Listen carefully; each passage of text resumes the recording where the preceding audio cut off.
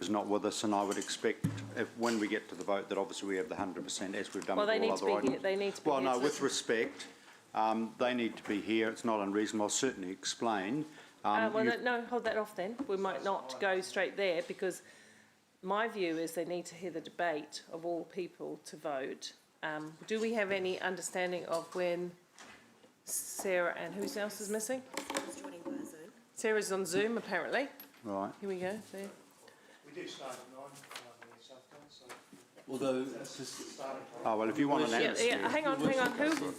procedurally, Yeah. there was a general change. agreement last night when we agreed to the start time of 9 o'clock. Deputy Mayor, there was agreement that there would be a general update on some of the issues from Tracy, etc. Because at that stage there was the potential that Councillor O'Leary wasn't going to be here till 9:30.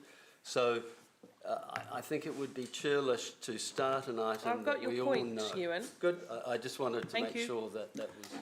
Tracy, would you like to just tell us, we saw the details.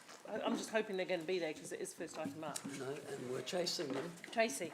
All right, good morning everyone. So there was just a couple of things I wanted to talk to you about this morning. So there was a few questions that I had after yesterday's meeting with emails, etc. last night. So I just thought for clarification purposes, I'd just talk you through a couple of things. The first thing, yesterday you heard Luke talk about it is $15 million worth of district plan costs. He had extra staff and we obviously had consultants and legal fees and all of those sorts of things. That money is already baked in this 10-year plan and in these numbers. So when you look at the profit and loss statement, which is on page 320 of your agenda, and you've got personnel and admin and those sorts of things, again, I'll use the example personnel. So there's a $13 million increase. That includes that extra staff that Luke needs for his district plan. So it's, yeah, so he had 4 staff. In particular for his project. So that's how all of that personnel kind of is built up with all the different projects that we're kind of bringing in and talked about over the last few days. So remembering those numbers will change again after all of the resolutions that we've been putting through. We've obviously done a lot of just at the high level of what those spend is. The team obviously then goes and spends the next wee while undoing all of that and figuring out, is it personnel, is it consultants, is it legal law, what are we actually doing our spend on? So that those variances will change dependent on that. So I just kind of wanted to make that clear on what that means. So I didn't want you to think that it was on top of what we were already talking about. So the Is everyone clear on that? So the point is it's not double accounted. That's right. But it's still 4 new staff. Correct. Just to keep that. Absolutely correct. Thank you. So the next thing I just wanted to talk about. Oh, sure. Sorry, there was a question by Deputy Mayor Taylor and then you, if that's okay, Rob. Sorry, that was. Oh. So my question, Tracy, is which year did you take the $2 million out? Okay, so that's my next. Given that we really did do a bit of a deep dive yesterday. Sure. Around the legal costs, which probably the appeals and so forth, which might not hit until the very last year of the 5 years. Absolutely. So what I did purely for modelling purposes is the way we had put in the district plan cost was over a 5-year period. So Luke had given us his budget, I think it was $3.5 million and then 2 and then 1.2, etc., etc. So we've got that. So what I did for modelling is I actually took $1 million off years 4 and 5 because that kind of was what was indicated in the meeting yesterday. Okay, so that's what we've done from an expenditure perspective. So now to explain how the rates work and how we collect that rates, because this is obviously the bit that was getting confusing. The way we do the rates, and in particular the targeted rate, is we're actually collecting that $15 million over the 5 years. Okay, so if you look at the first year, we had the targeted rate is the 4.5. The bulk of that money is actually for the water. It was for the $7.5 million that we're collecting for the extra water regulation and the water targeted rate. When we calculate it, you have to work it backwards to say by the time I get to the end of year 5, have I collected $15 million worth to cover those expenses? So what it meant is it's only about, I think we dropped to about 8.78% in your first year, taken into consideration. Because remember, it's cumulative. So that on top of the next year, on top of the next year, on top of the next year is how we collect that up. So that's sort of how that's how the district plan targeted rate works. The difference between that and if you'd taken it off the water money, for example, or if you take it off the general rate, is we go back to essentially that rule of thumb, which is about a $2 million difference is a 1% drop in rates. It is what it is. But the district plan one, because of the way we calculated it, is ever so slightly different. So is that clearer? So it's much less than 1%. If you said it was 8.7 something. Yeah, it's about 0.2%. So it drops from 4.5 down to 4.33, basically. Yeah, in that first year. And as we've discussed right through this process, once we get to the point at where all the decisions have been made and we know the effect, there's nothing to stop us from bringing that $2 million back in. The $2 million we took out yesterday, I assume, there's no problem in us going back and considering whether we would re-alter that back to the $15 million. Absolutely. So what you're going to do today, we've got about 3 or 4 more resolutions to do. We'll get through fees and charges and the non-financial performance measure.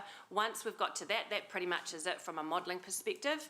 And what we'll do is obviously then go and model all of that, come back and show you what that all looks like at the end of it, and then obviously go through all of those resolutions that we did over the last couple of days and redo them all, because now they'll obviously go into the final budget.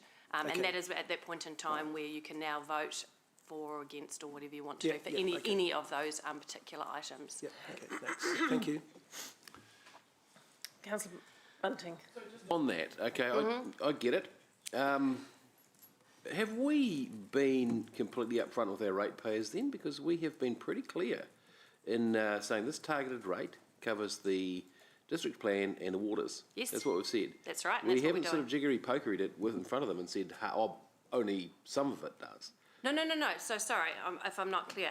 So the 4.5 Yes. is a portion of that was to cover water and a portion of it is for district plan. That's right. Yep. But it's not as big as an amount that you think it is, because every year I'm picking up an extra $300,000, an extra 300, whatever it is, Yep. for each of those years. And remember that targeted rate was only for the 5 years. So it's Right. very much specifically just to cover those costs. I see. Very I see. much so. Oh, because of the cumulative. And that's cumulative. So for example, if we drop the rates from 8.9 to 1, if it was all general rate, for example, across the 10 years, it's $27 million that we will be taking out of revenue. Right. So while it feels like it's just a $2 million in the first year, cumulatively, including all of our growth and all of that, you're actually putting $27 million over that 10-year period Right. out of the books. And that targeted rate is only for the first year, right? So the targeted rate's for the first 5 years. 5 years. Okay, Yep. gotcha. All right. Okay. Thank you. Does that make sense? Councillor Thompson. Started. And I think Sure. I missed something that I was going to ask. Sorry, so you're going to have to repeat yourself. What is the cumulative effect again of if we have a 0.2 something % decrease due to that $2 million cut? What's the cumulative effect on revenue over that at least the first 5 years, and its impact on borrowing? So what I was asked to do yesterday was take out that $2 million and then I have to work backwards from that to basically what would the rate be in the first year to cumulatively then only collect the 13 million, whatever it was, $12 million I think it was. Yeah, so that's basically all I've done is just modelled it on that, so that by the time I get to year 5, I only collected that revenue. Okay, but what's the impact on then the having less income? What's the impact on the debt to revenue line, basically? Yeah. It's minimal, but Minimal. it's pretty minimal for that particular one, because essentially it's a nil-nil effect, because if I'm not collecting the revenue from the rates and I'm not spending the money, the whole point of the targeted rate was to pay for that extra cost. So if I'm pulling them both out, it has a minimal effect.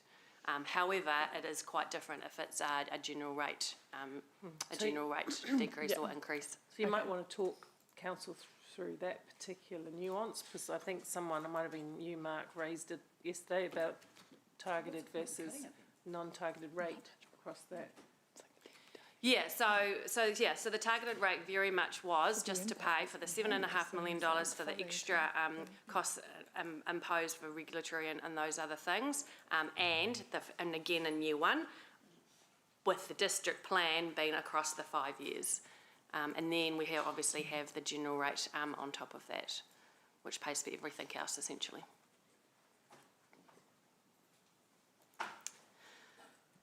Oh, sorry, Councillor Wilson. I was just pondering that in my mind. Councillor Wilson. I too am pondering that. A lot of what you said made sense. Thanks.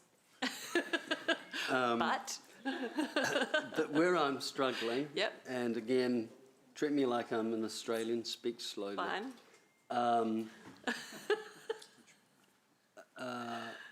I didn't quite understand this accumulative effect of the 2 million suddenly being 20 odd million over the 10 years. Sure. So, because I didn't think we were charging the targeted rate for the district plan review beyond the lifespan of the district plan review. So I had in my mind thought that its duration was 7 years. So how could there be any suggestion that it was over a 20-year period? So Okay. This is where I'm getting confused. Yep, absolutely. And sorry, there's two parts that I've confused you with.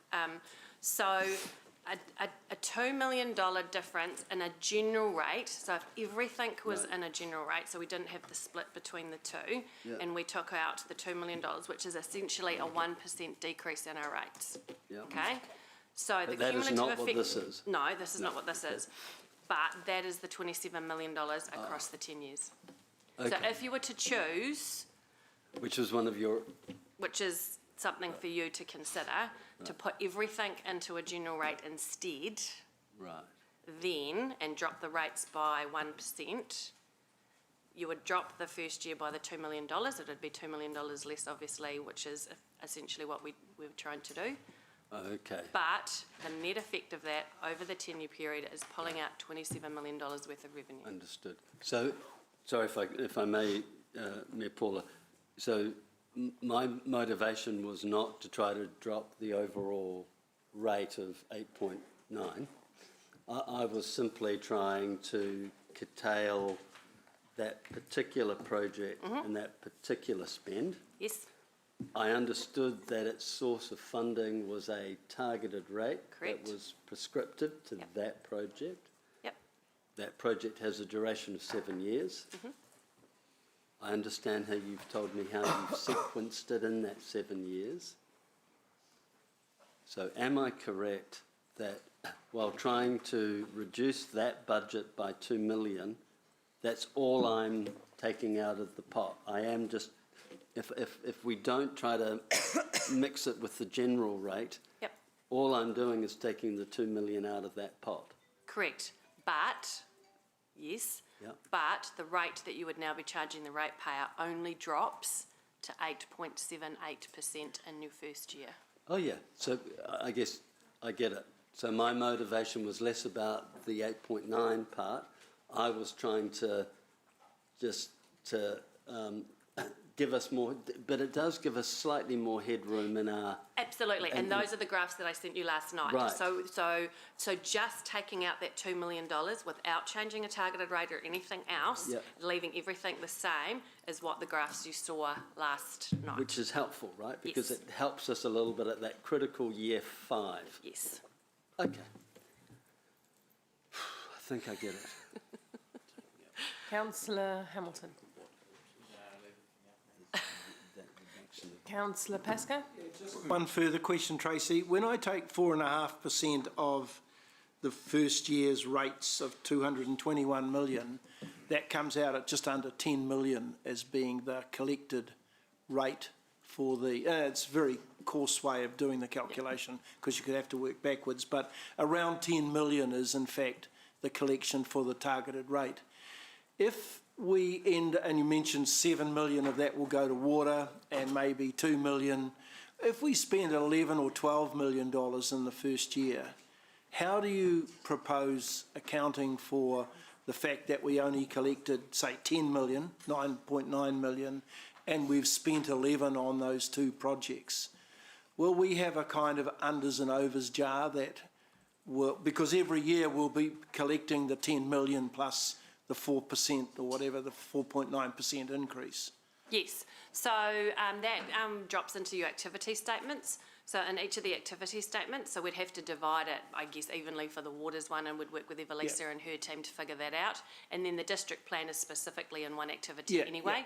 So for most of them, you just kind of have a general rates line. We'd specifically add in an extra targeted rate of what we've collected, and then obviously the costs would be under it.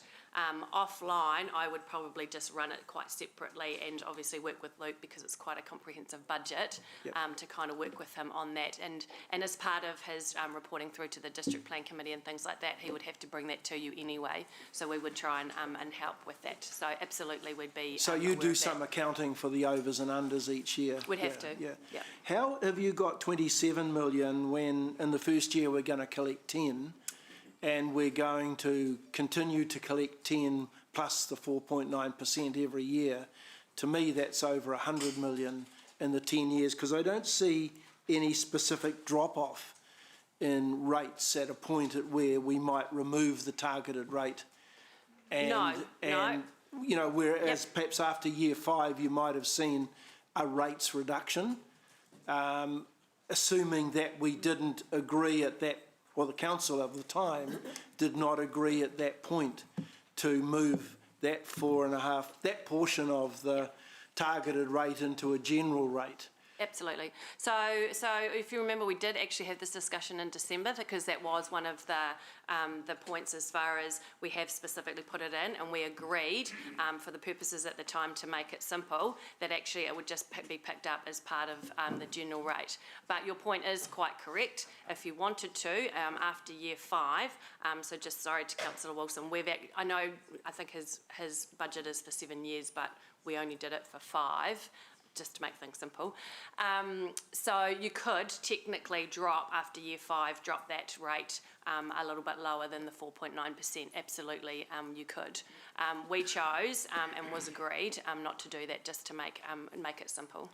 So legally, and this might be a question for Sean, does the council of the day need to make a decision to move it in the same way that we're doing the gardens, moving the gardens targeted rate from a targeted rate into a general rate? Does the council have to make a decision so that it's then consulted on and so forth?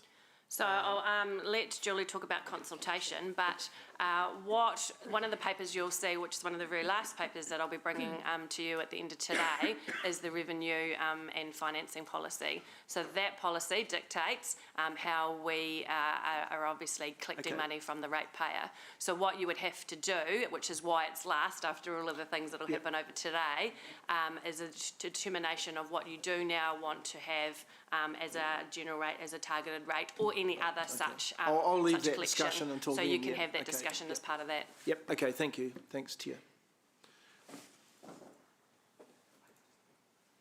Councillor Thompson. Oh, I don't think I had another question. Oh, yes, I did have another question. Sorry. It was just in regard to the district plan review. If we're taking the funds off the back end, does that mean that then we don't necessarily have to squeeze the front end of the workload in terms of the preparation, or is that still something that's up for discussion then as we go forward? What's the thinking? Absolutely, and that's the reason why, and as part of the motion yesterday, it was quite specific about doing some homework on what that would look like, and with Luke to go away and have a think about what that would look like. I've just purposely done the last 2 years because it was just easier, and again, listening to what Luke said yesterday and the information he gave to you, it really is, he needs the money at the front end of this process. And there's more uncertainty at the back end. Absolutely. So that's where and you know, and again, by the time there's annual plans that we've got, there's finance committees, there's another long-term plan, and all of that time and things like that as well, where obviously as we go through those sorts of things, he will have a better idea of what those costs are.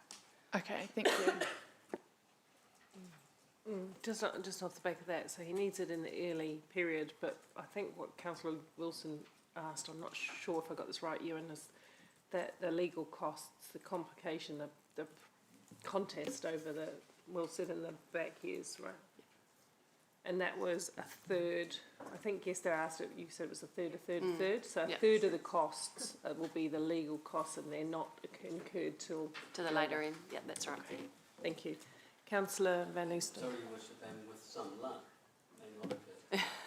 Well, that's right, we just can't crystal gaze quite that far. That's what he acknowledged too. Luke acknowledged that there was greater uncertainty at that point in time, and we're hoping things, Jen, like the NPS and other consequential act changes of Parliament will give some certainty and consistency over that, we hope.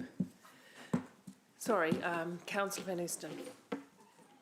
Thank you, and sticking to that same topic, my concern is that I understand the uncertainties that may exist around challenges to any proposed changes that we might make, and not being able to put accurate numbers on those. However, what does concern me is that we are entirely honest with ratepayers about the proposed cost, and does that put us under any risk if we don't allow enough to enable that kind of hearings, consultation process, and potential for legal challenge? I mean, on behalf of obviously what we heard Luke say yesterday, yes, it is a risk. Thank you. Councillor Bunting. Thank you. Two questions. One, whether we take it off rates or take it off debt, we're still spending it. Is that right? Yeah. If we increase our, or, protect our debt threshold and take it off, but bottom line is we still have to pay back debt, right? Yes. Thank you. It's not a gift. Got it. Good. The other question is, in all reality, do you seriously think, because we're being told that we need to front end it, get the work done, get the preparation done, and there'll be less to spend in the future. But based on the fact that we are being asked to more than double our spend on half the work because of government regulation, government changes, do you honestly think the government is going to button off and say, yep, good, you've spent the money, we're not changing a thing from here on in? I mean, it's a very hard question to answer, but I mean, in all reality, I mean, have we got our hand in the right place? Yeah, so I think Luke covered this quite well last night when he talked about the fact that we're working and talking to government quite regularly about this, and they've been very clear that the work that is being required under the MPSUD plan change will be relevant as we go into these other the other changes around the Resource Management Act, that it won't be wasted. I mean, obviously they understand well that they are requiring councils to deliver this work by October next year, and their RMA timeframes. I mean, while it's, I'm sure the team wouldn't agree that it is half the work. There is a considerable level of effort required in new spaces that were not delivered in the last district. Sorry, I mean for half the overall scope. But yeah, I said what it is. Yeah. Okay. Okay. So I'm just wondering. So the signals we're getting from government, and this is not a political statement either way, but the signals we're getting from government saying there are going to be massive changes in local government, does that not ring alarm bells that sound like cashier bells to you? Or is it going to be expensive? So there is lots of change coming out of central government. We already know the RMA is under review. Yeah. Talking to Luke yesterday and having conversations with Lachlan, it's highly likely there will be increased costs coming our way with some of these changes that are afoot. One piece of legislation being the RMA is going to be kicked to touch and replaced by 3 pieces of legislation: climate change, spatial planning and built environment. Yes. The entire approach is going to be different as well. I wouldn't be shocked to think we'll have incremental costs over and above what we've already got budgeted as we go through this, but I can't guarantee what it is. We don't know. Yeah. The legislation hasn't been formed. They haven't even developed an exposure draft yet. We just know that when these changes happen, we've got to respond. Yeah, exactly. Yeah. All right, thanks, Richard. That's And I guess, Richard, at the same time, with some of the elements of local government reform, we don't know what those are too, what the size and scale of various entities, water, maybe roads, maybe something else, I don't know. But the future for local government is probably more uncertain in its current form than it has been for a very long time, because we're finally seeing action around some of the, at least would you see it that way? I mean, we're finally seeing action to tackle local government more definitively right now. Yeah, there is a lot of very specific endeavours now. There's not they're following through on some of these their election promises and actually delivering now. So absolutely. And one of the pressures that government's placing on local government is cost effectiveness, right? So it's there's kind of a sweet irony about driving costs down the pipe, and at the same time seeking greater scale, efficiency, and economy around local government. I think that's why the future of local government work and the commission group that's been set up is to try and understand the full impact of what is the best way to deliver local services locally. Yeah. And so that might well address some of those concerns we don't really know yet. That's what I was, yeah, that's the nature of your question too, isn't it, Mark? So, okay, are there any other financial matters that people, no, there doesn't seem to be. So now I think we have everybody in the house. So we're going to the founders' debate. Raise the curtain. We're going to or something. That there might be, yeah, raise or close. So just to, you know the score, Martin, just explain what you're trying to achieve without creating the case for it, which you will get the chance to do through questions and debate.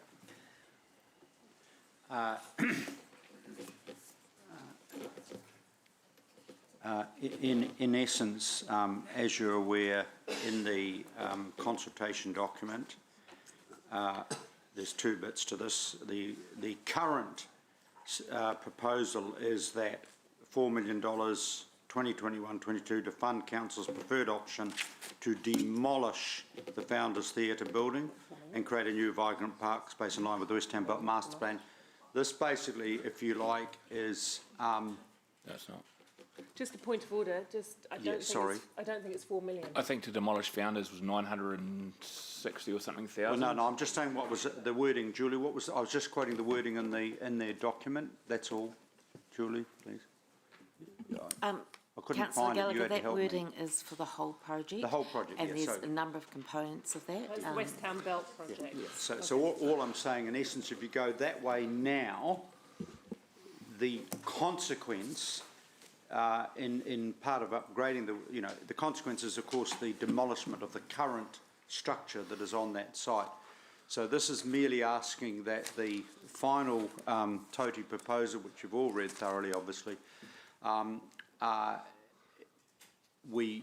as I said, they've asked for more time, and I think it's quite clear to be rephased to year 2 to enable TOTI the appropriate time to provide Council with a full proposal for an alternative use of the site by 30th of June 22, noting that, and this is the critical part, TOTI is expected to take into account consultation that has already occurred regarding the proposed Founders Theatre site in West Town Belt Master Plan and the activation of surrounding green space in Boys Hinemar Park. So it speaks to not just the possibility of retaining part or whole of the theatre, but it obviously speaks to absolutely our aspiration there's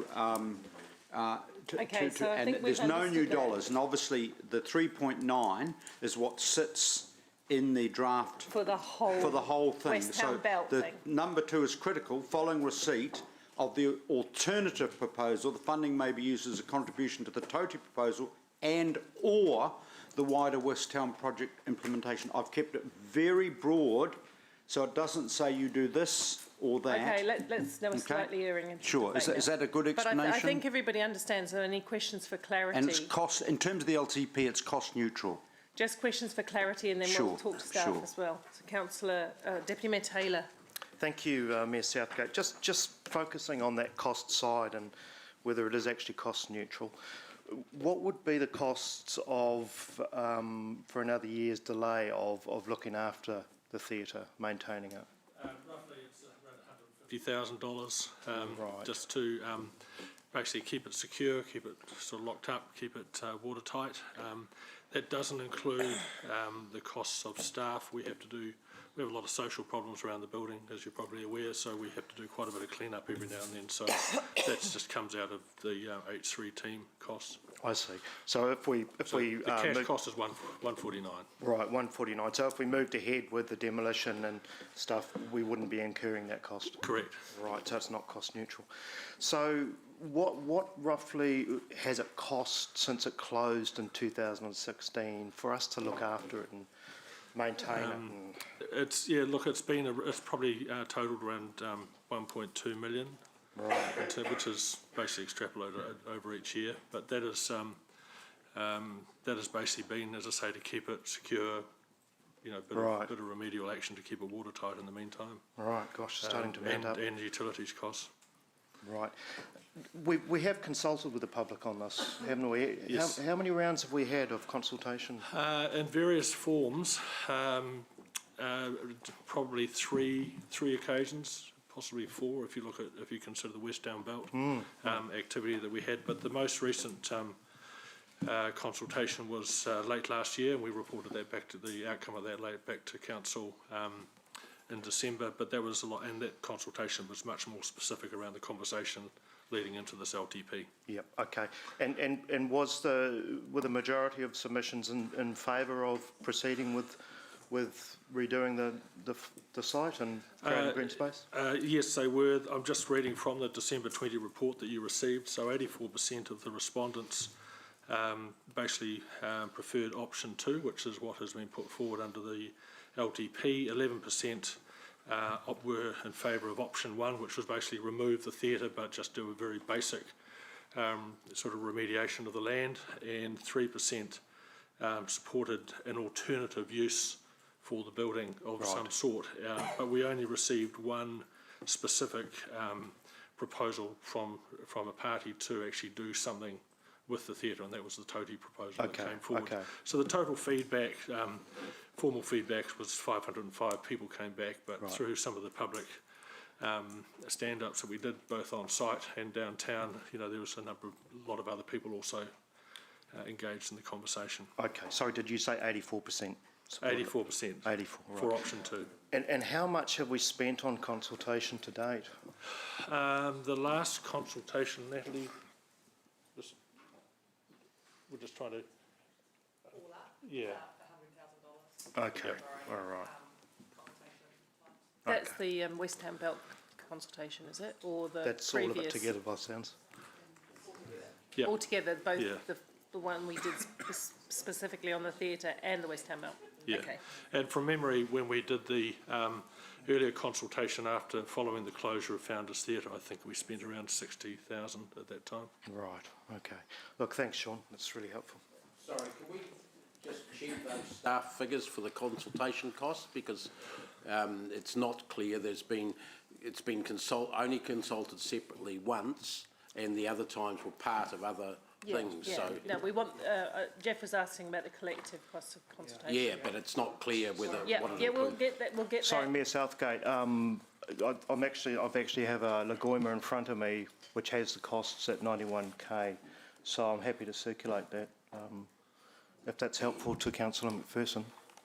Well, if it breaks them down. I think it should go to all councillors if it could, and through staff, so we're operating off the same. We'll check that before we go to vote. We'll check that we have our facts all straight before we go to vote, but we'll just get through the questions. Councillor Wilson, you're next. Thanks, Mayor Paula. First question to Tracy, if I could. Yeah. Hey, Tracy, when you look at the rephasing to year 2 versus the current option, which is that we demolish and then start the overall project, just walk me through the financial consequences of rephasing things for a year. Is that at all helpful from year 1 to year 2 and the level of... So there's a couple of parts. Moving anything at this stage in the first 5 years makes no difference at all to some of those, to some of our financial strategy graphs. So that's the first answer. As far as delaying anything like this, as you've just heard Sean say, what that is doing is obviously costing us. So there will be obviously operational money attached to any changes. So that's really interesting. So you're saying that any changes or rephasing of projects in the first 5 years has no consequences across the board? Not unless it's quite substantial. And this isn't. And so could you quantify for me what you deem to be substantial? Well, to be honest, it really depends on what you're picking up, because there's various projects, and if you're picking up something that has revenue attached to it, or if you're picking up something that has consequential OPEX attached to it, and all of those sorts of things. So that's why we have to model and look at each project in its own right. Right, thank you. So can you remind me in year one, if we go with the current strategy, what we'll spend in year one to demolish and start the broader project? So that's the 3.9, isn't it? Yeah, the 3.9 in year one. 3.9 million, okay. And so are we borrowing that? Yes, we will be, because we're Thank you. still So in what would the deficit. interest costs of that 3.9 million be over that 1 year period? I would have to calculate that for you. So clearly that would be a cost. Absolutely. Okay, so could you calculate that for me? Sure. Thank you. Sean, could you give me a much more detailed breakdown, maybe being able to refer to previous years? You said that it costs $150,000 a year. Could you break that down for me? I don't have the breakdown in specific dollars. I can certainly talk through the line items with you if you like, but... No, I'd prefer the specific dollars. Do you need more time to be able to give that to me? I'd need to ask for someone to pull that together for me. So I'm relaxed. Maybe we could delay the item because, you know, the Deputy Mayor's asked some fundamental questions. He's highlighted some concerns. I think it's only fair and equitable we have some real clarity on the exact cost lines down to the exact quantums, because you've said 150. So if you could just break it down for us exactly how that's spent would be helpful. I'll have to request that and come back to you. Thank you.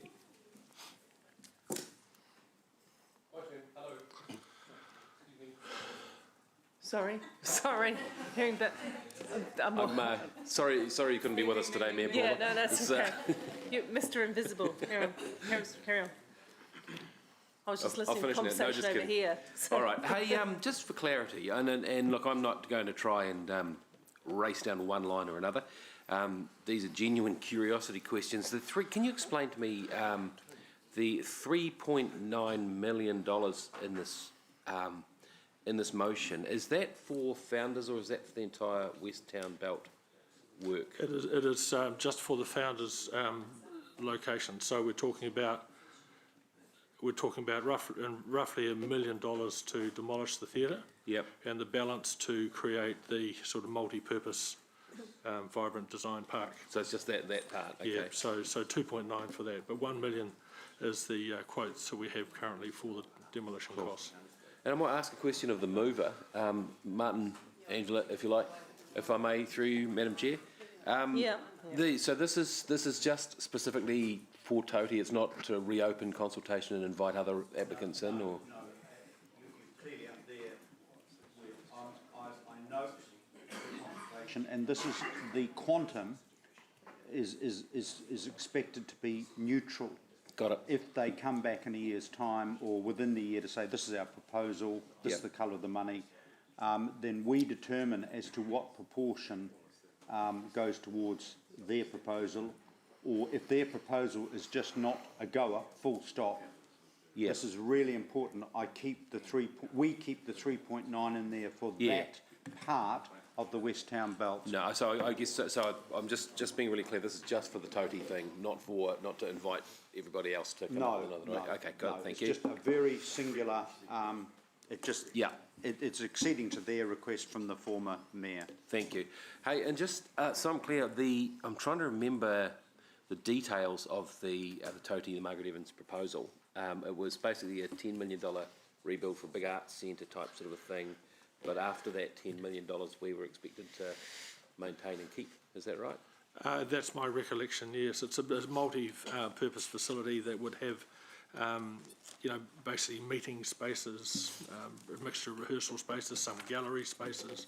It was quite a multifaceted type complex that they were looking at putting in. Yes, they wanted once done, the council to, as I recall it, to do the ongoing funding for the upkeep of the property. Right. And how long were they going to take to build this thing? Do you remember? Look, I don't think we know that at this stage. We actually need to know what the final plan is and what their concept is. But look, any work that would be required to be done on it, I'm sure would take a year or a year and a half. But I'm only guessing that. I don't know that. And one more question of the mover, if I can just indulge your leave a little bit more. The deal was, I think, when they came through with the last submissions, that all costs had to be met by the organisation that was going to do it. Is that right? So is that still your understanding? My understanding is that the Toti would be raising funds, but I've kept deliberately, we would keep deliberately our portion of that, because obviously, for a start, if you're going to spend $1 million on a demolition, well, you'd be putting the $1 million, I hope, to help Toti to actually restore from an earthquake-proof point of view. So, okay. I mean, all it does, I guess, it just gives them up to another year to come back with a proposal, then the button gets pressed either way. Okay, thank you. Could I ask Martin, Richard, over here, hi. Hey, you've got in there, I think, June 2022. Is your expectation that we'll be coming back for the annual plan at that stage? Yes, look, if I need to change that date, I mean, I sought advice from staff, and I do want to acknowledge. I think we sort of need to probably bring it back in time for it to actually get included. So what would you suggest there? Because I'm very clear that you have to fit with the next AP process. So what date would need it back to include in the next annual plan process? November 21 is when we start the annual plan process. And that's not trying to be difficult, but that's just the timeline. No, I'm conscious of what you're saying. What would be the realistic? I'm happy. I mean, it is. I'll have to take advice on that. I'm not wanting to frustrate you at all. No, I'm trying not to frustrate you. So, we do start the planning for the next annual plan in November each year, and that's the point where we go out to the business and ask them to re-look to see if there's any changes in their operational budgets. This, of course, proposal would impact on that because we have money in operational budgets for the ongoing looking after the asset that Sean just spoke about, that would need to be changed, and then, of course, the capital program would need to be altered and consequential OPEX arising from the capital project. I mean, I'm reluctant. I mean, I get we want to get a resolution by the next annual plan.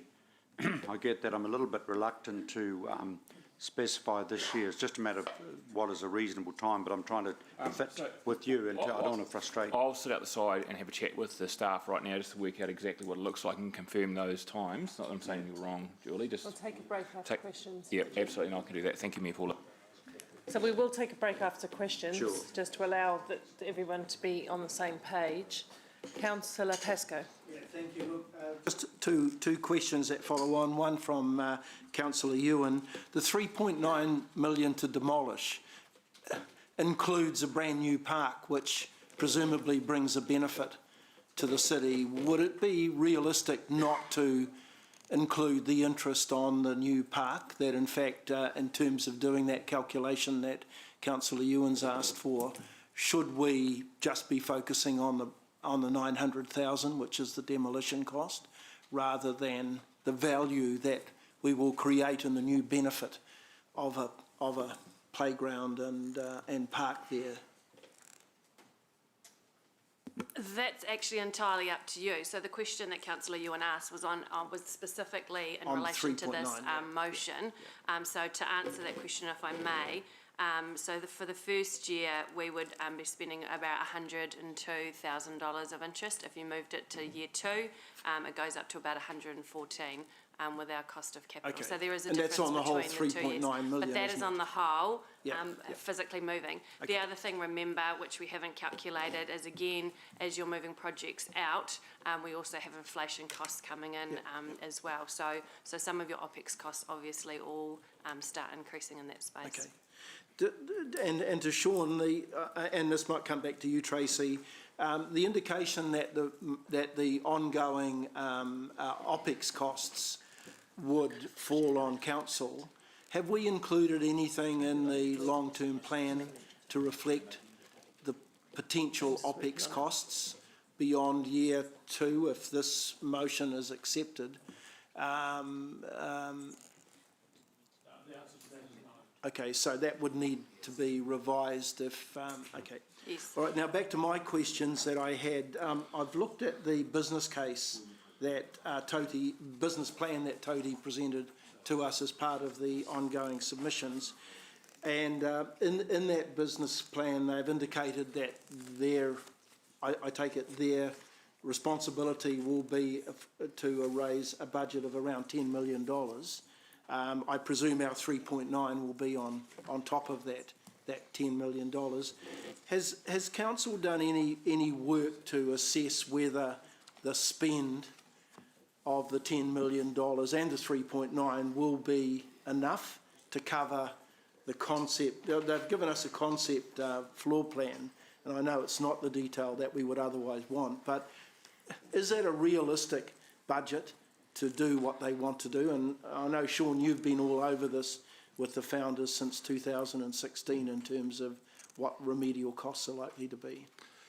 Look, I don't think I can answer that in a qualified way as to whether what they project the cost to be is fair and reasonable or not. I certainly know in the early days when Founders was closed and we were assessing options that the costs were quite a bit higher, but that was to remediate the building back to its current purpose and also to actually bring it up to today's standard. The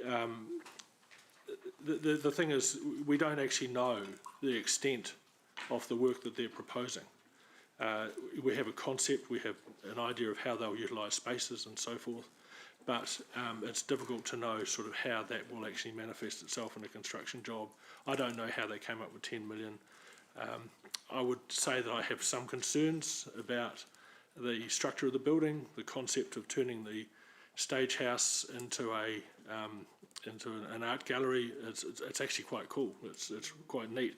But let's bear in mind that was the starting point that led to the closure of Founders because of its inherent weakness. So there'd be quite a bit of work that they'd have to do on that to make it strong.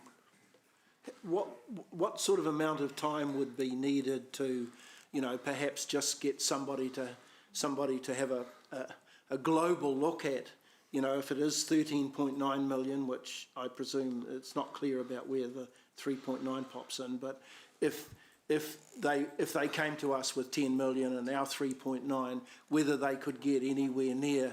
And I know don't want to get down to the last bolt and nail, but is it possible to get a view that would be sufficient to create what their concept plan is? I think we could do a peer review once they do it, once they have done it themselves, but at this stage it is on them to actually come up with that final figure and that final plan, and we certainly could have that peer reviewed at the time, but it's difficult for us to assess that without having a lot more detail in the design concept and especially the engineering work that's required. So a peer review once they have done their work, absolutely.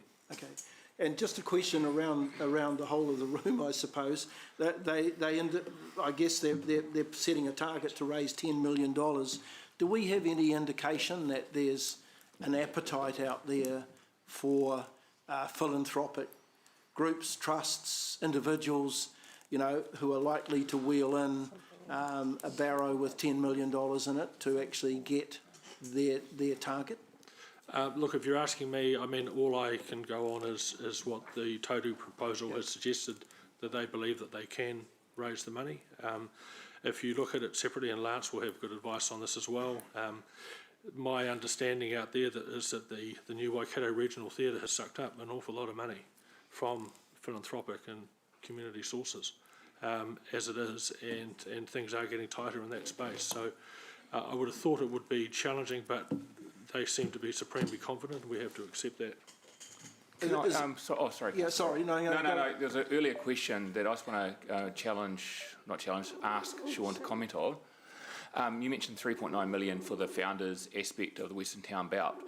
If that 3.9 million was used or given to Toti to develop the founders side, I was just conferring with Lance. He said there'd probably be another $2 million required for that precinct governed by the roads around founders for the rest of the park to bring that up to the expectations of the Western Town Belt. So that 3.9 million does include beyond just the founders side. I'm just trying to understand the context of the numbers. Yeah, that is actually correct. Yeah. What you're saying. Yeah. So it includes a much broader precinct around that whole block. We refer to it as the founders side. What we're talking about is the area of land that's governed by the roads around the park that founders sits on. So that 3.9 million is to address the Western Town Belt for that entire precinct.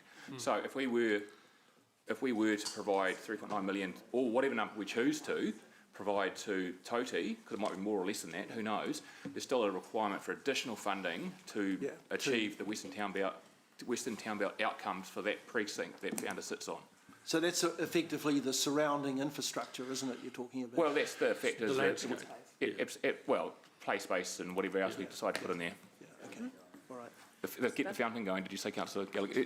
Hopefully not $2 million for that, sir. I think it's covered in one. I think that's covered in two.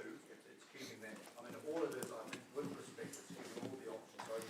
I think the key thing is what is the realistic time frame for Toti to come back. So I've since discussed it with the team. Paul, I can answer that question now. In terms of timing? Or do you want to? Yeah, timing is a direct question. So we come back to, we bring the first draft plan to council in November. So that'll be the annual plan budgets come in November.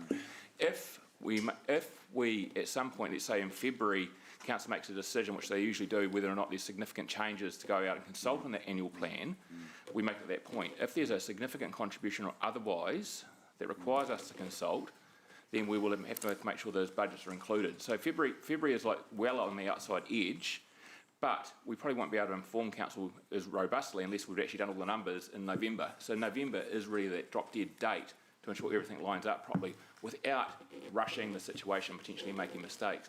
At an ultimate outside edge, we could probably do it in February, but I can't guarantee the quality of the outcome from a staff perspective in terms of making sure we do all the nuances of a significant contribution if that was the case. What do you think would be reasonable? In view of the Toti have asked for more time, and that's what you think is the reason. Just one moment, Richard. I'm putting up an amendment. It may not land exactly where it is, but I'm putting up an amendment that keeps Toti very much in the loop of what goes on in the redevelopment of the West Town Belt on that site, but is more consistent with the option 2 that was and I may, there again, these things we'll have a break, so there'll be some movement in that. So just so you know. So just in response to your question, Councillor Martin, November, so we can get the budgets prepped to be able to inform elected members in February, so over the break, to enable us to make the decision whether we consult or not. That's the challenge. We need to be able to present a full budget to you with all the significant changes, and this may well be significant, it may not be. I don't know, because we don't know what the outcome is. We'll go through the rest of the questions, but we'll take a break. I've put this up because I want to hold a space for this kind of an argument. And as you can see in here, it holds to the option 2, which is the preferred option, but it keeps Toti in the conversation. My aim, just so you understand where I'm going with this, my aim is to keep those people in the loop in terms of how their whole space is reconfigured, and that would also include people like Jeremy Mayle with his ideas that came through Creative Waikato. So I'm going to put that there so that there is visibility of my thinking at this point of time rather than pop it up at the end. And so we can carry on with the questions delving into that kind of idea. I've got Councillor Van Oosten, then Councillor Hamilton. I still had one more question. Oh, do you? Yeah. Sorry. No, thank you. And I was still questioning on the $10 million, and so perhaps through you, Chair, if I could ask the proposers of the motion, Councillors Gallagher and O'Leary, if they have any indication as to the likely availability of the $10 million that Toti have indicated they would need to fundraise for. I mean, what I'm trying to do is to get some idea of whether or not this is likely to be a goer, that it might fall because the $10 million is not able to be got from the community. No, I mean, no, but I would, you have an organisation that's led by a long-standing former mayor who has, I think, significant contacts, and that's all I can say. I think really what I'm seeking today, if you like, is their request is for some more time, reasonable time, where they come to this table and share with us their proposal. I think we're doing, I don't want to get into debate, but the simple answer, no, but I don't think we should underestimate the, any former a mayor who is a 9 or 10 year mayor of this city will inevitably have significant contacts, and she leads this organisation with some other significant people. Thank you, Chair. Thank you, Councillor Van Oosten. Thank you. My first question is with regard to the consultation that happened at the end of last year. As I recall, the bulk of the proposal or that consultation was to demolish the building, to remediate the area in a larger park or a much smaller scale, but that there wasn't the proposal that Toti were putting up to keep the Founders Theatre, and that only, as I understand it, 3% responded with an alternative, and that was part of it. That's correct? Yes, the Toti proposal came out of the consultation. Basically, the third option in the consultation raised the concept of an alternative use or an ongoing use for the theatre. Did people support that in terms of retaining the theatre and doing something else with it somehow? And as a part of that option, would people like to put their thoughts forward and their concepts forward? And Toti, and as I said earlier on, 3% supported that notion. So that was 15 out of the 505. However, only one came through with a specific proposal, and that was the Toti group. And I mean, that's the formal channels.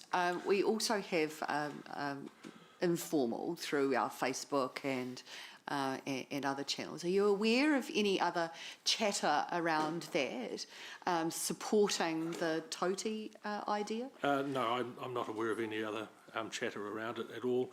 Certainly we had other people come to us with proposals over the years, but they sort of have inevitably faded away, to be honest, due to, I think, a lack of ability to raise money from those concepts. But that was prior to that last set of consultation. And that funding might be also a problem for people that don't have the same high profile as perhaps Margaret and her group might have. Thank you for that. I wonder, do our communications team have any feedback on whether there has been chatter around? In terms of the report, I'm looking at, we don't comment on there yet, but in that, but I can have a look quickly while we break through the consultation time on Facebook and our channels. Thanks, Natalie. That would be really helpful. With all due respect, I think there's lots of channels of social media. It would be hard to bring them all together. You can look on my page, your page. No, Deb's I'm page. thinking specifically on council's communications. Only council's website? Is that what you mean? Yeah. Okay. I think that's, cool, that's reasonable. Fair enough. And then my second question is with regard to timing. As we've worked through many of the proposals that have come to us through this long-term plan, development processes are allowing 1-2 years of development time in order to be able to come back with full proposals. What would you, Sean, think would be a reasonable time frame to put this kind of a full proposal together, also considering the level of funding that they would need to be able to secure as well? Look, once again, that's a judgment call, and people would have a different call on that. I'd remind you that Toti did come to us in the beginning of November with this proposal initially, with a view to having a full proposal to us for this LTP. And they haven't, in the sort of intervening period, they've come a reasonable way in terms of developing their concept, but they haven't actually been able to come through with a full proposal, and hence the request for more time. So 1 or 2 years, probably quite reasonable. It's just how long. It's difficult to know how long these things can take. So 6 months is really a bit of a short time frame in order to be able to do that. I think to try and limit them from this point to the next annual plan review would be challenging for them, but that's my assumption. But I think the question is, how long do you keep pushing off? We're uncertain exactly how much work they've done either. That's the challenge, because I know that they've been a very busy group, and so they may well have more information or less information, so it's a really hard call. There's a couple of things. They go to the next annual plan round, or like anything, council has the discretion to consider things outside of the annual planning round as well. The key challenge, however, if any of the decisions outside that round trigger a significance, would have to consult on it separately. But there's always options available for council, and one of the disadvantages we have right now is fully understanding what amount of work they've already done and who they've consulted with and engaged with, and how much they've baked this together. You know, we might be doing them a disservice by saying they won't be ready by November. However, they could be as well, so it's really hard to make that call. Thank you. That's all from me. Thank you, Chair. Councillor Hamilton? I understand originally it was closed down because of the flight thing. It was a health and safety closure because of the flying system across the stage house. Really wasn't up to specifications that were required, and required significant adjustment, which then, as a result of saying, right, how can we make that safe, that was then discovered, well, if you change that, you've got to change this, you've got to change this, you've got to change this. So it was a real knock-on effect. And during that process, it led to the discovery of the seismic strength issues, which reverberate basically from the stage house right through to the reception area. So that's the seismic strength issue came some months later as we were trying to explore what can we do to... so remind me again, is it DSA? Is that the term they use for? The detailed seismic assessment. So what's the current rating of the building, and what's the minimum compliance requirement? I think, well, the minimum, we're required within a certain time frame to get up to 34%, right. But the current rating of the building is just under 15%.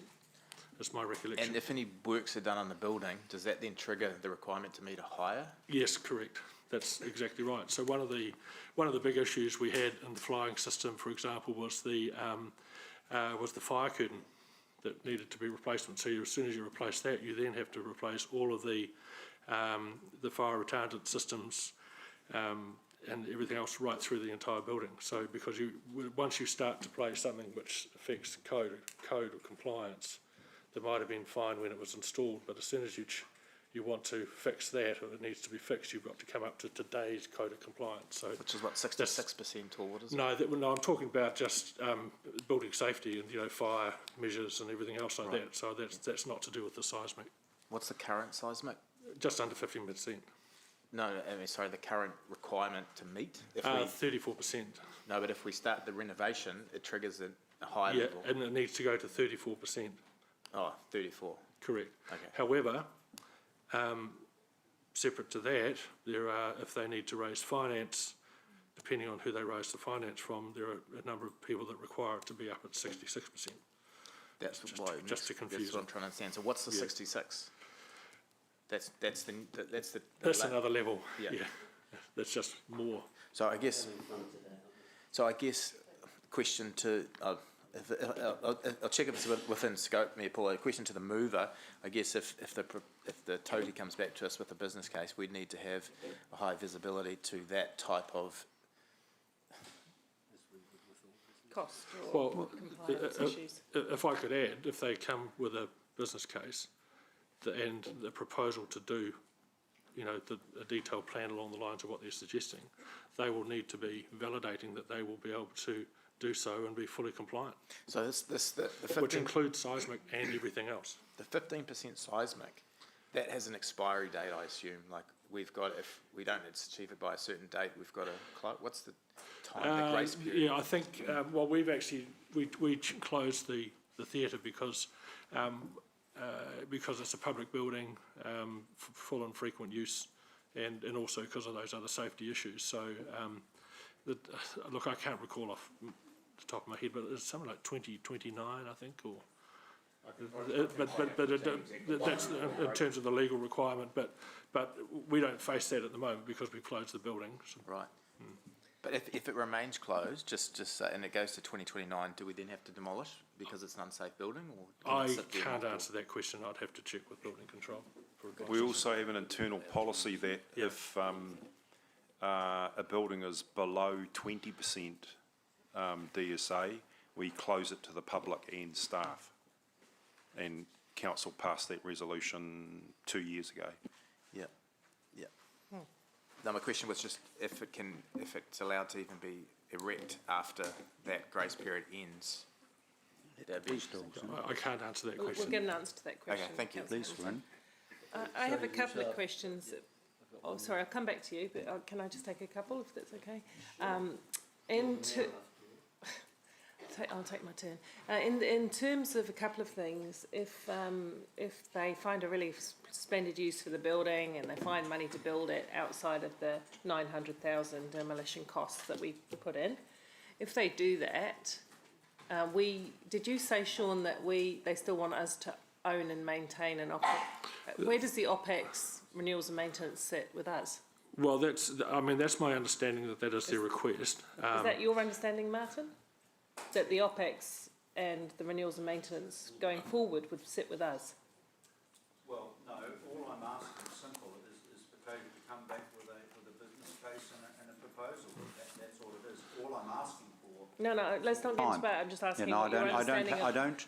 I don't have a view until I receive their full business case. Okay, yeah. I'm just trying to get alive the land of the future costs, that's all. Yeah, so if there are future costs that they want us to bear, such as for renewals and maintenance and so forth, that would have to be taken into consideration at the time and added to our budgets. There's nothing in there at the moment to provide for that. Just to be clear, Sean. Oh, sorry, Paula. So just out of interest, because we don't know what that looks like, so it's a little bit of future gazing, I get that.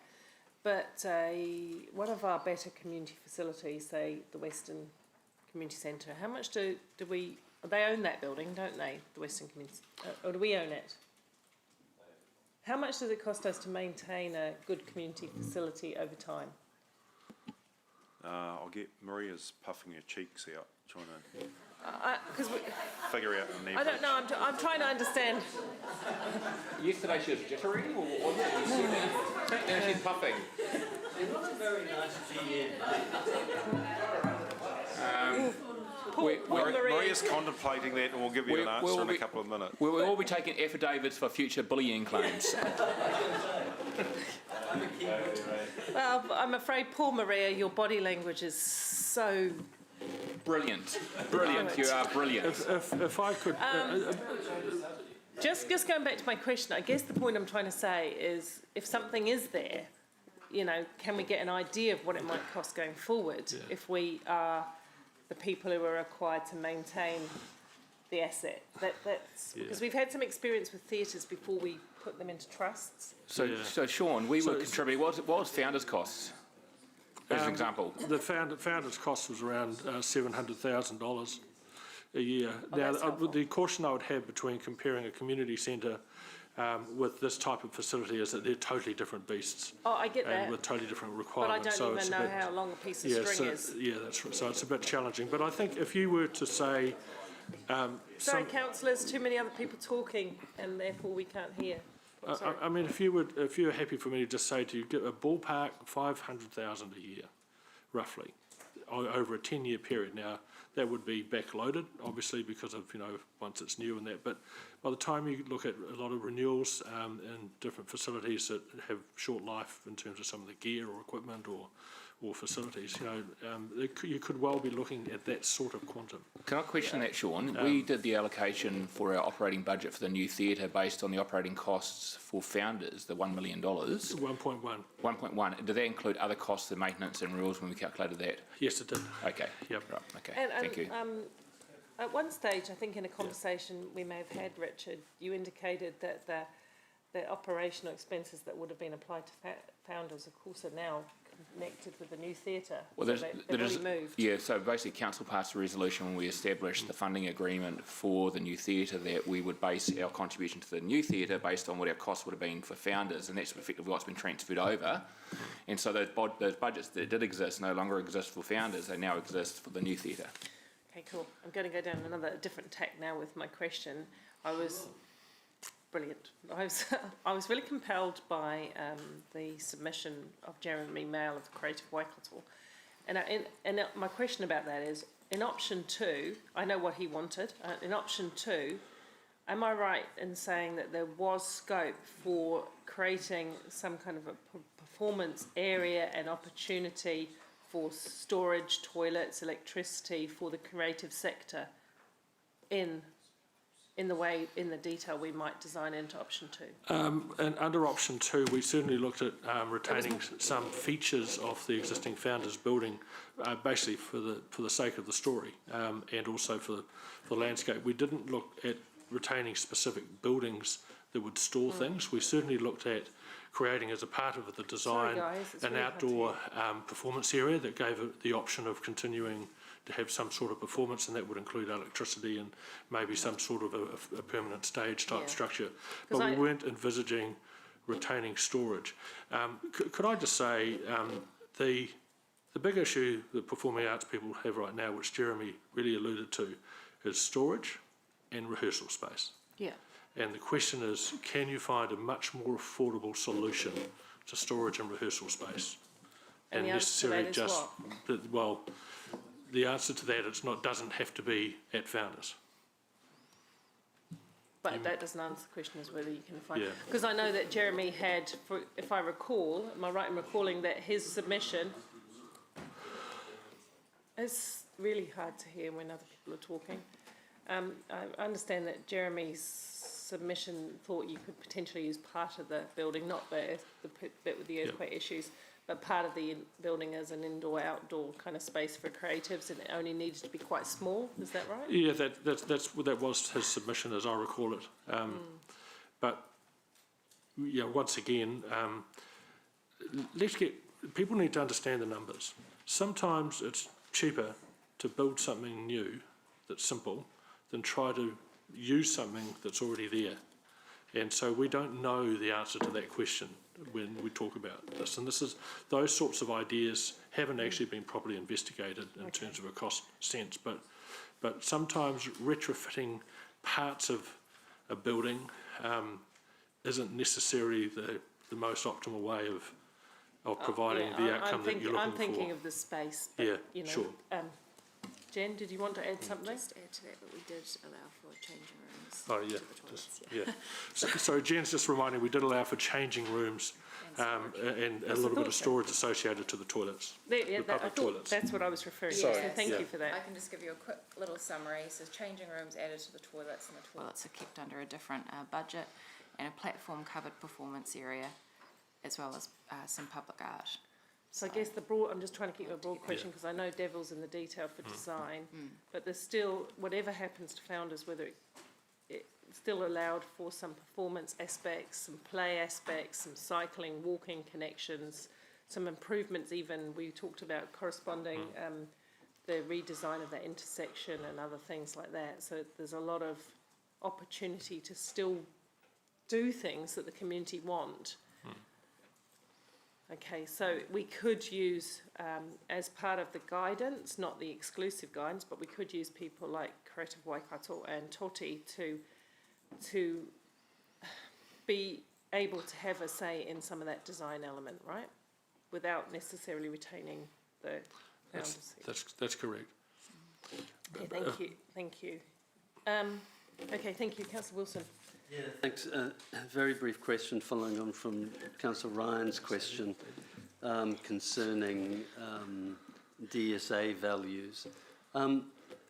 Sean or Richard, do all of our current buildings or buildings on council land meet the required seismic levels?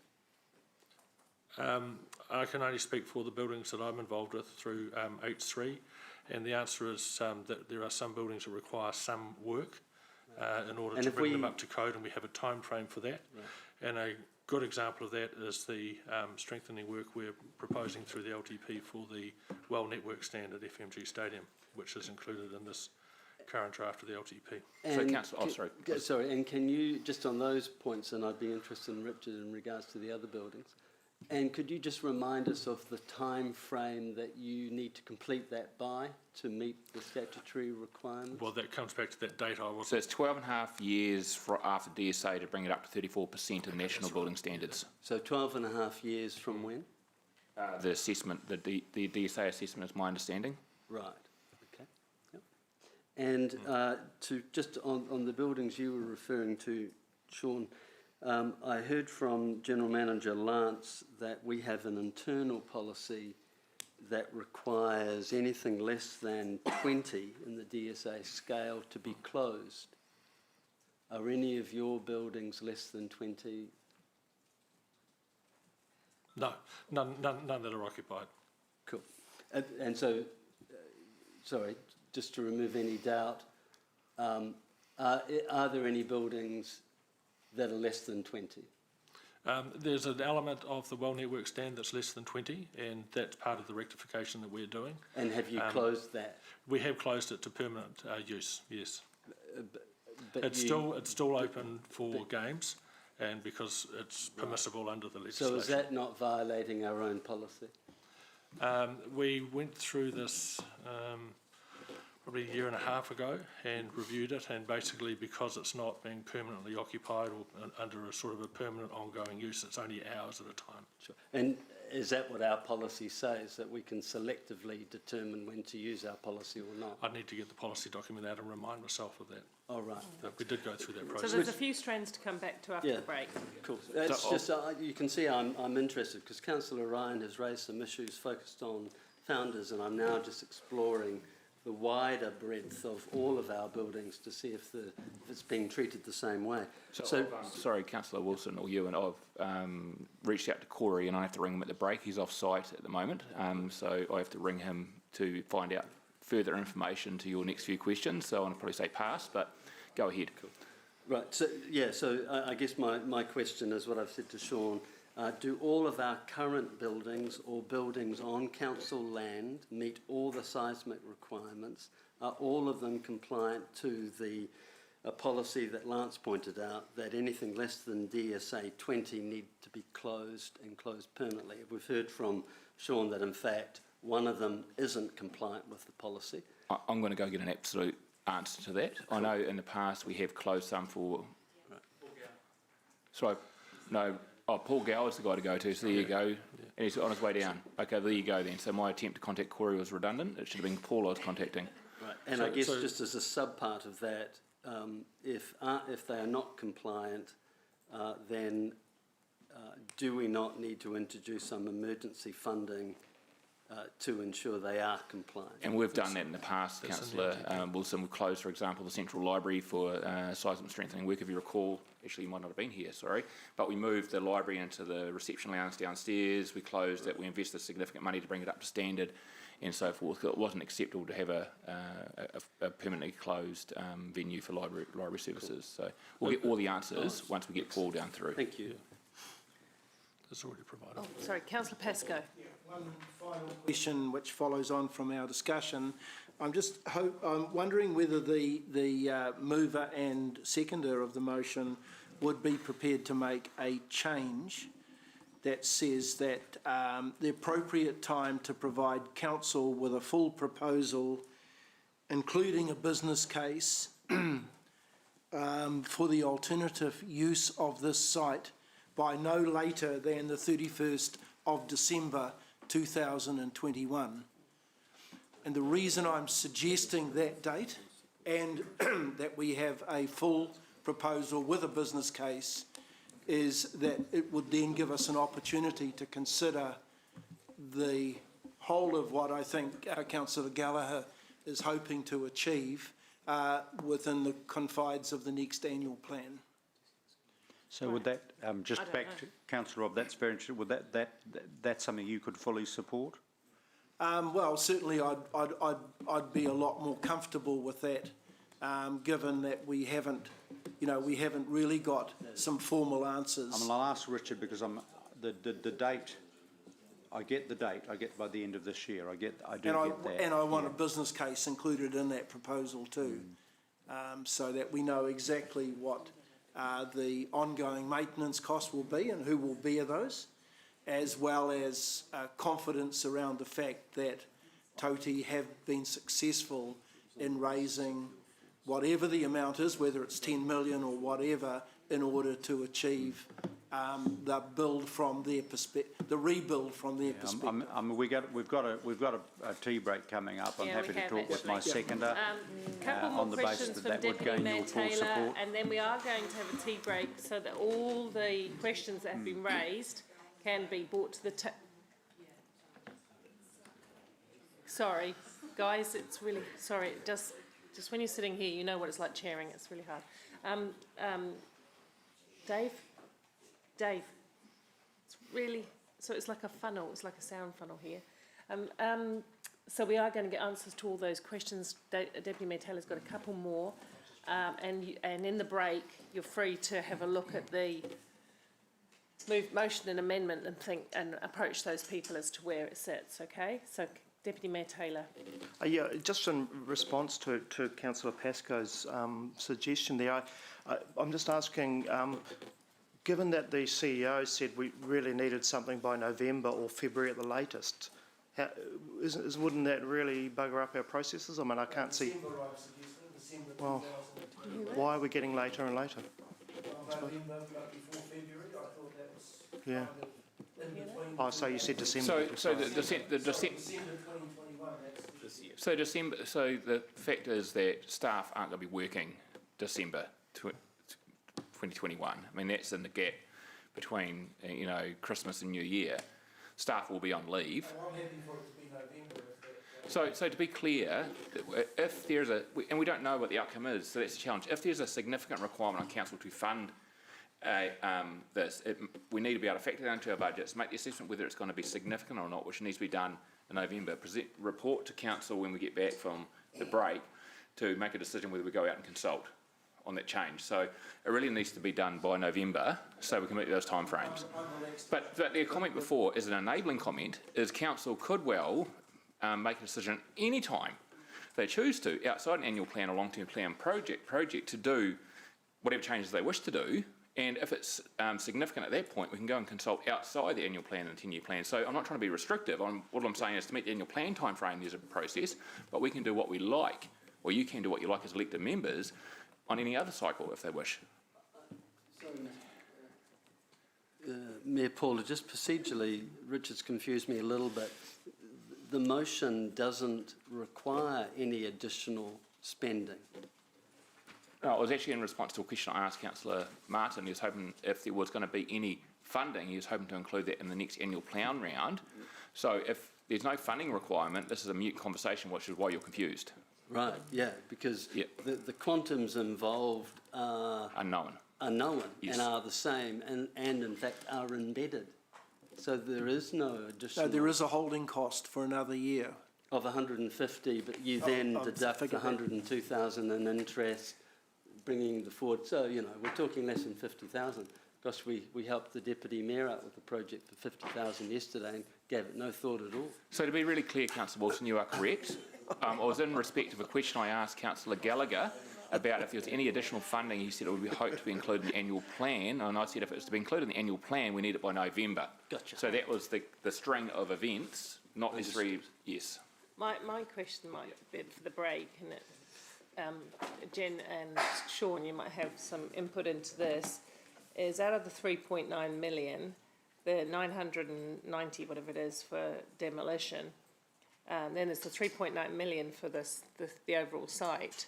How much is proportionate? Is likely to be a portion? Because what I don't see, it's all a bit vague. How much will be a portion to the building and whatever happens in the building, and the wider site, like the splash pads, the connectivity, the parking, the play space, all of that? I mean, if it goes to if if the will of the majority of council is that it goes to a proposition, a well-built business case for the current building, will we still get all those other design elements that Jan, you proposed under option 2, all the beautiful family play space, the changing rooms, the terraced seating, etc.? Will we get any of that? Well, surely, Paul. I'm asking. Well, how would she? Well, that's the thing. It's how will we even know? That's the question. You would when the business plan from Toti comes. Is it so? All right. Then my question to the proposers of this is: if would Toti be looking to be as expansive as including those other elements of the space, the planting, the splash space? We clearly put in item 1, but it's just basically it's really simple. You give them more time to come back with the proposal. You've definitely asked them to address our aspirations for the wider Boys Park, get the fountain going again, that kind of thing. Right, that's clear. So yep. can it all be done within $3.9 million?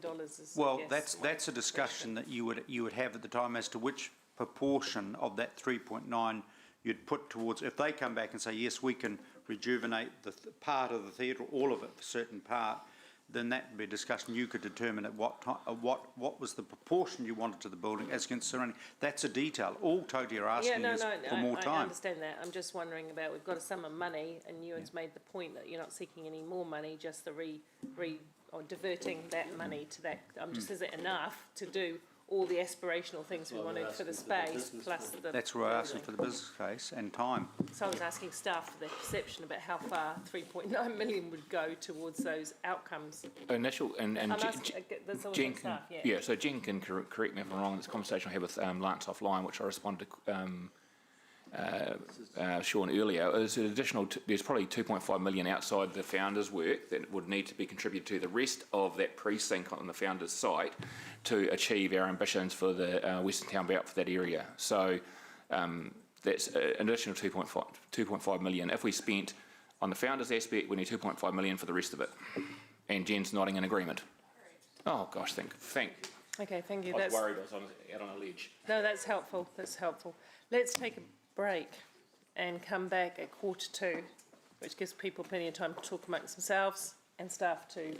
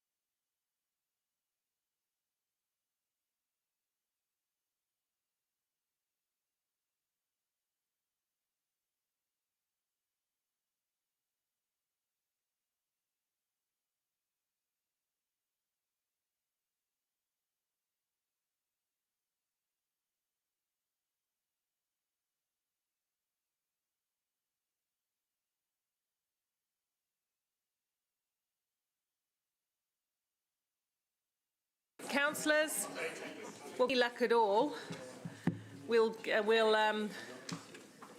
get through this decision by lunchtime.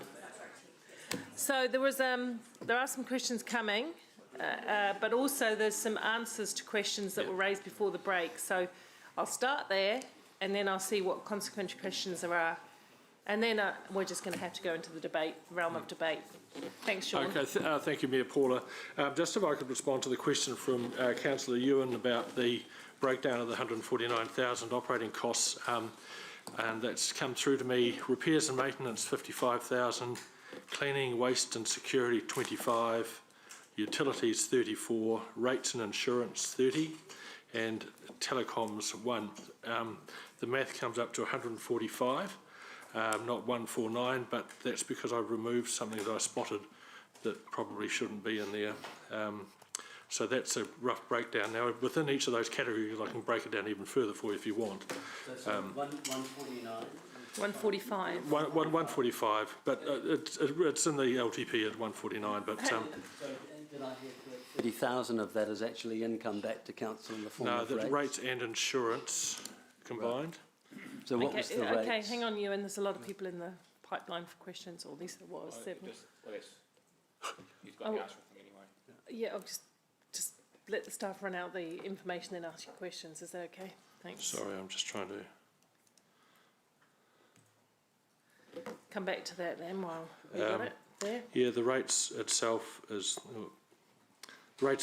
just under $5,000. The other, I have a correction for you as well. We talked about the seismic rating issue on other buildings besides Founders, and I mentioned that well network stand, I understood there was an element there, it was at 15%. That's actually incorrect. I've been corrected by my staff. The minimum rating there is at 20%. So that falls comfortably within the policy. Notwithstanding that, we did actually, when we had that report come in, we removed all the permanent tenants from the site and also closed down the public toilets that were attached to it. But we do still use it under the terms of our policy for games and events. Paul can speak to you about the broader seismic policy and broader issues that you've raised. We have, however, been in discussion, been wondering if it might, because it is much broader than the Founders conversation, whether it would be advantageous for an update briefing to elected members on the totality of the seismic strength issue across all council buildings and the policy, as opposed to getting bogged down at this meeting, if that was all right. Yeah. Wouldn't want to do anything today or so today. Councillor Pascoe. Right, there we go. Question on the change that Councillor Gallagher and Councillor O'Leary have agreed to, following my suggestion. I'm just asking Richard if he's comfortable. We talk about a full, sorry, it's just blocked off there now, a full proposal with an appropriate business case. The word appropriate business case just sort of flattens me a little bit, that I would probably like to see the word full there, because my understanding of what I think I would expect to be in that would be the actual cost of the retrofit, the confirmation that they've got funding in place, the likely ongoing OPEX costs and who would fund those. So I'm really looking for something that is almost a final proposition, and I just wonder whether the word appropriate, you're comfortable with that will deliver that. I think you have just assigned appropriate as including all those things, Councillor Pascoe.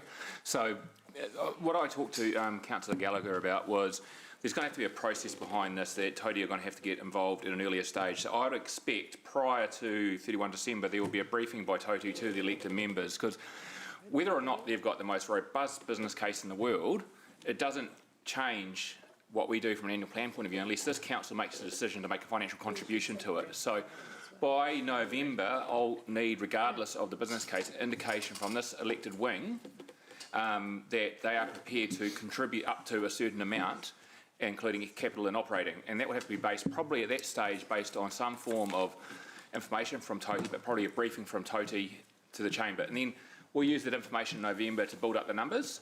Yep. Then when the information comes back for discussion in terms of January onwards, which will that enable us to actually fully understand whether or not those numbers are robust, and our next steps, which may well be consultation again at that point. But as long as I have this council's will in terms of what they intend to do with founders and that Toti business case by the end of November, and that could be a placeholder plus or minus a few million, I can get the team on to building a budget. What we need then is to back validate that from a governance perspective, that you've made an informed decision on the contribution, which is that backfill is that business case which can arrive on 31st of December, which will enable us to then say, okay, you're prepared to make an investment, it's real based on your definitions of appropriate, because everything you've just said is what I'd consider as appropriate, and we can go ahead at that point and go ahead. So if council makes a decision in November, they do not want to make any contribution, it's easy sailing for staff. If they want to make a decision to invest a certain amount of money,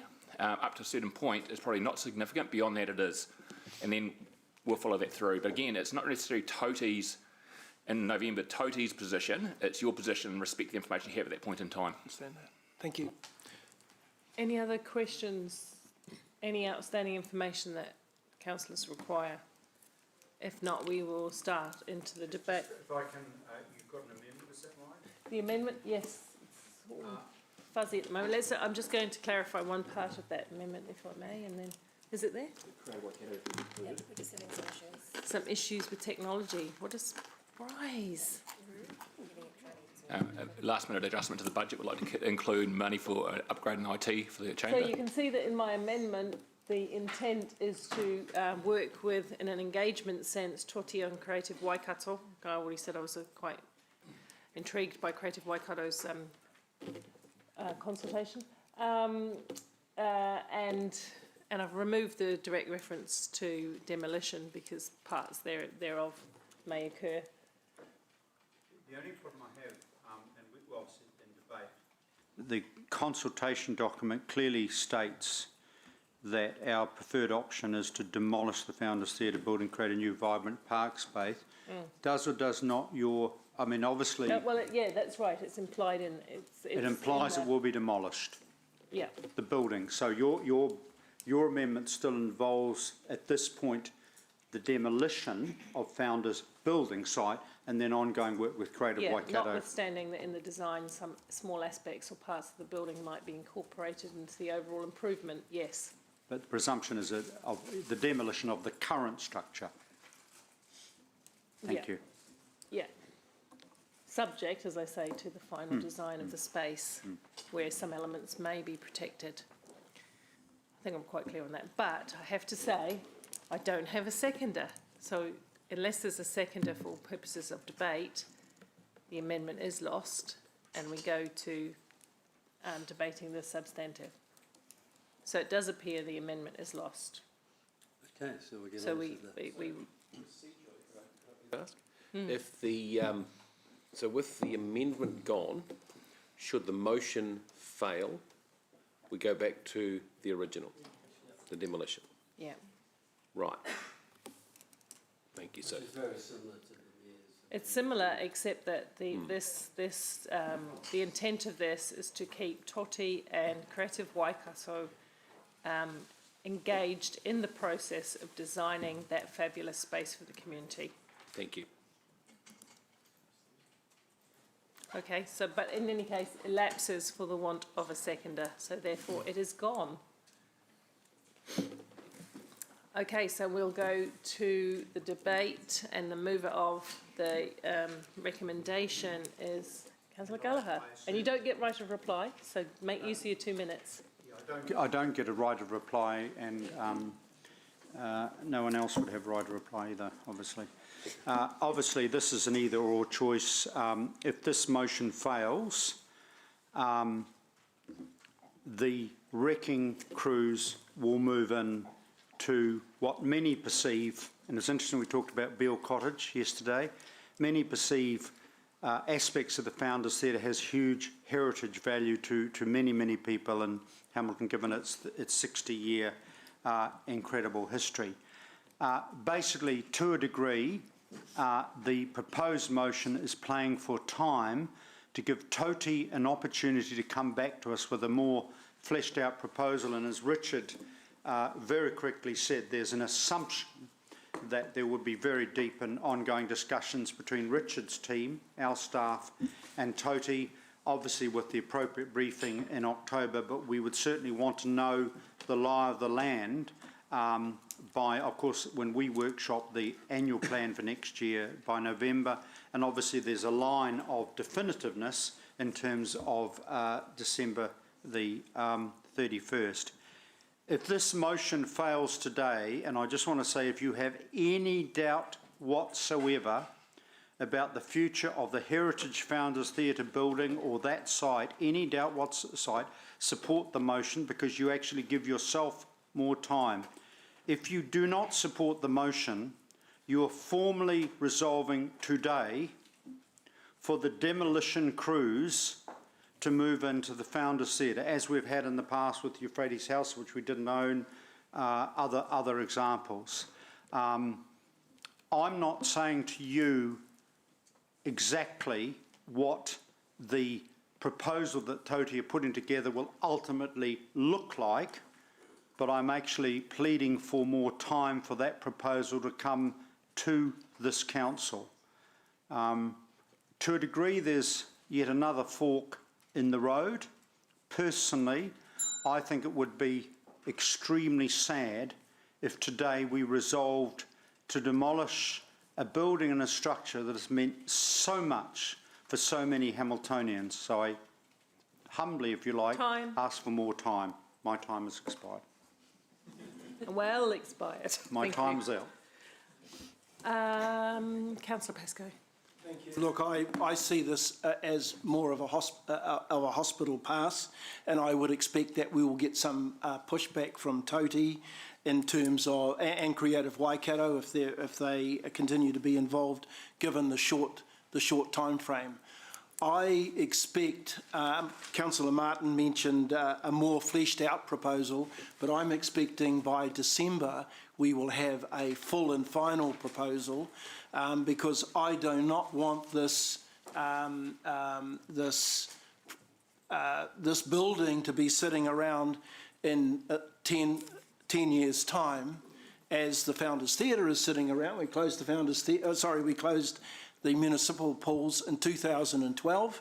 There are 4 councillors only who were on that decision to do that sitting around the table today.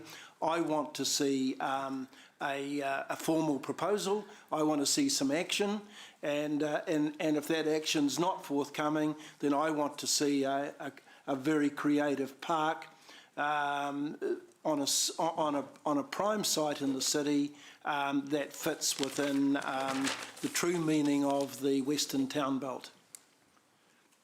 Thanks. Thank you. Councillor Bunting.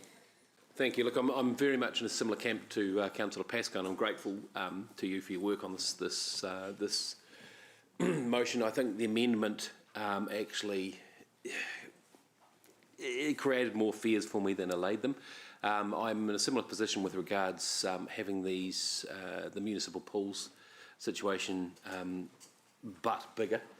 Where we're giving people hope after hope after hope that we just may be able to do it. Look, I'm at this point not entirely convinced with the Toti proposal, because it very clearly said that after it's built, etc., it's on us with renewals when we asked her about that during her submission. So I'm not sold on that yet, but I also, once you've demolished something, you've demolished it, it's gone. So to me, 6 months is reasonable, or until the end of the year is reasonable to come up with a decent plan. $10 million is an ambitious fundraising project when you consider how long it takes people to raise money for a statue. So I'll go into it with an open mind, but the last thing I want to do is create community angst by stringing this thing along and not ripping off the old band-aid as we have with the municipal pools. I mean, I think the amendment, to a degree, by inviting Toti and Creative Waikato as well to help us after it's demolished, is a bit like saying to the single swim people, hey, yeah, look, just we will get back to you, we'll just demolish your pools first and then let us know what you want. It doesn't kind of make a lot of sense to me. So, yeah, I'll support this. I think it's the most reasonable way. We're giving it fair crack. I wonder whether it's going to make a difference to people's point of view around this table, even if the business case is awful. But hey, we've got to give them a chance. Got to give them a chance. Councillor Hamilton. Shout out to Councillor Martin and Councillor Angela for your die-hard attitudes on this. I'm going to offer conditional support today. I won't hold my breath, but there you go.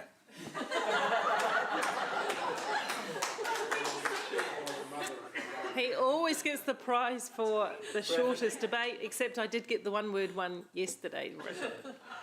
Councillor Thompson. I'm not sure I can beat that.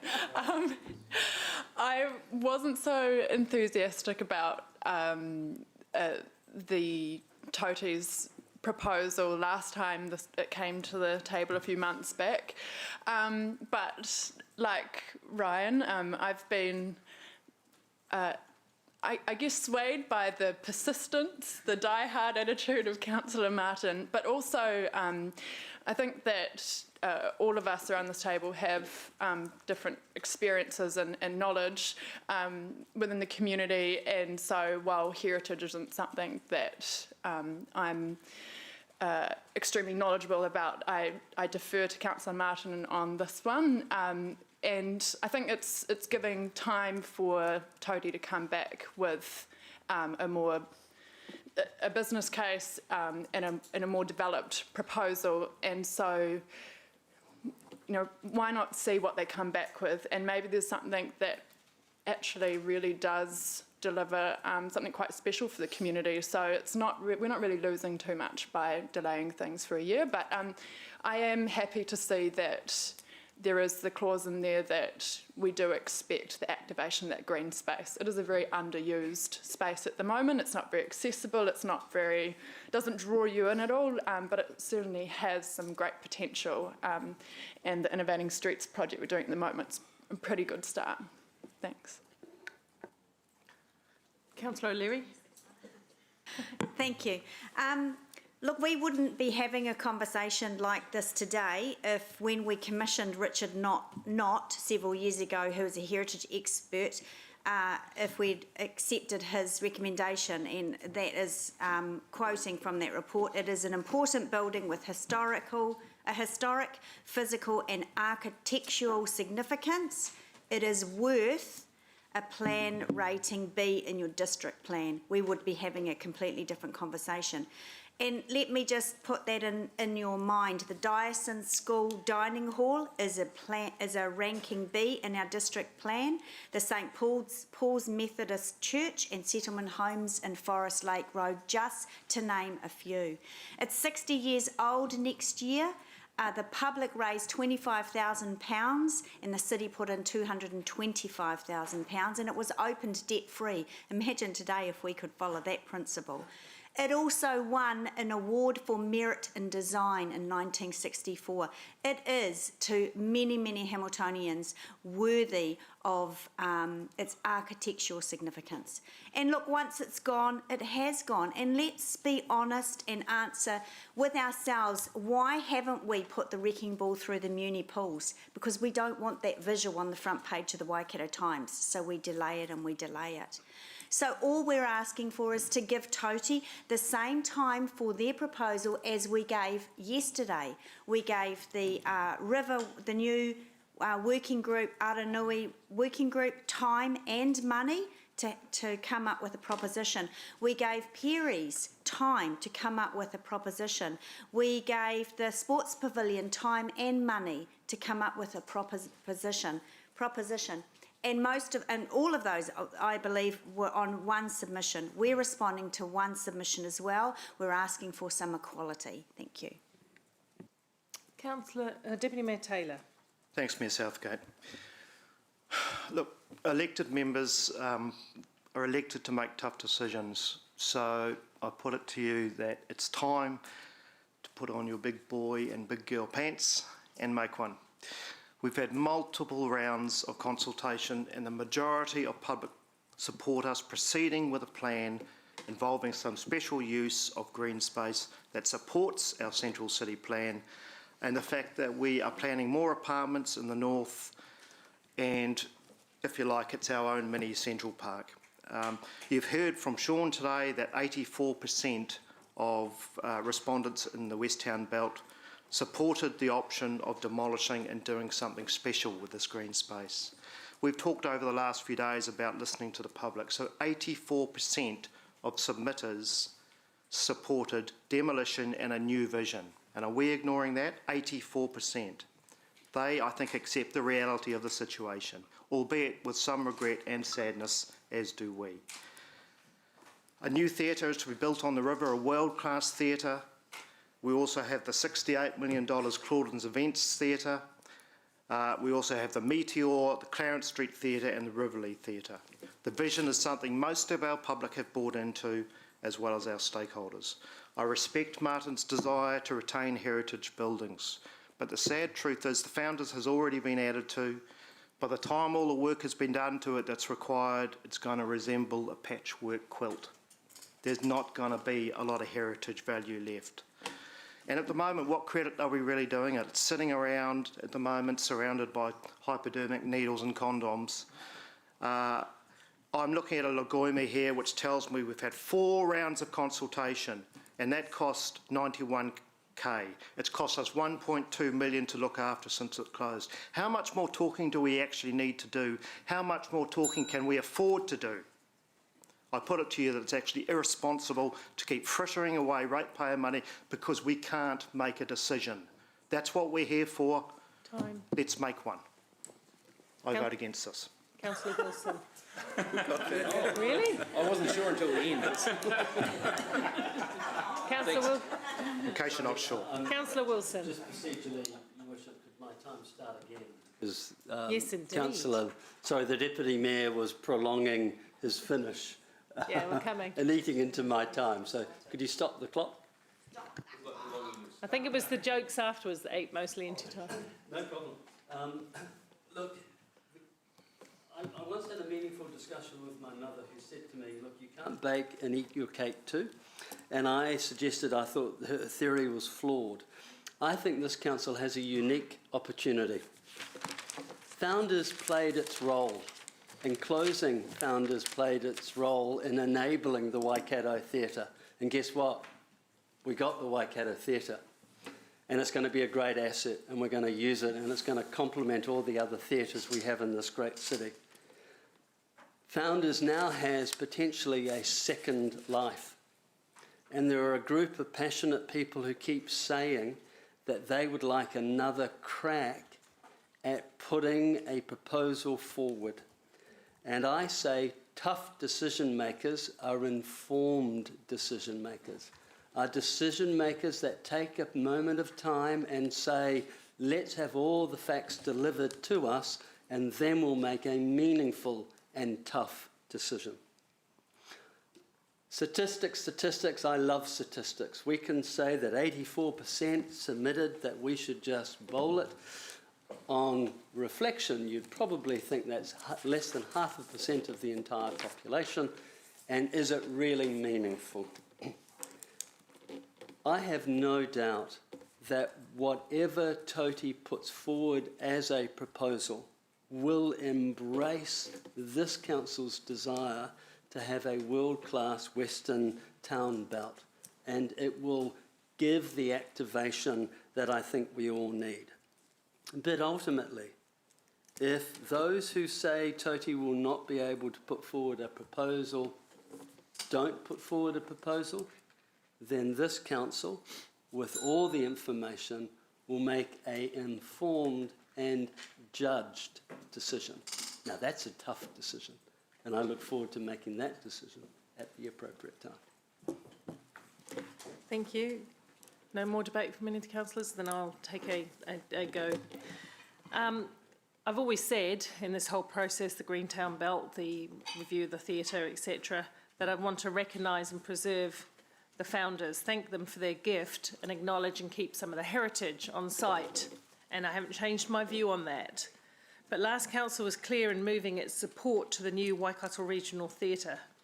And the council before that was clear on the reasons that founders needed to close. and the costs that that had with it.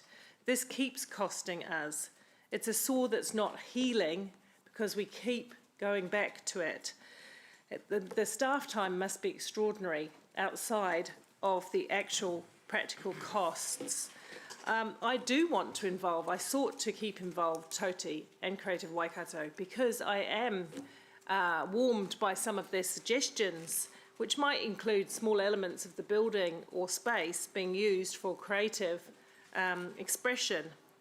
But I'm also allured by the beautiful work of the West Town Belt, which would see a beautiful park planted up with cycleways, walkways, get the fountains playing again, potentially splash pads for the kids to play in, barbecues for all of those new houses, the infill houses around town, so they could flow out onto that magnificent space. I was really captured by that too. But going back to the costs, this keeps costing us. We're just layering cost on cost. I've said to you guys at the beginning of this debate, somewhere, and this afternoon will be that time, we will realise that we can't keep putting extra things in because we put the cost onto ratepayers. And let's just remind ourselves, as Councillor O'Leary said yesterday, we did get a lot of pushback from the ratepayers who said, please reduce our rates somewhat. But all of this goes counter to that. I think we should be looking forward, but I do believe we should be working in partnership with Toti and Creative Waikato going forward. Let me make that clear as well. So I think there's a positive outcome that could be gained in either scenario, to be honest, but I'm voting against.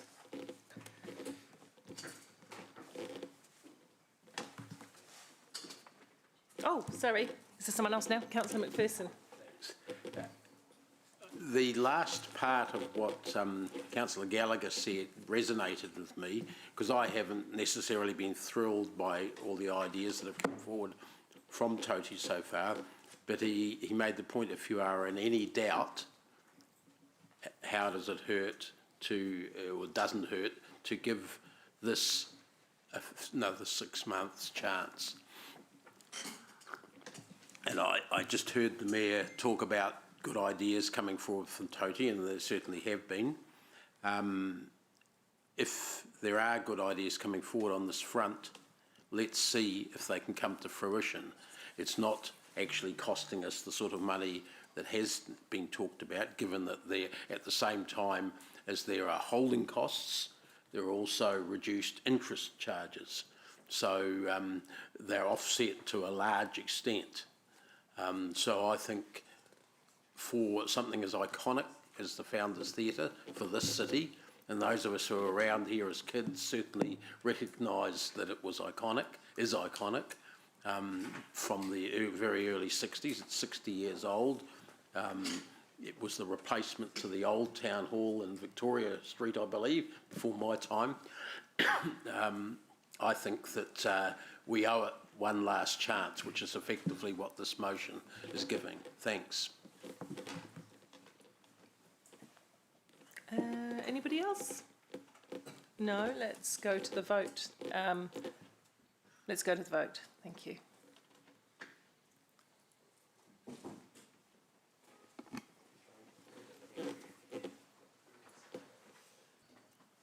The motion is carried, 10 for, 2 against. We have got an additional motion today as well, but now we move on to which one, Becca? Just, you've updated me here.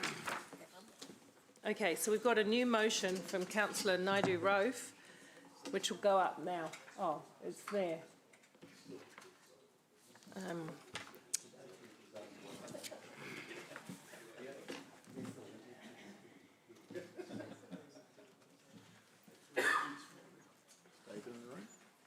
Pardon? Is who in the room? Oh no, it's David. I've got the answer. Okay, so first of all, Kesh, you get the opportunity just to explain what you're trying to achieve with this motion, please. It's pretty self-explanatory. At the start of this meeting, we were given some adjustments. So this motion is just to go back to the original.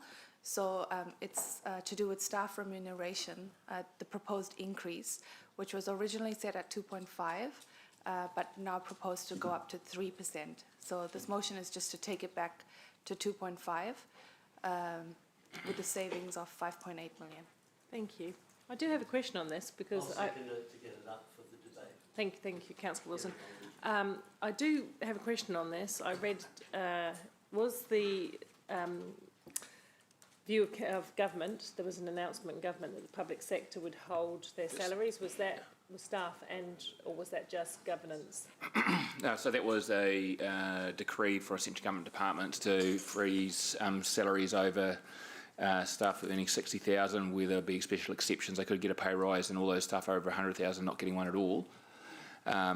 So that was a decision that was made in the last few days. And that was for 3 years. There's a 3-year freeze. So is that in effect now? Yeah, that doesn't impact on us. So it's very similarly to the decision during COVID to freeze, to offer a 20% reduction in the wages of central government chief executives. That didn't apply to local government, but a number of local government chief executives offered support under COVID and took that personally rather than as a decree from central government. So in your opinion, does that decree indicate that the central government expects us to be a bit expedient with public sector salaries at this time? Of course, it's a national media release. Of course, there's an element that they're asking for leadership in central government agencies. I know it's a bit of a leading question. Yeah. Sorry. Hey, can I comment on that or this? One of the two. I mean, one of the situations we're in, and the central government decision is interesting in that there's far greater control of movements between central government agencies through central government direction, staff moving from one to another. We don't necessarily have that. Each local authority is a sovereign entity. And one of the challenges we've currently got at the moment is we are struggling to match market when staff move between organisations. And I think you recall me briefing the elected members, I think it was this term, with the challenges, for example, around building inspectors and building officers. There was almost super inflationary impact because of the shortage with staff going from one council to another, effectively creeping up their remuneration, and creeping is probably an understatement. Now that's entirely understandable given the demand. We are in the same boat with other positions, and the 3% was put in to enable us to provide some context, not just for those staff that are coming on board, but a payroll budget that would give us the ability to match the market to secure certain positions. At the moment, we've got just under 150 positions we're recruiting for, and a significant portion of those are related to just the normal turnover of the operations at any particular point in time, some for new positions, and we are really struggling to secure staff because our salaries are below what the market expectations are. So for us, this provides the increase, even though it's not a huge amount, gives us a little bit of an edge. The other point I want to make, Mayor Paula, is that from a signal point of view, the salary movements from our economic advisors are that it will be closer to a 3% movement in the market. And it's a message I'd be loath to provide a hard-working team that we're prepared to actually not pay what we believe the market movement is. I think you've factually covered off, so I don't think we need to take that further at this point. Yeah, no, it was getting very leaning yourself. I'm more than happy not to take a pay rise, however. We can probably sort that. Councillor Bunting. Thank you. My question is actually to Richard and Tracy. Obviously, we saw that press release come out, or national media release come out about 2 or 3 days ago.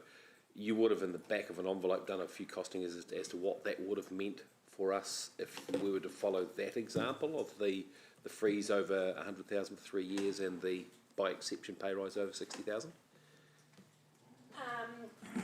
Yes and no. The problem is there's a huge effect, a knock-on effect of those sorts of things. And again, it's attached to revenue, it's attached to projects that we can and we can't do. So it's not as easy as just assuming that there'd be a cut to those salaries. Yeah, no, I'm not saying it's a cut to salaries. I'm saying it's a non-increase of, like they have, a freeze, basically, not a cut. What we don't understand is the impact that'll have on people's decisions to move. And that's what the example I gave with the building inspectors is, and this is not a negative comment, this is just market forces. Yep. We lost a lot of staff between other agencies because they're able to go, so whilst there may be a freeze here, when you move to a new role, you can get a pay rise. It's not considered to be a pay rise. Yeah. So that aspect we can't factor in as well, so it's really hard to estimate. Yeah. So, and I say this slightly tongue-in-cheek, are you expecting an influx of people from government departments suddenly wanting to work for the council because the pay rises are there? Or, Well, there's not a, we don't pay over the market. yeah, okay. And yeah, not even standard. Hey, but there has been a few pieces online that suggested there will be a number of central government staff moving. Yeah. So, you know, there might well be some heading this way, which might be a good thing. Yeah. You know, there's some very well qualified individuals right across New Zealand that might well like to work with us. Yeah, okay, I understand. There's a position coming up that pays slightly more than that 100,000 very soon. I said stress it slightly. Okay, cool. Thank you. Councillor McPherson. Yeah, just want to explore whether there's enough wriggle room, if that motion was passed, to have differential salary movements in areas where you might need it, as you've been talking about. In fact, I've just heard of another mid-level staff member moving today to a consultancy, so that's going to, for financial reasons, I'm sure there's that play in it. So, you know, in some areas, is that still going to give you room to pay 7-8% more than we currently do in order to attract the right people? So to be honest, we still have a number of staff that are paid under the year where they should be paid already. And so generally what happens when we do our annual pay review, we don't do a blanket 2.5%. What we do within each group, and sometimes we borrow from one group for another group to try and make it happen, we pay those people underpaid first to try and get them up, and then whatever's left over we spreadily thin across the other ones. Over time what happens is they then become the next group that are underpaid. It sort of ends up that way. So what this would do that's the definition of ratcheting up, is it? Yeah, well, no, but those keep dropping down against the market. So the markets do move, as you're aware. So what this would do, it gives us less ability to do that. You know, we're still... But not no ability. I'm just checking. No, not no ability. How much ability does it give you? Well, just, you know, we struggle to match the market across the organisation at any time. We'll just have less of ability to do so. I can't give you the numbers because it all depends on 1,200 staff and where they sit against their market bands at the moment. Practices like not filling vacancies immediately would help in that area as well, which I know happens within the organisation already. Yeah, so we try to do that. We try and do that less because we're getting a lot of feedback that we're dropping the ball in certain places because we're just not getting the staff on board, and there has been some complaints from the public in terms of levels of service and elected members. And our $100 million savings has effectively baked that value in. So it's sort of been that vacancy factor has sort of been captured somewhere else rather than through here. But that is an option. The question is, if we are prepared to do this, we probably have to spend some time and understand what the service level impact would be. And again, it's really hard to try and understand because it is across all groups. I can't give you a ready answer, and I apologise. It's just really hard to work it out at a detailed level, Councillor.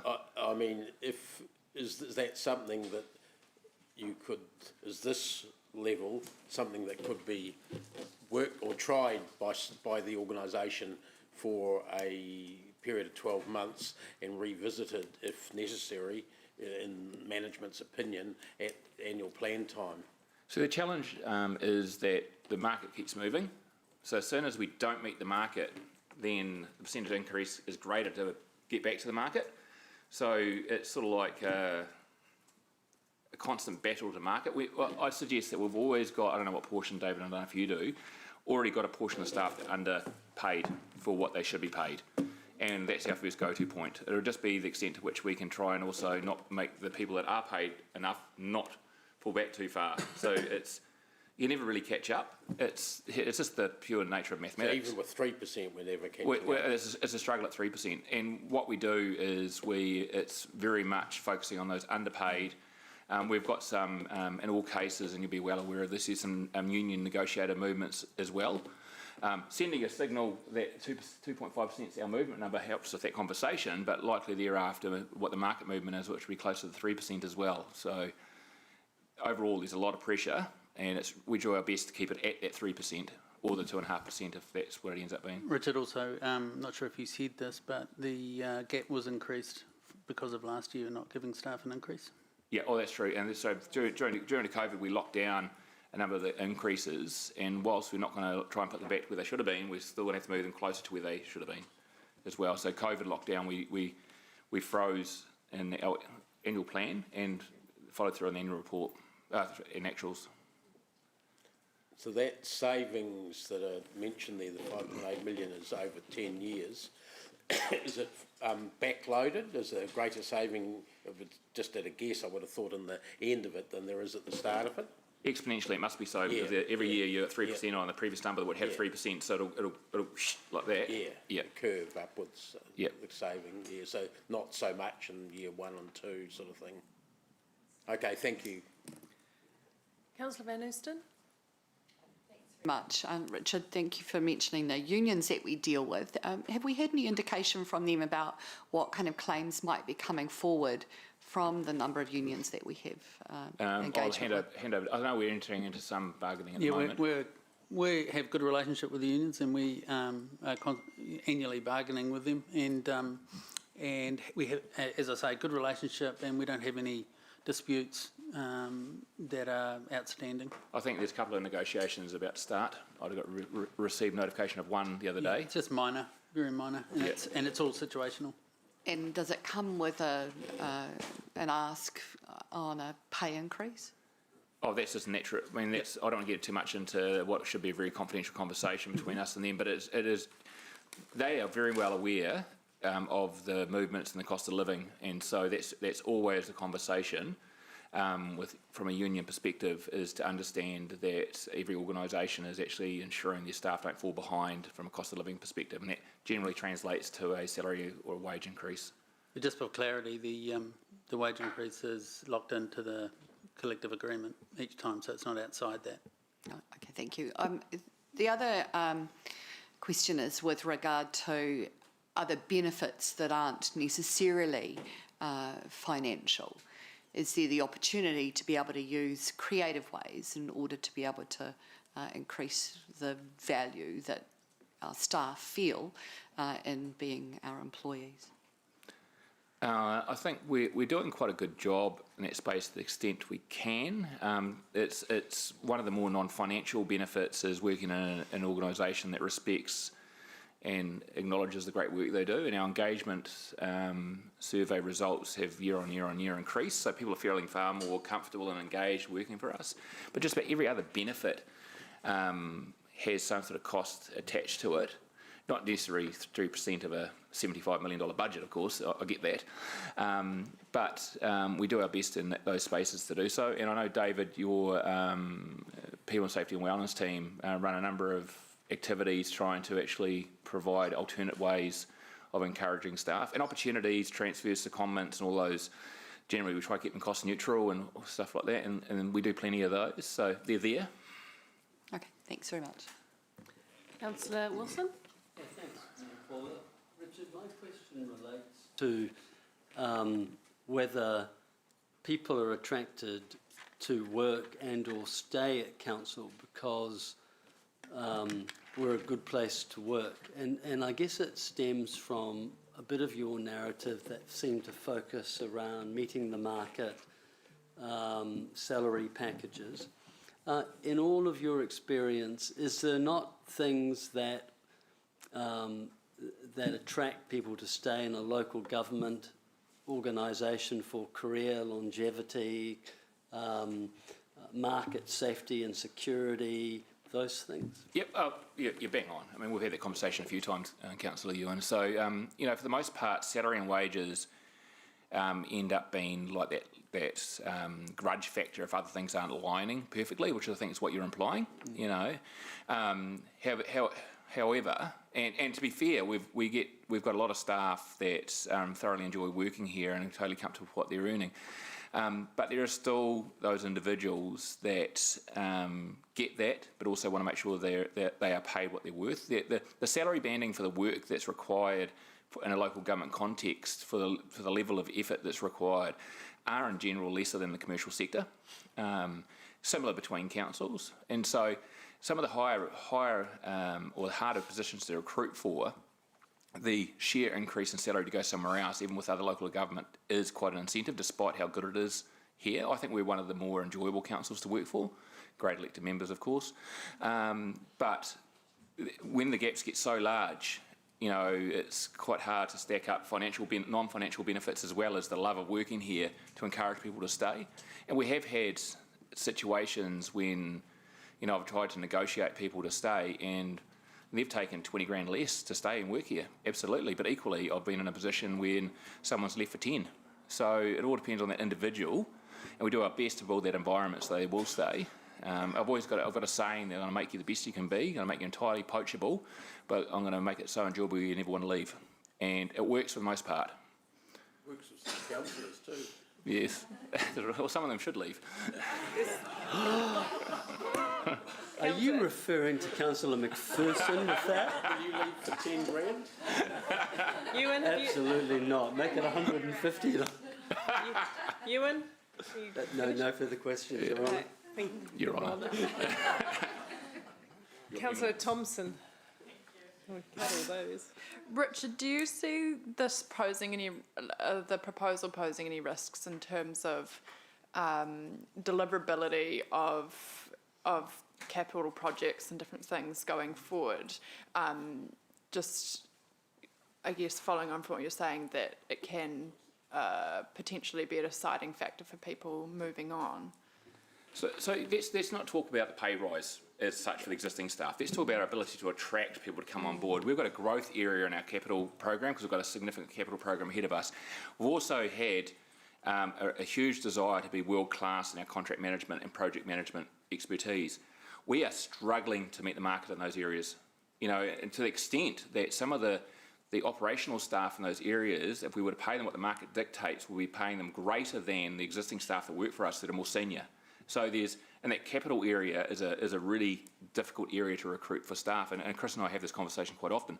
So some of this 3% or the difference or the movement is not just for existing staff, it's to enable us to recruit those staff we need just to do the work. And the market out there is, whatever the drivers are, the national government's capital program, you know, central government's capital program, other councils' growth programs, private sector development. We've recently lost a staff member to a private sector agency as well. We've just got to try and find ways to recruit. So some of this money won't go to the existing staff. Some of this money will go for positions that have become vacant either because staff have left or new positions to enable us to get as close as we can to the market. Then we wrap around, hey, this is a great place to work, we can be innovative, really supportive of elected members, ambitious, all this sort of stuff. Might just tweak them a little bit to take a little bit less, but it's not always the argument, particularly when there's someone else out there who's wanting to pay 10, 15, 20 grand more. It's really hard, and there's some of the gaps even bigger than that, I think, Chris, than 10, 20, 15k. I do think you've answered the question in great depth now. Yes, I'm looking after my team. Any further questions, councillors? No? So we'll go to the debate. Cash.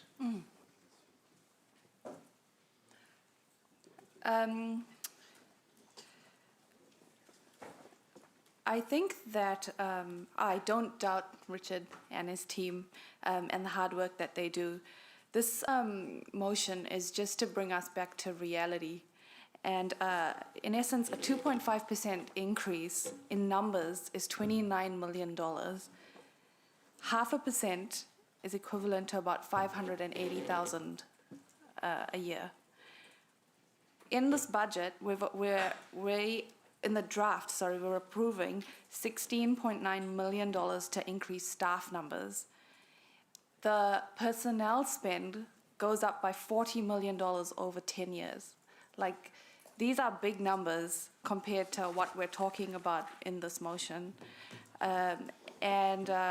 You know, it comes down to affordability. We're going to have to borrow this money to pay staff extra.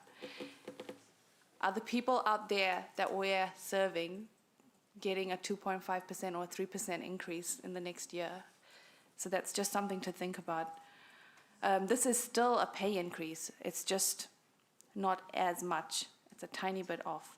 We are still in a global pandemic. People out there are saying they can't afford the rates increase.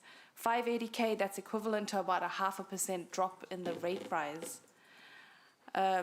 Just in year one alone, if you looked at the financials, in year one, 44% of the rate's revenue is spent on personnel costs. How do you explain that to your community, that 44% of you, all your rates is actually just going to pay council staff?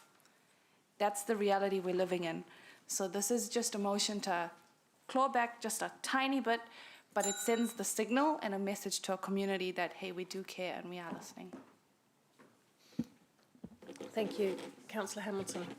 Thanks. Look, I appreciate the intent of the mover here, but again, I feel like we want to deliver the best to our community. The 44% of the rates revenue is supporting people working in those communities, delivering outcomes for those people. So I really struggle with this, even though it is a small quantum. When we compound it, it adds up, and then we end up catching up. Our organisation already has an incredibly hard job of meeting the market and capturing people, and we're already under huge pressure to get the market. The market is contracting. We're losing immigration because of COVID, and it's going to be harder and harder, and I don't want to exacerbate that challenge for our organisation, so unfortunately I can't support the motion. Councillor McPherson. Okay. I might go off and go in after Councillor Wilson like he's just done. Look, I agree with Councillor Hamilton on balance. It's quite a toss-up because philosophically I actually agree with this. The problem is that you can't run an averaging lens over a large organisation like this and expect to get the outcomes that you want in every area, and there are too many areas, and Richard sort of alluded to some of this, too many areas in this council where it's proved that it's really difficult for us to meet the market rates. Now, I don't particularly care about the market rates at one level, but I care about having the right staff doing the right job at another level, and if that means we have to pay a bit more to get someone that can run the contract to make sure all our roads are resurfaced correctly and the cycleways marked out correctly, then that's important. I'd rather have that than some of the huckery jobs I've seen in the particular district that I live in at the moment, where they don't seem to care as much about that sort of area, that sort of work. It's too much of a risk to put that sort of level on our management at this point. I would be, for one, more than willing to look at this a little bit further on from COVID in the annual plan, for instance, next year round, which is a question I did ask Richard about. I would like to come back to it. It's early after COVID. We've got unemployment quite a bit lower than we were told it was going to be. The economy is growing quite a bit faster. Inflation's in the game there. We're not sure how things are going to settle down yet. I think in a year's time or 2 years' time, we're going to know more, going to be able to judge whether it's a risk we should take. So I would favour not voting against this now, but going for a re-look in 12 months' time. Councillor Wilson. Yeah, thank you, Mayor Paula. I don't sign up to the view that we have to match necessarily the entire market for our workforce salary. And I say that from having experience, having sat on a DHB board for 15 odd years, where we as an organisation were never going to be able to compete with the private sector. And so we always had to put forward why you'd want to work for a innovative, life-changing entity. And you needed to find a balance in choosing us over other employment options. Clearly, if all you're going to do is try to differentiate on what you can pay, the corporate sector is going to outplay you every time. That doesn't mean at all that I don't think we have some of the best staff in the world. I mean, I walk in here every day and look at the staff, and I greet them with a smile because I think they're really good at what they do. That even goes to the SLT members. So my concern about the need, and the reason I'm supporting Councillor Cash, is we've had to make, and we continue to have to make, some really critical decisions. And I think the ratepayers, while taking an 8.9% rate increase, will find it really hard if we haven't had a really long, meaningful review of our salaries. And we're not cutting jobs here. We're simply saying within this particular planning period, we are not going to enable the level of increase that we may have otherwise had done in light of our current economic COVID environment. I think it's responsible. I think it's sensible, and I ask you to think really hard about your decision today, because the next step is we're about to get some final figures, and we're going to have to go back and look at all those other projects that we might have to cut. Which ones do you want to choose? Councillor Bunting. Thank you. I kind of wish this was the debate we were having when we were talking about the childcare allowance, frankly, because that led to one of the most unpleasant weekends of my life. Our community spoke very, very strongly about the idea of a potential 20 grand a year benefit that may or may not be taken up by councillors for childcare, and that was the cost, 20 grand a year. This one's 500,000. As Councillor Ewan said, this isn't paying people less, it is paying people less more. And as governors, we are agreeing, I would suggest, to the 2.5, should we vote this down, percent increase in cost that is reasonable to meet the market, as our Chief Executive has said, but we're saying actually 3%, that's a bit significantly more. So I applaud Kesh. I'm saying let's, and I support her in this, let's work within a slightly trimmed envelope, back our staff, back our team as much as we possibly can, but don't forget we've also got to look at the people who are the community, who spoke so very loudly during that argument 6 weeks ago, frighteningly loudly. Thank you, Councillor Pascoe.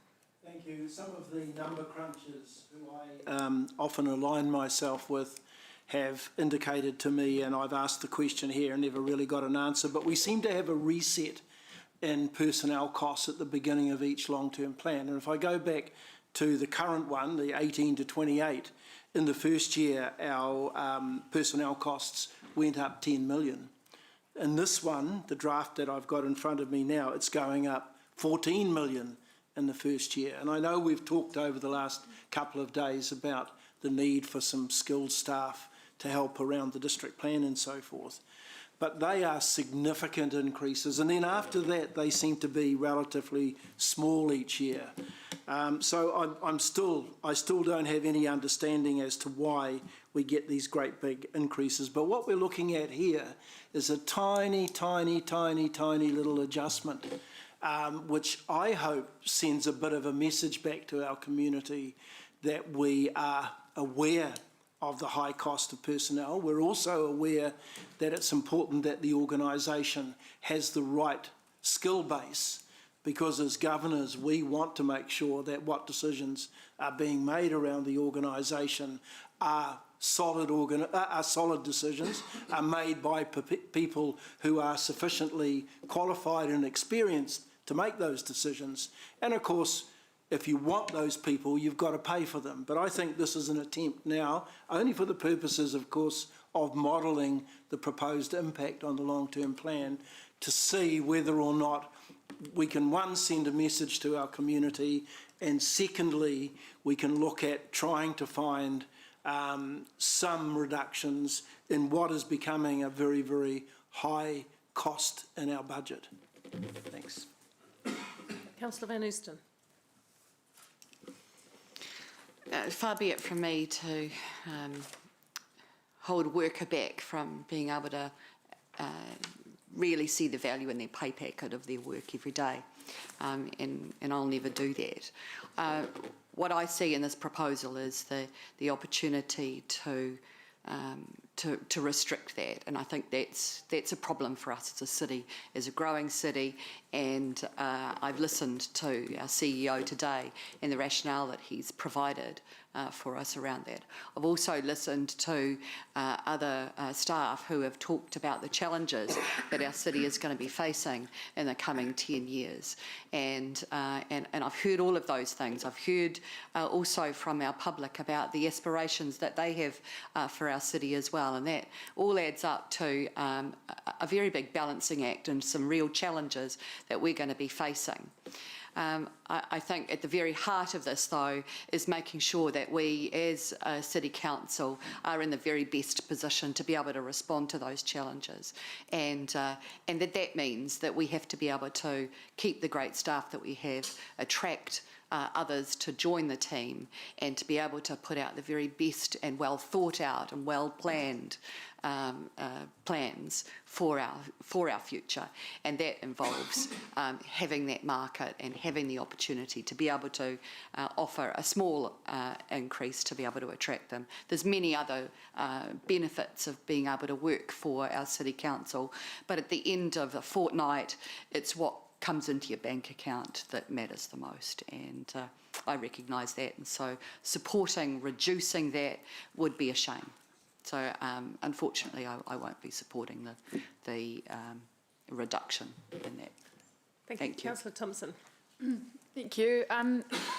I will be supporting Councillors Hamilton, McPherson, and Van Oosten here, but particularly Councillor Hamilton's speech, I think, spoke quite clearly and summarised the issue quite well. We have a really big package of capital works coming up where they're complex projects that we need to get right.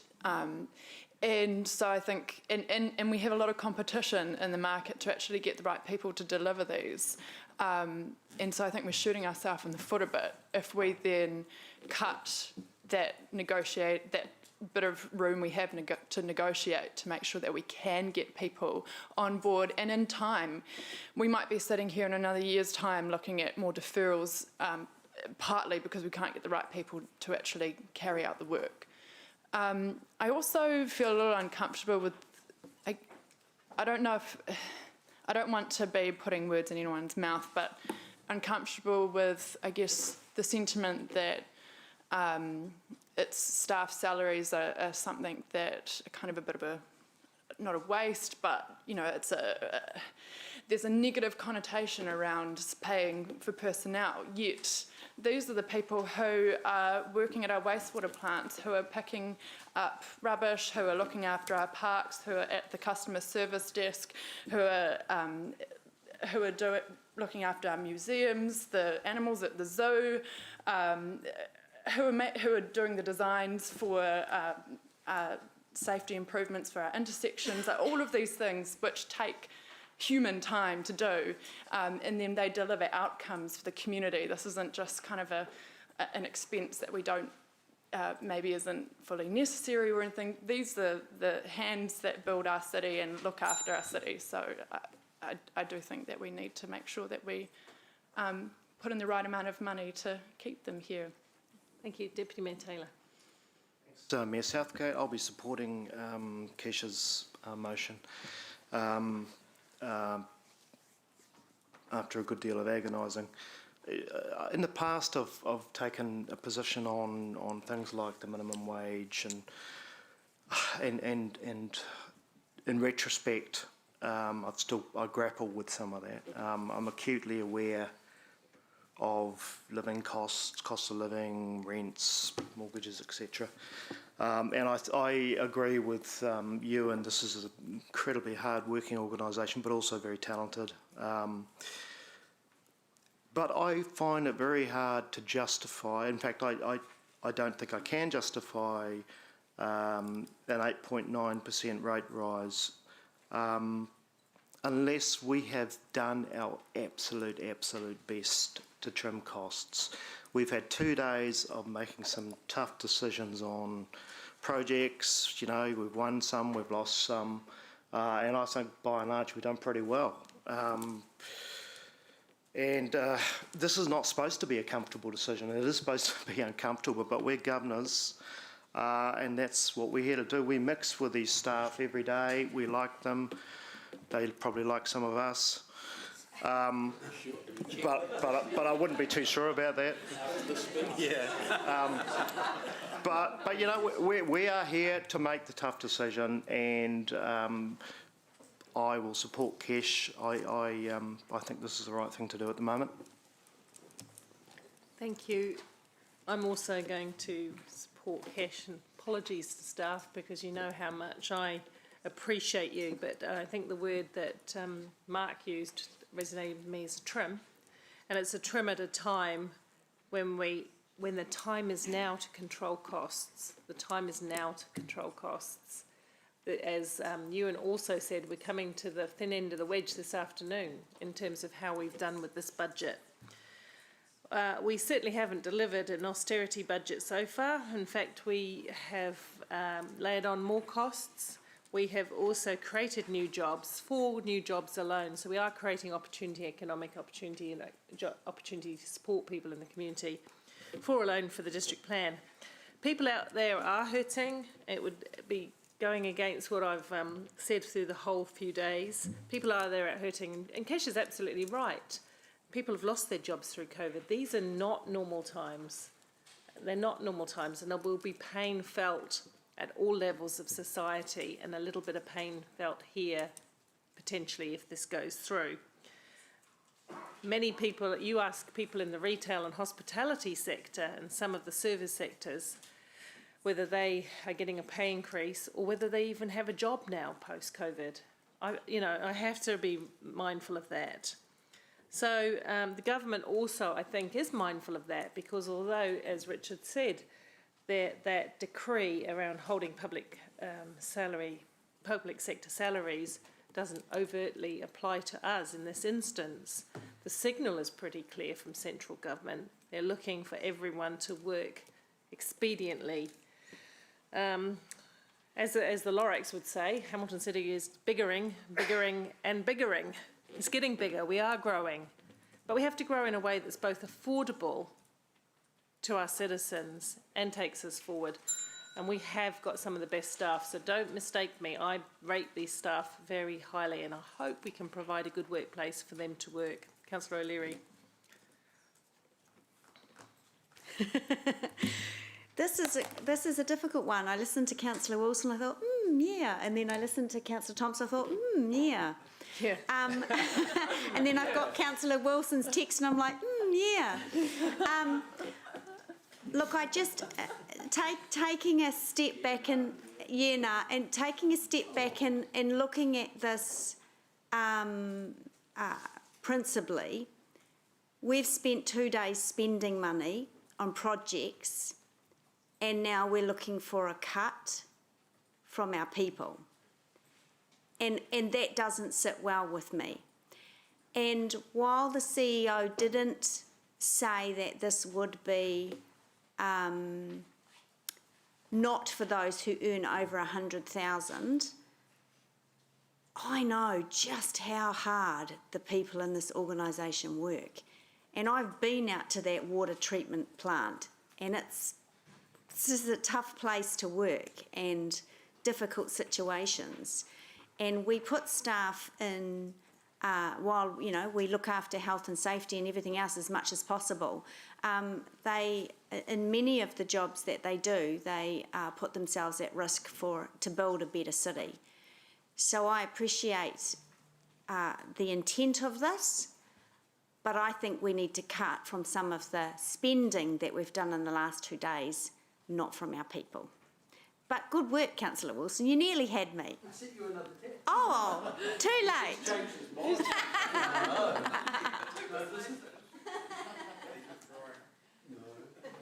Councillors, we'll go to the vote, although I'm not necessarily looking forward to this one.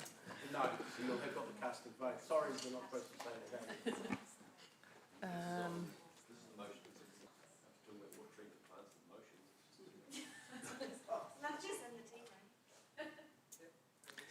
Brilliant. The motion is hung. We're bearing in mind that this is only for the purposes of modelling, but however, No, I'm allowed to talk as to where I cast my vote. Yes, I am, actually. I don't have to, but I won't even be able to cast it if I keep getting interrupted.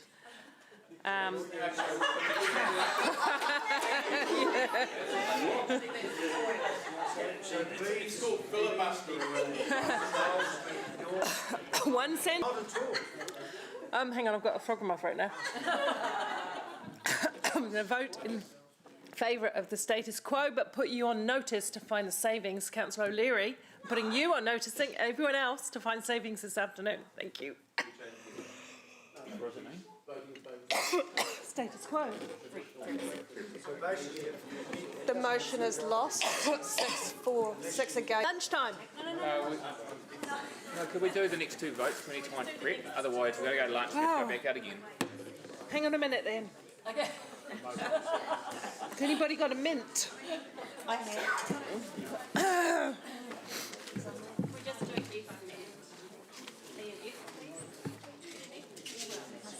One second, thank you. Thank you.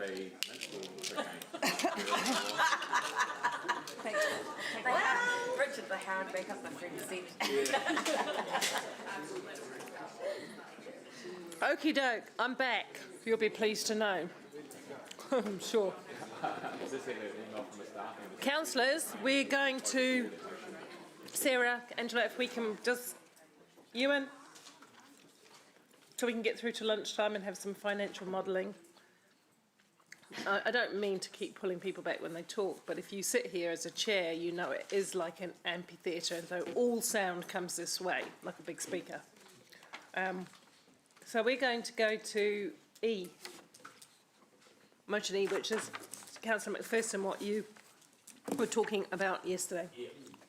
Look, for E, you need to refer, as well as the motion up there, back to page 244 of the agenda papers, yeah, which has got the grid at the bottom on paragraph 67.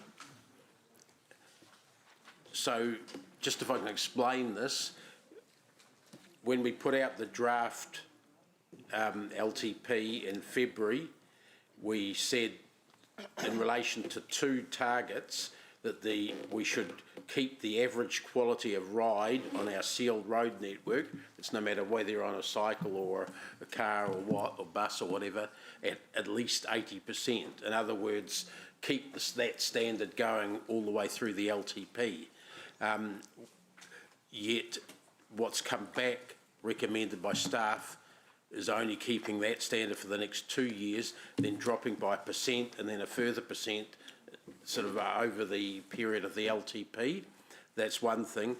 So the second was the target of how much sealed road is resurfaced each financial year, and the target and the current level is 3.5%, and we'd flatline that to keep that level of reseals all the way through, even though our road network is actually growing in length each year.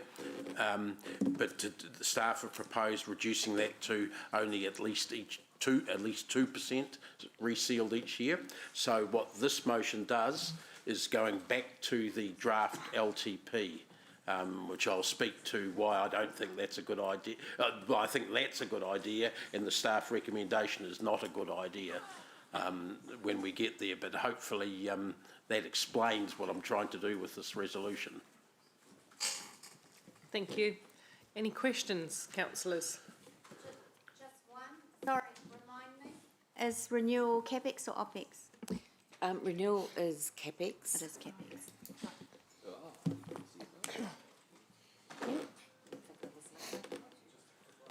So to answer your question, Councillor Hamilton. Able to get any NZTA funding through that? Paul, can you answer that? Or Evelyn? My understanding is sometimes, depending on the project. So for this particular one, we don't believe that we will get Waka Kotahi funding at this point, so it will be HCC local share for this increased renewal. funding. Haven't we received that in the past on some occasions? Yes, but so Waka Kotahi has indicated that they have a funding bucket of what they have for this year plus 10% across the board for this program of work, and we have our increase has we've maximised our revenue. So for us to go spend more in the renewals bucket, we're not anticipating any Waka Kotahi funding or subsidy for this portion. What about over the whole life of the LTP? Because you just talked about this coming year. Yes, so Waka Kotahi subsidy is looked at on a 3-yearly cycle, so it zeroes itself out from years 4 onwards. So we go back again and ask for that money. Any further quick, Councillor Naidu-Rove? What is our planned spending over the 10 years for this, for the whole project, for the smoothness and resurfacing?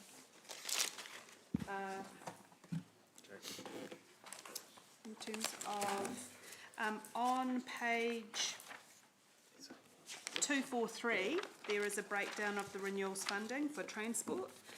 For the spending for the anticipated spending for the surfacing is approximately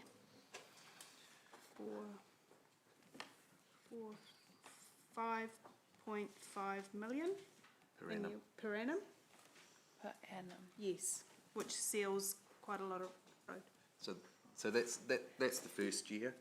It's made up of a number of different different lines, a number of different road treatments impacts that performance measure. So so approximately 5.5 million.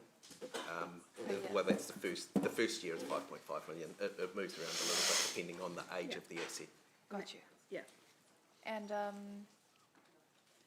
And is there any, with the intention of the motion, to, in that first year 1 and year 2, just explain this to me, sorry.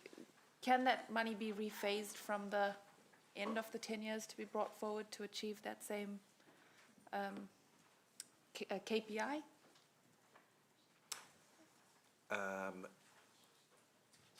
Do you know what I mean? Do we have to be spending more to achieve the same outcome?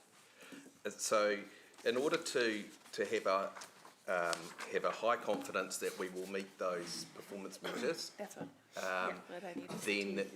then we for that higher confidence, we're saying in years 1 and 2, there's a $1.2 million we would need to be spending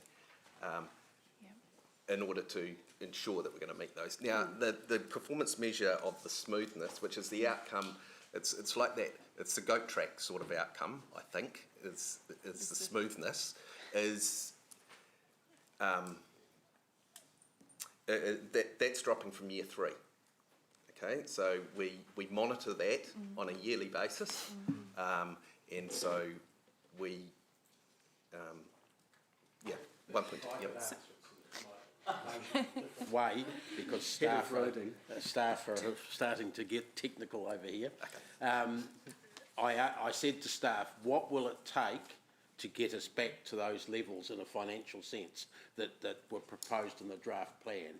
And they said the gap is in years 1 and 2 for the spending that's needed. After that, we're okay to keep that level up if we do it right from the start by increasing that spend.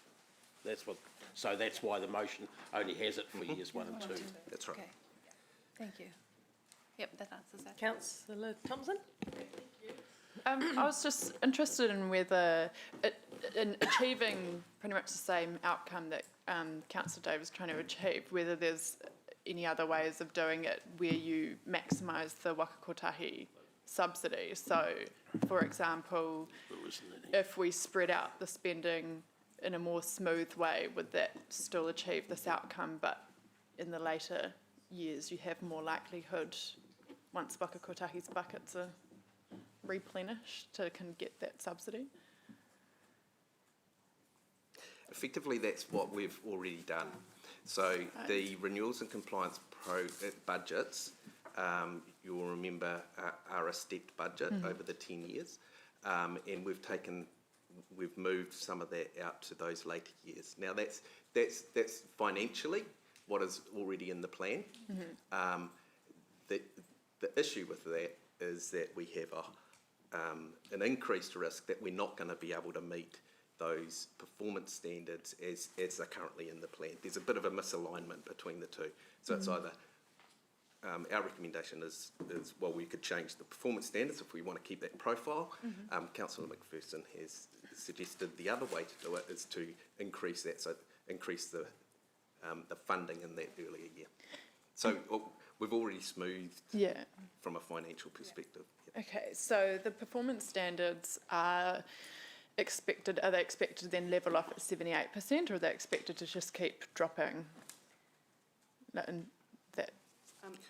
If we don't continue to invest, the forecasted modelling of those percentages is that they will continue to decline. Okay, I'm just trying to get my head around this, but by having a lump sum investment into resealing in years 1 and 2, then you prevent a decline. So you will increase the confidence that we'll meet that 80% of that draft level performance measure.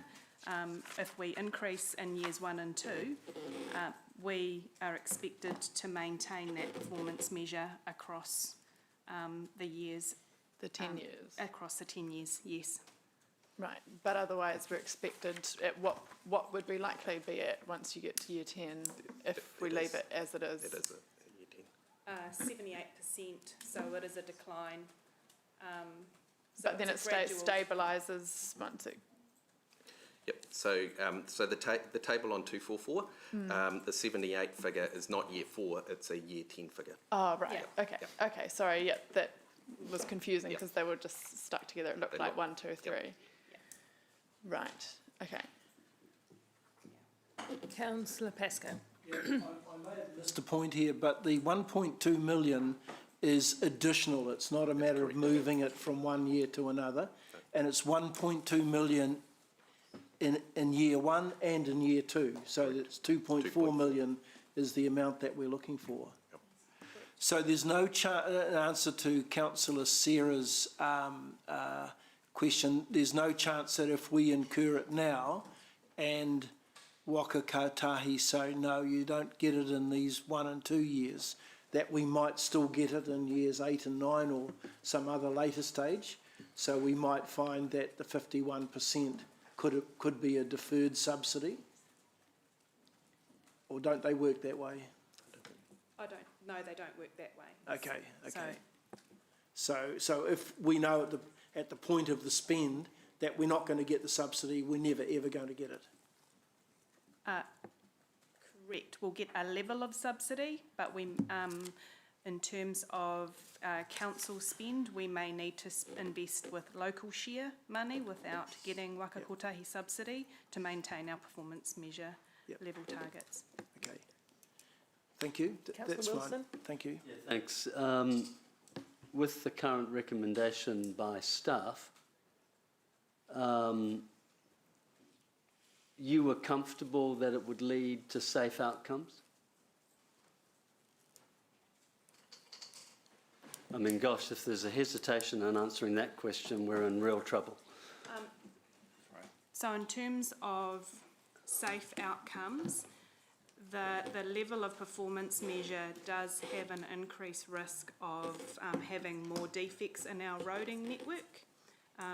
So there is a risk that you'll see more degradation or potholes in our roading network. And so in terms of a level of risk, in terms of safety, it's not.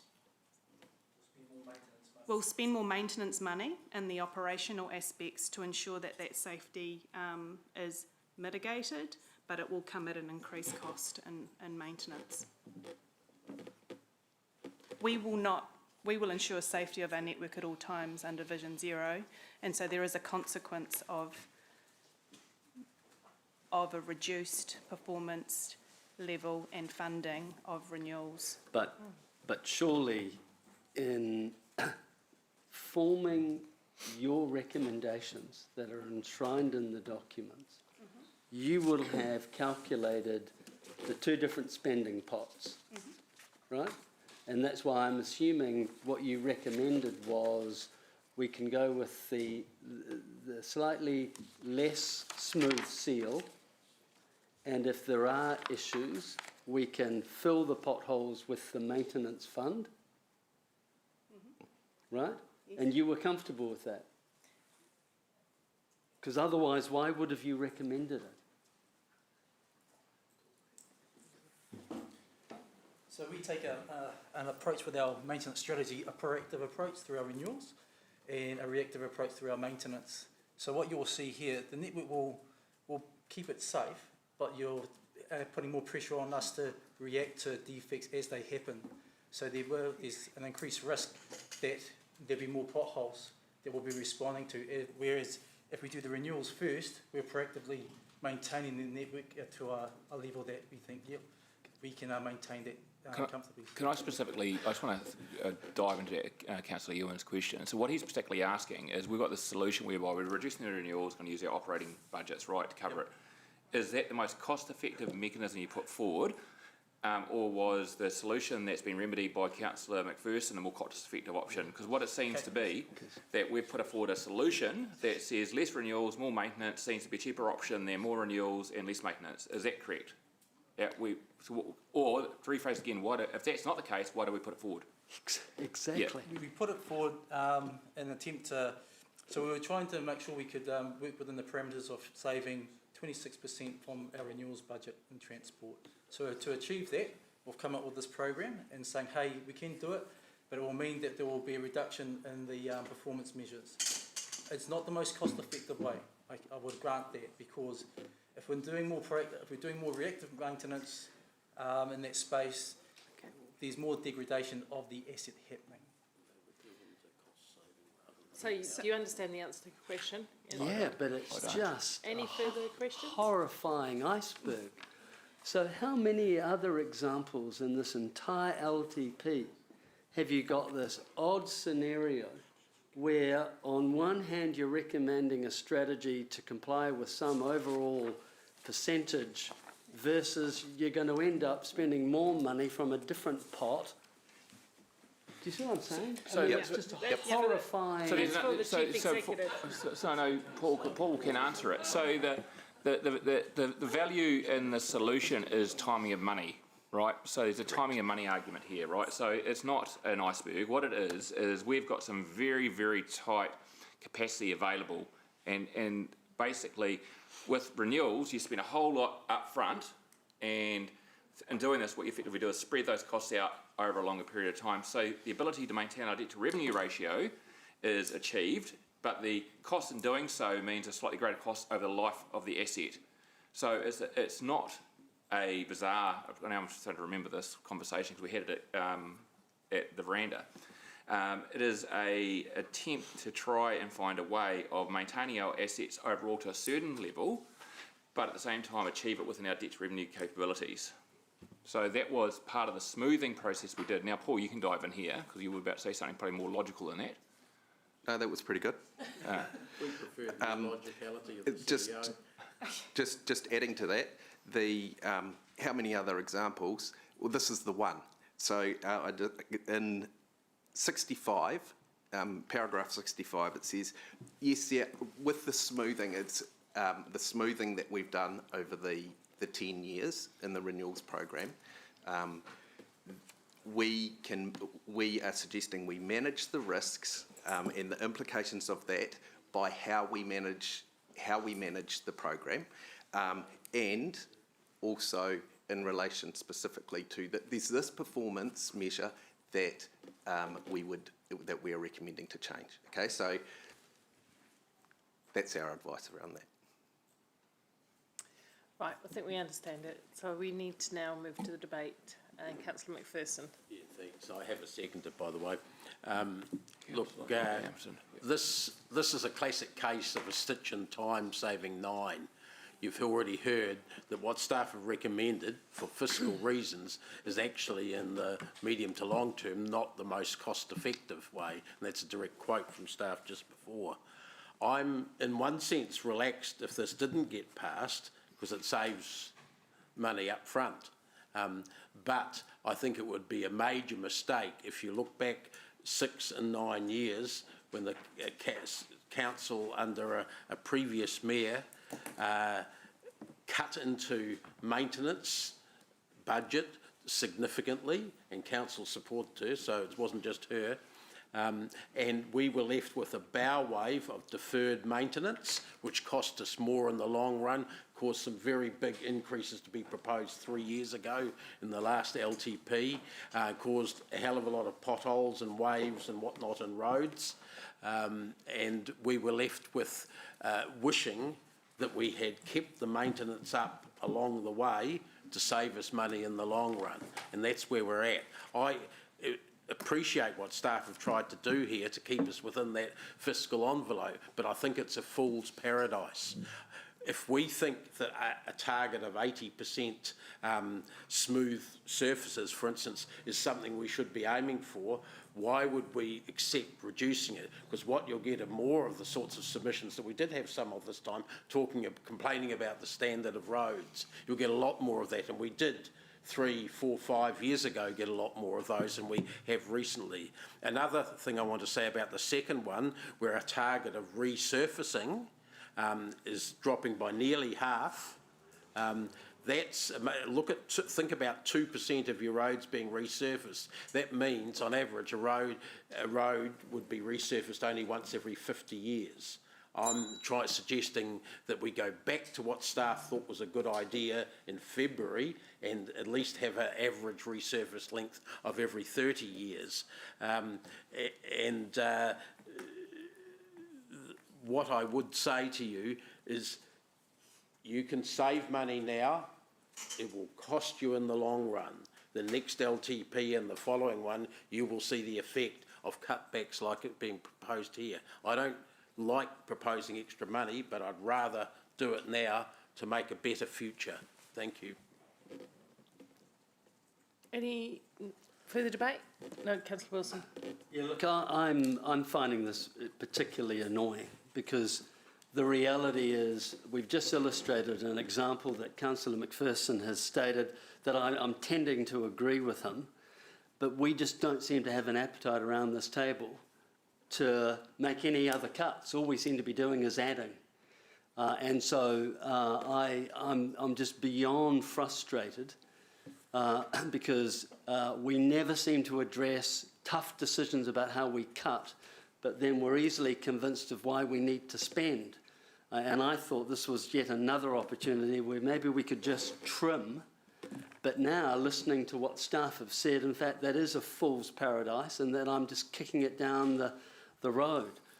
So I'm still undecided how I'm going to vote. But what I know is this afternoon, we're really going to have to come back and really start to grapple with some real decisions because we've been really poor at doing them so far. Councillor Pascoe. Yeah, look, to me, this is a no-brainer, unfortunately, in the sense that the roading network is part of our core business, and if anything that we should be doing right around this council, leaving aside for well-beings and everything else, we should be making sure that our core assets, the very assets that the city relies on us to make sure is properly functioning, are in fact being controlled and are up to scratch. We talk often around this table about value and efficient engineering. I think to be fair to our staff, this is what they're trying to achieve. But of course, it always runs the risk that it could lead to outcomes that could be much more expensive to fix. And the pothole is the obvious example. My concern is if we are looking at this value and efficient engineering over other parts of the organisation, then I become worried about water and other parts of the city. Although the meeting that I did have with Paul a couple of days ago on renewals and gave me the confidence that we did have that. But I'm unsure now, after listening to this recent discussion, that we have this context fully under control. And if we haven't, we need to do that. And I think in terms of the spend, that spend needs to come well ahead of everything else. Thanks. He'll vote as he votes. His debate is over. Just in terms of making a few comments myself, what I will say is I share some of the frustration because ever since we got together at the veranda. So sorry, Your Worship, is this your speech time? Yes, it is, thank you. Just in respect of where we started with the veranda, we have said so many times this year, is our renewals and maintenance where it should be? And we have been told yes. Can we have confidence in our renewals and maintenance? And we've been told yes. So, you know, this is very annoying in the last little bit of the LTP to find an additional spend for what is, as Rob says, core business coming to the table this way. So I'm not terribly happy about that. I'm not casting blame at staff, but we need confidence that our renewals and maintenance budgets, the scheduling of proactive renewal and maintenance, the responsive nature of dealing with complaints or issues that come to our attention is where it's supposed to be. We need that confidence because that's what council should be doing. Councillor Bunting. Thank you, Mayor Paula. Yes, it's a really good debate. I very much share Ewan's frustration with this whole thing. I've tried to support some cuts today to be sort of shot down and jiggery-pokeryed out of it. You know, staff have come and said, well, we can do 78% as opposed to 80% with our road renewals, but then they're saying it's going to cost us a lot more in maintenance if we want to retain the standard. But when you brought up the veranda discussions, Mayor Paula, that probably hauls me off the fence, Dave, you'll be pleased to know. When people said, the big driver was look after what we've got, and we go right back to the beginning when I first came onto council a term and a half ago, where we'd let our assets slip to the point where we had to have a major rates increase in the last LTP. Of course, that was going to be the last one ever. That was just to get us back to 0.0. So I'm very nervous about letting our assets slip, and the roads are part of that major asset. But I hate this, but I am going to have to support this motion. Let's go to the vote, please.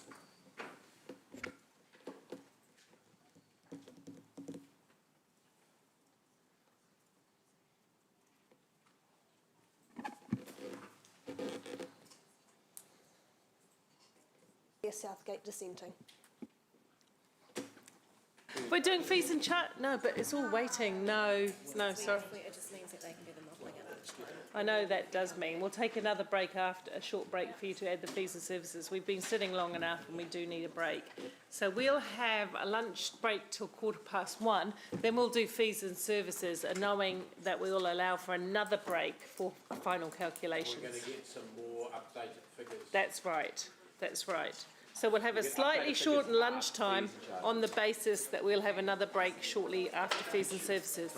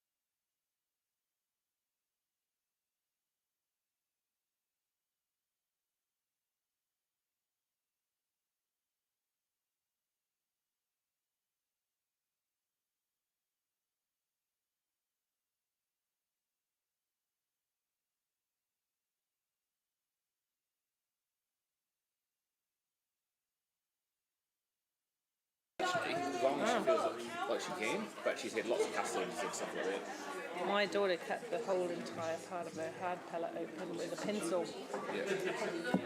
They'd like stuck pig. That was quite scary. They decided not to surgery.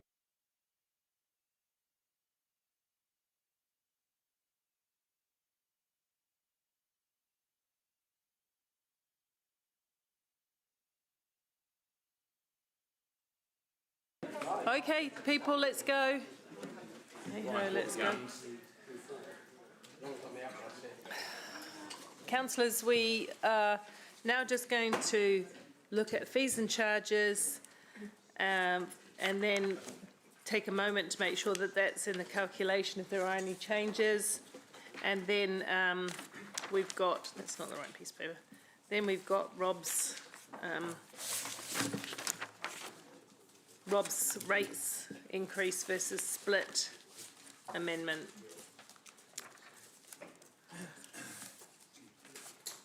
Yeah. Okie doke.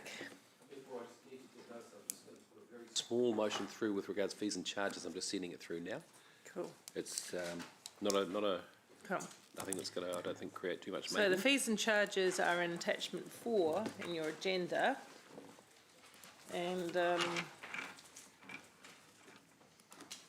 there any questions in general? I do have a general high-level question myself, just to, I noticed there were some things that had changed, but the majority, by far the majority of fees and charges have remained the same. Just on the basis of having heard from the community the desire to move towards user pays, and this is one area which user pays does occur in. Can I understand if there are any other movements in fees and charges that would not negatively impact on the access of the community to that service or the numbers in any way that you feel could be made? I don't want to go down the list and tell you. I'm asking for strategic advice from the GM in respect to where they're sitting now. I can talk to some of them because fees and charges cover most areas of council. So our teams do benchmarking against other organisations, similar facilities and services, and also look at CPI, but we also look at affordability from the community and the desire to pay, because sometimes you can put up a fee and then you get less people actually wanting that service or to use the facility, and it becomes counterproductive, then you get less money. So we try and get that balance. So the answer is, Mayor Paula, that we have been through that and we're quite confident with what we've done. There's some areas where we've had direction from council before where we've actually increased some fees around the zoo entry after, I think it's year 2 or 3. Which was baked into the premise of the capital program that we've got there as well, and the increased level of service.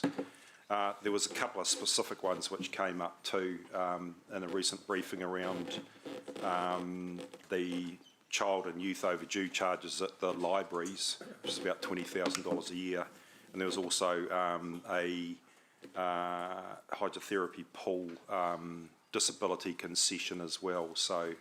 We can talk about those separately, but generally we have taken all those things into account and adjusted the fees and charges to what we think is a adequate level, which does take into account user pays, but also the affordability and the desirability to pay.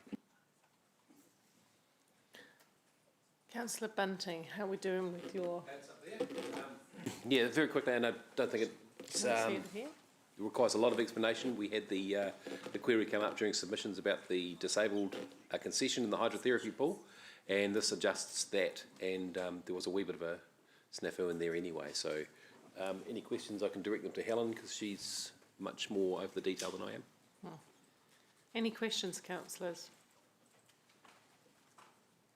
If I may, Mayor Paula, can I just also add, we have just discovered that there's 1 or 2 mistakes in the fees and charges schedule that you've got on diligent in regards to the personal hire. So that has been changed from when we first put this paper out, and obviously since there's been a council meeting.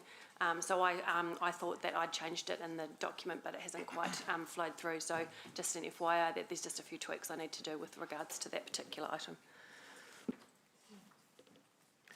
There are no questions. We'll go to, do we need to debate it, or we go, you don't need to debate it? What is it? I just have a question. Question? You were still, yep. I don't fully understand the financial implications. Can somebody try to give me a projection of? Yes, it's actually more in the charges, so there is no financial implication. I just want to make sure that what gets approved is what we go out to, what gets approved here goes out on our website. So it's really, we've got a hydrotherapy pool, which we benchmarked, that has been just raised from $7.50 to $8, so that's in line with our revenue targets. Really the priority for that pool is around rehabilitation, seniors use and disability use. They're high users of our pool, and there are some issues around the regular users. There are some issues around affordability, so it's just making sure we've got those concessions for our priority users. Okay. Thank you. Thank you. Any, Councillor Bunting? No? Any debate? No? We'll go to the vote.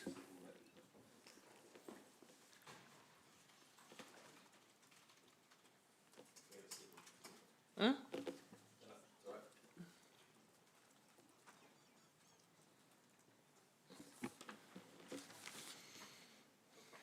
assuming you want us to vote? Yeah, yeah.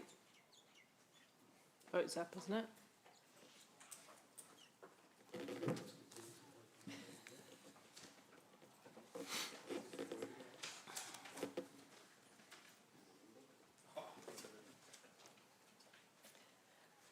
The motion is carried, noting.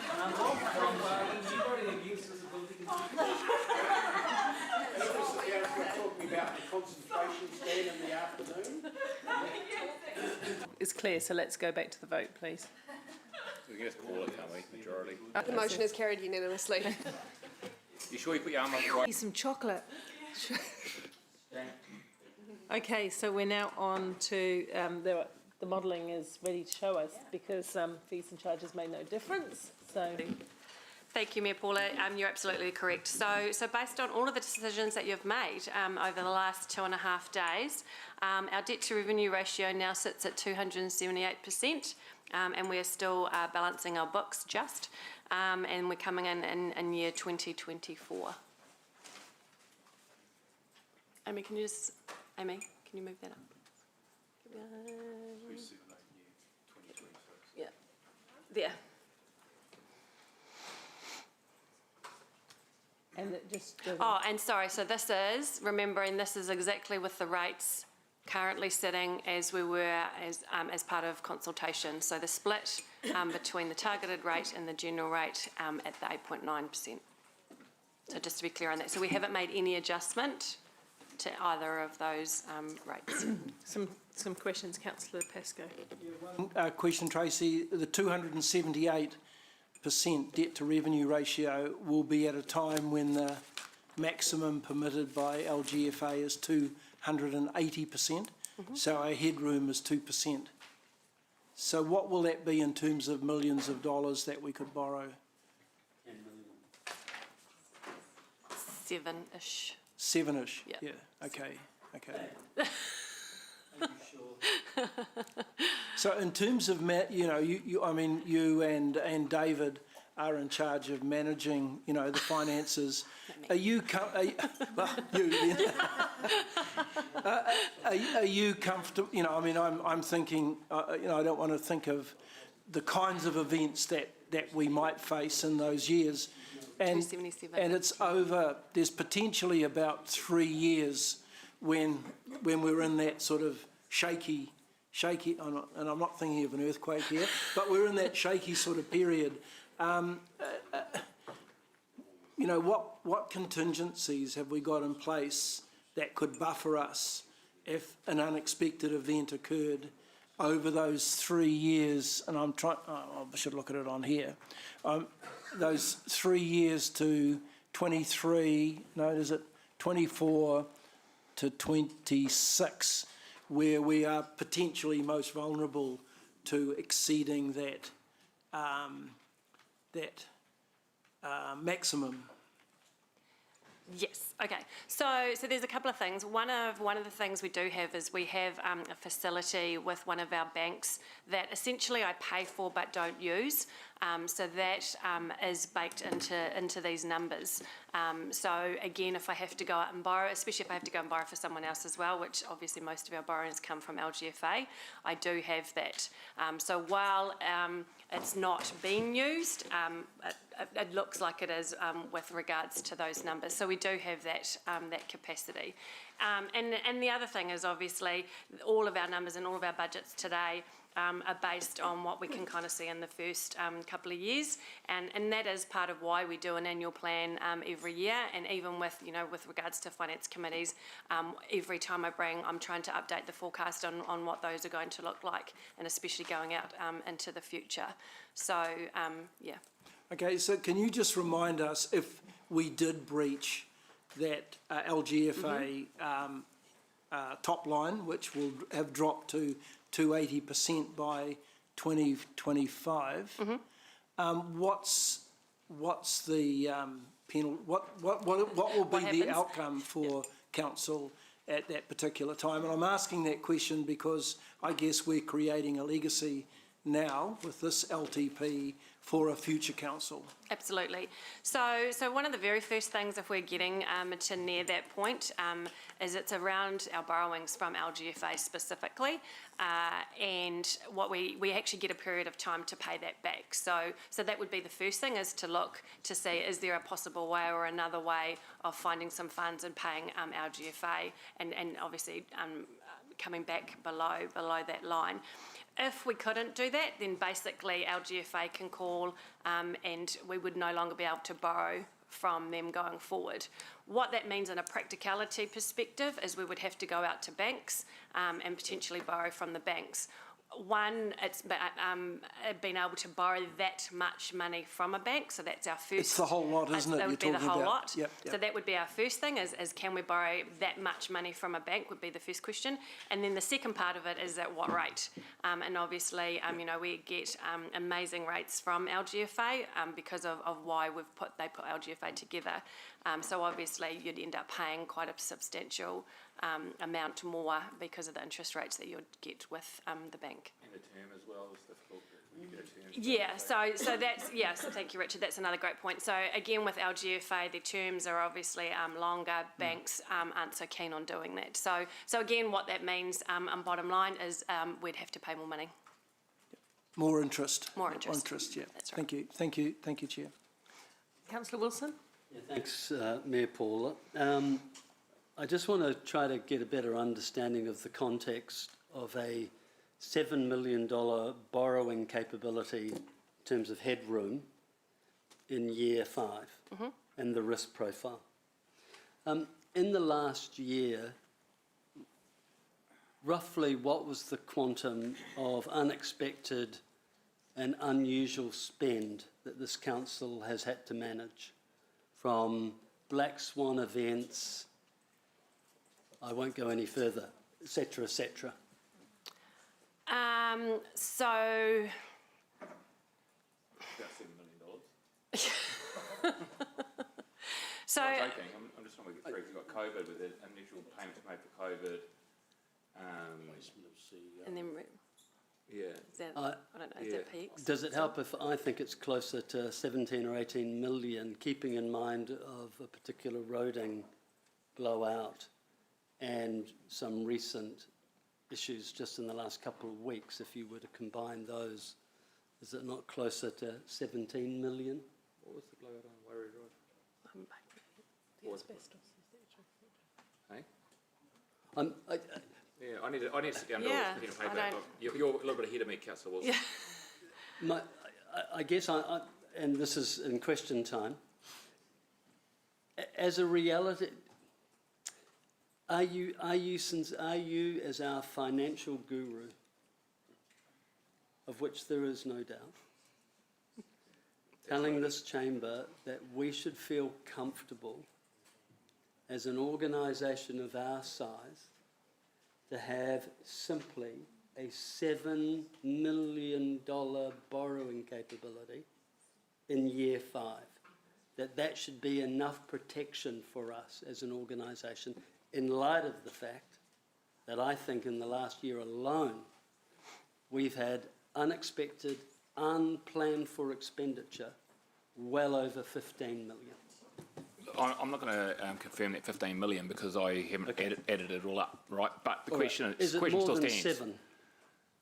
I added very quickly 7 in my head without going too hard, so it's probably added up to 10 now the longer I think about it. So, but anyway, so the question still stands.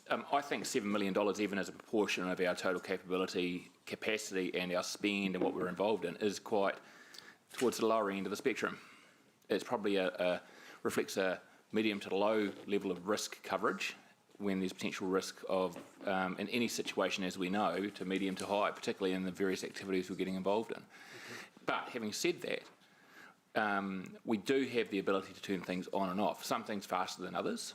We can address, we do have available the facility that Tracy referred to, which may well push us over as the response to Councillor Robb's question, our debt to revenue position, but we do have the ability to flex, change, come along to the elected members at any particular point in time and change our budget expectations and so forth.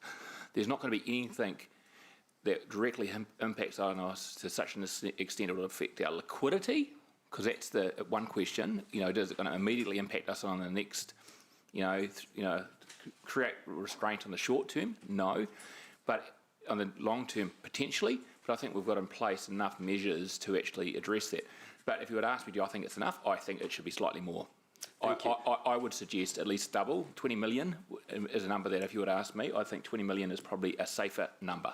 So thank you, Mr. Chief Executive, because that was the information I was hoping to glean. Yep. Because I hope others around the chamber, I'm feeling uncomfortable about the $7 million headroom, and I think we need to go and find some more savings. So could you confirm whether or not that $7 million headroom in year 5 has included any planning for, let's say, an unfortunate decision of a judicial review, either in entirety or in part? There is an extent of conservatism in our DC revenue. So if there is a unfortunate decision in respect of our development contributions case currently within, everyone knows it's in front of the court, we're still waiting for the response, there's no secret there. I think the capacity of our, there is some capacity in our revenue projections. Is it likely that it'll go completely against us? I don't think so. I think it's probably got enough to cover that, but that alone, I would suggest, and which doesn't leave you any potential in other spaces. But the challenge that we do have, though, is there is some discretionary projects in there that we can push out and push out. So we've landed in this curve. Sorry, someone's been using the wrong cards, and it's just mildly hilarious. We do have the ability to come back and challenge some of the timing of some things. So we could create capacity because we've landed where we are based on our curves, based on a combination of a whole lot of different things, and it's about the individual votes and around the democratic table to achieve that. If there's a bigger challenge in front of us, we can shift that. But You're saying, should we address it now as your challenge? Yeah. Okay. I've just got if I could, Madam Mayor, I've got a couple of quick fire questions. If you could answer, you answer them as you see fit, but I suggest they're probably yes or no. Yeah. Is there any contingency planning in the current LTP for a by-election? No.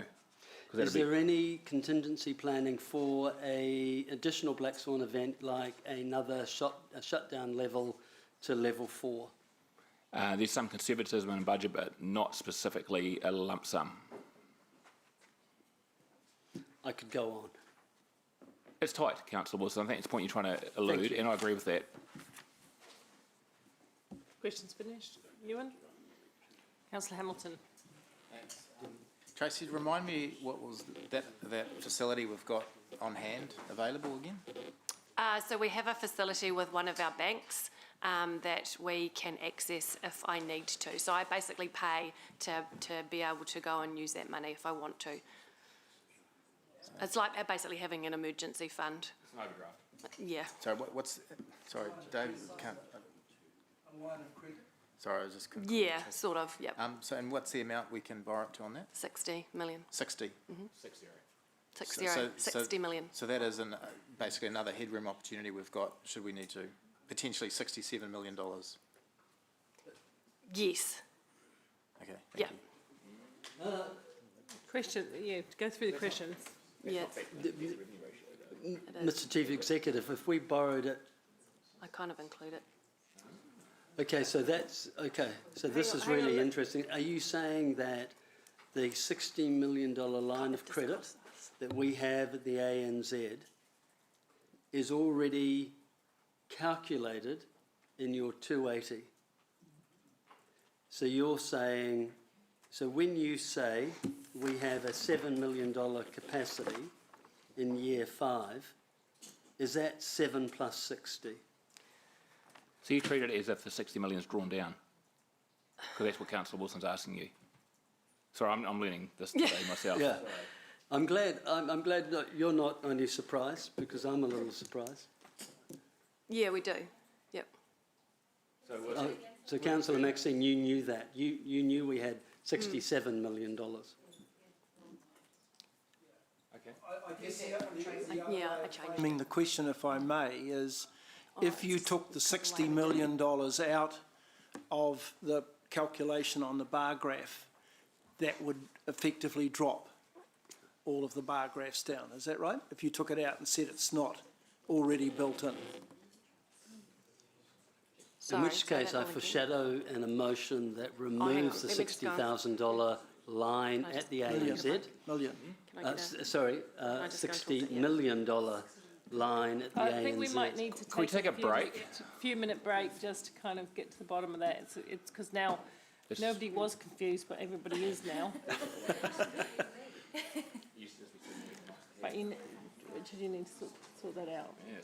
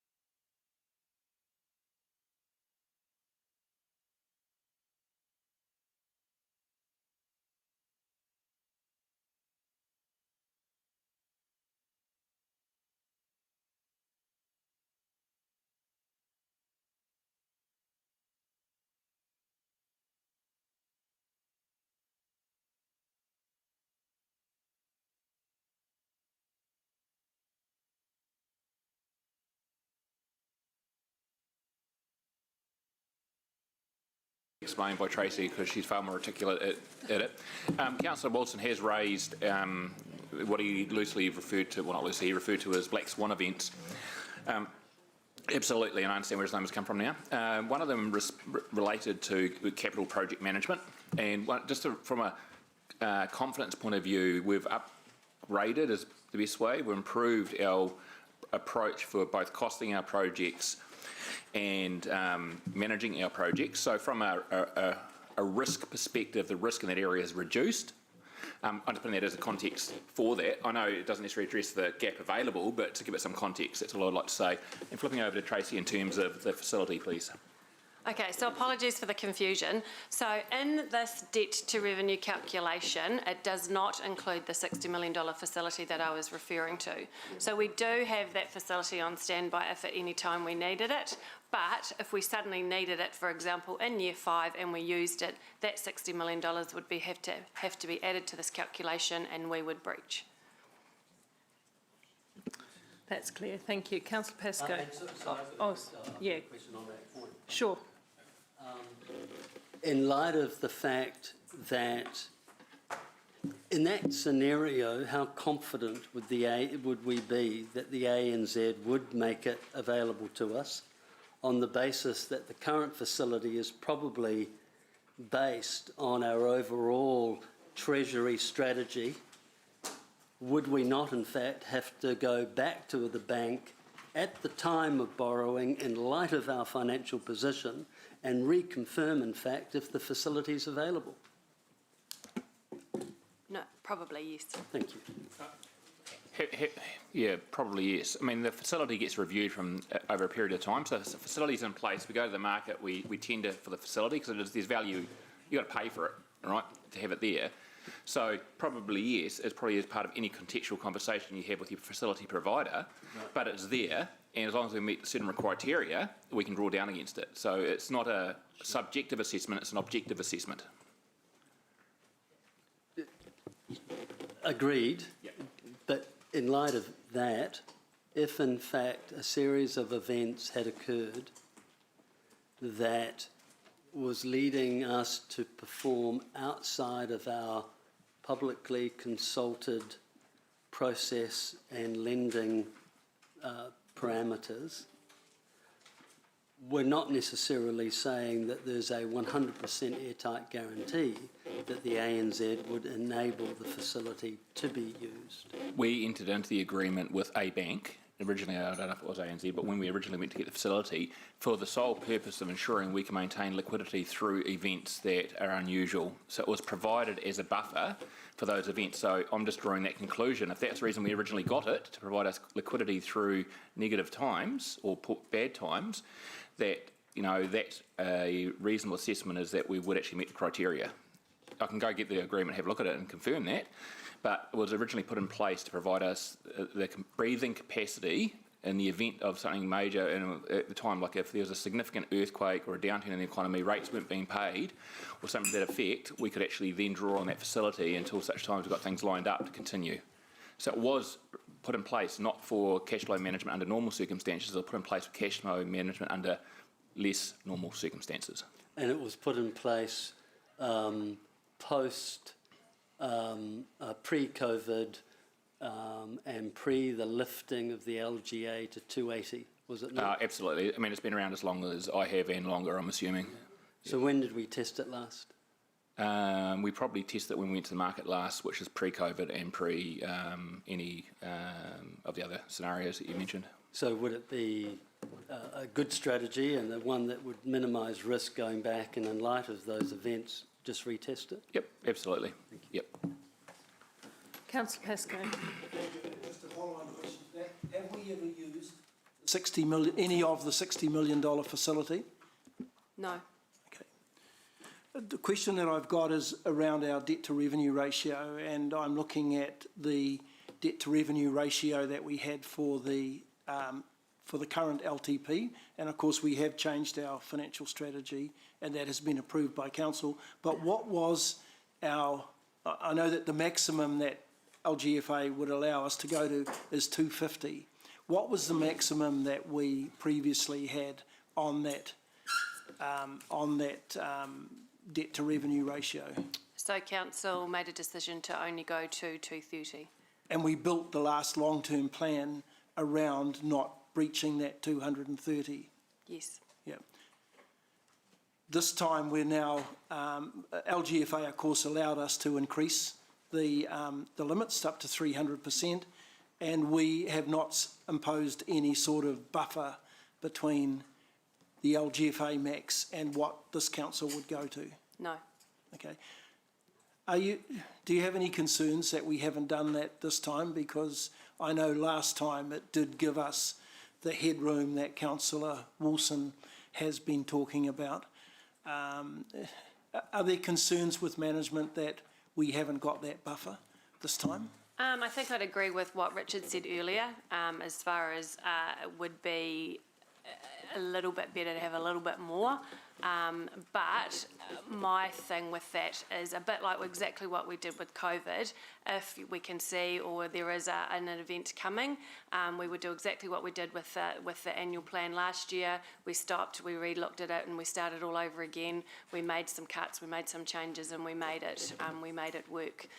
So I have no doubt that as an organisation, we did that during COVID and I don't see why we couldn't do it again. Okay. Now, as I believe, if we put rates up, that increases our ability to borrow, right? Yes. Yeah. So do we get the full benefit of all of the targeted rate? The new targeted rate, do we get the full borrowing benefit from every dollar of the targeted rate in the same way that we get the benefit of additional borrowing from the general rate? Yes. Yeah, we do. Okay.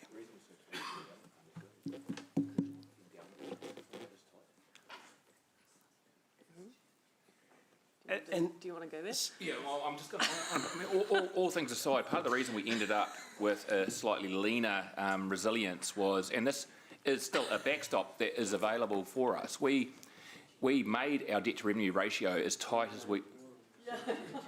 No, we made our situation as conservative as possible. And so we are conservative in that we've got funds set aside for particular purposes that we don't capture as part of this. So we've got, how many, 20, 30 million in terms of endowment funds set aside on one side. Now, if we get to a position where we've got to squeak through a period of time, we consider those funds in the context, and our conversation with LGFA or Standards & Poor's would be consider that as well. So 7 million on the balance sheet, right, or $7 million gap is one thing, but you've got to consider everything. The contract management, you've got to consider the other funds, the $60 million drawdown, really robust planning, right? We're really good at planning in terms of 10-year planning. Our 10-year plans are quite robust. The other funds we have available, and admittedly endowment funds have got to be used for particular purposes and so forth, but there is a chunk of cash in that. So all those things give me confidence. If you want me to, I still stand by my comment to Councillor Wilson's response. I'd like to have a little bit more, but I think Tracy's response to that is if we keep our eye on the ball and through our annual plans, if we manage our contracts really tightly and make sure that we use every element of robust procurement, and going forward, I think we should be okay. We've got really good collection on our debtors. The ones that we don't have good collections on are very isolated, and we're all aware of those through the Finance Committee. Everything's lined up for good cash flow management. Having said that, I'm conservative. 20 million would be nice. If after 5 years or the council of the day decides that the targeted rate is no longer required and is removed, where would that leave the debt to revenue ratio?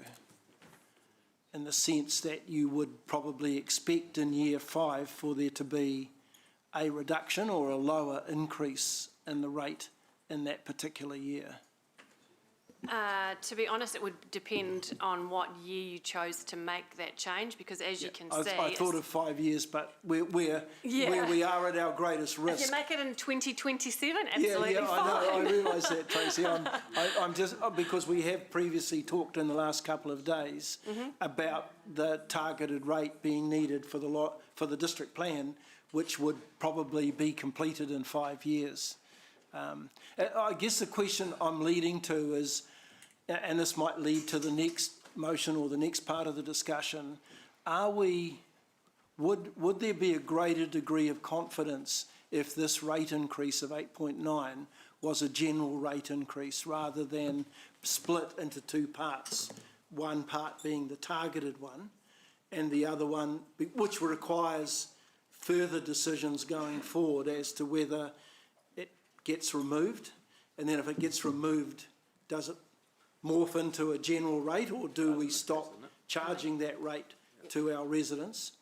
And if we do that, where are we going to be sitting in terms of these, knowing full well that this will be a decision in 5 years, but, you know, presumably there might be more comfort if this was an 8.9% general rate increase, bearing in mind that a substantial portion of it is to fund government compliance. Okay, so effectively, the way we've set it up is it is an 8.9% general rate increase on the rate payer.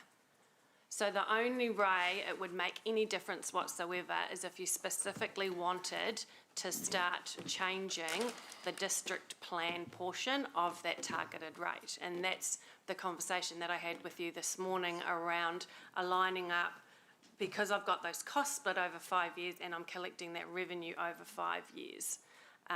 So the only difference was suddenly doing that and just putting it all in.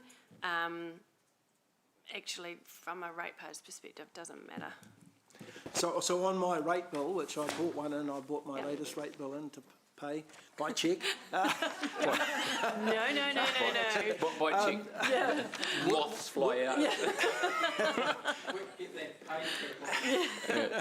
Will the back of my rate bill state as the garden one currently does from next year? Will it state the targeted rate, or will the 8.9% be just in terms of my rate bill? So what we agreed in December is it would be 2 lines. So we would have quite clearly the general rate, and we would have a separate line that said what the targeted rate was. And each year that would adjust itself, and it would remain there as two separate lines. Yeah. So I'm not really understanding what then might happen when the district plan is completely finished. Do you want to sit down with Rob and head through that? Because I think it might be something you need to show in graph and calculations rather than for everyone. Hey, can I just, are you okay to catch up with Tracy? Yeah, but where I'm coming to, I think, is that we're already suggesting it's going to morph into a general rate when it's finished. So why aren't we doing that now rather than showing it separately and then having it disappear? I'm using year 5 as an example. Have it just disappear in year 5 from my rate bill, and just have it then at that stage when the district plan is completed, just going into general rates. So you're right in the sense that what we agreed at the end of those 5 years, that difference ended up just morphing into the general rate. The reason why we chose at the time in December that you chose to separate those two pieces out was basically to make it very clear to the ratepayers and to everyone that those extra costs have been imposed on us by government to do those pieces of work, and those were the two, obviously at the time, the two significant pieces of work. So, and from an overall kind of admin collection and all of those sorts of things, absolutely no difference at all. But apart from making it really transparent. There is a risk that the council of the day might decide that when you say the targeted rate has been expended and the work's been done, that council at that particular time may say, well, so you're kind of getting into the debate around it, but you've got your clarity, haven't you? I'm trying to get some sort of ongoing comfort levels that staff might have in terms of a direction that we might have given them that are, with the elapse of time. We're always going to be required to manage and monitor our debt to revenue ratio. So if a future council decides to remove that targeted rate completely without absorbing it back into the general rate, they're going to have the restraints against their balance sheet because of the debt to revenue impact. So that's always the measure. In terms of the outstanding questions, honestly, I'm going to go back and say it again, it'd be good to have a greater number. One of the things I picked up from Councillor Wilson's questioning, though, is regardless where it lands as part of this, is I'm going to commission a piece of work to provide a before the next annual plan, because we've got 3 years, we're going to have another 10-year plan before we hit year 5. For the next annual plan, commission a piece of work that validates our resilience from across a whole lot of different spaces as well. I would still like to see a bigger than 3% buffer or 2% buffer. That would make me more comfortable. But if we can't achieve that, we've got another 10-year plan to go through. But kicking it down the line to another 10-year plan always irks me. But I will do the resilience work regardless in terms of providing elected members confidence before the annual plan, how it all adds up to provide a resilience position, because that's what your biggest concern is, Councillor Wilson, I believe. Let's go through the rest of the questions. Councillor Hamilton. Question, Richard, around this is projected in year 5, and we'll have opportunity in the annual plan, the second annual plan, to check that this is more accurate and adjust accordingly, given this is best guess 5 years out. And yes, and everything and nothing could change by then. Tracy, question on that, just that district plan, that $2 million targeted rate, but for clarity again, I know you've talked about this. If we were to put in that $2 million, would that have an effect on year 5 in terms of that debt to revenue space? Because of the compounding? Hang on, I'll just get Candice to put it back in.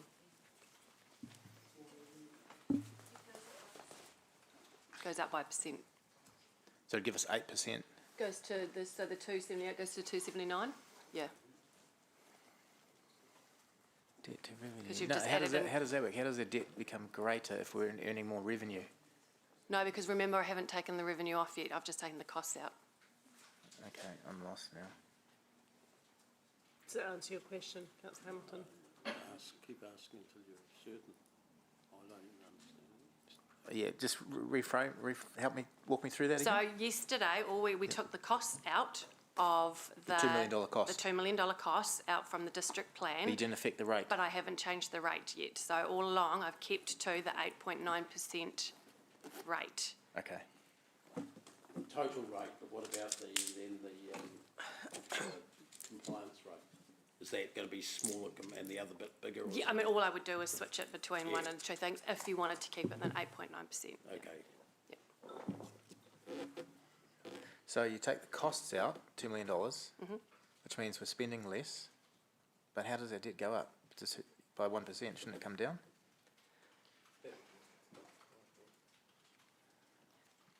So we didn't adjust the targeted rate to offset that $2 million. So essentially, I'm now collecting $2 million more.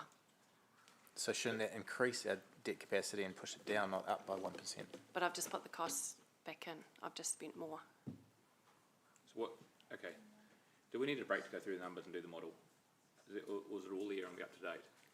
So I think what Councillor Rowan, what you're getting to, if I'd gone and offset it this morning and I'd gone and taken that $2 million off the targeted rate, which would have dropped it to that 8.78%. I'll reframe. If we save $2 million, we should have more debt capacity. Yep. So why did the debt ratio go up by 1% and not down by 1%? So we saved $2 million yesterday, but now you've just asked me to put it back in. You've just told me to spend $2 million more.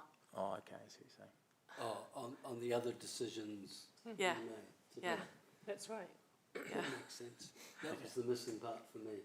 Okay, thank you. Yeah.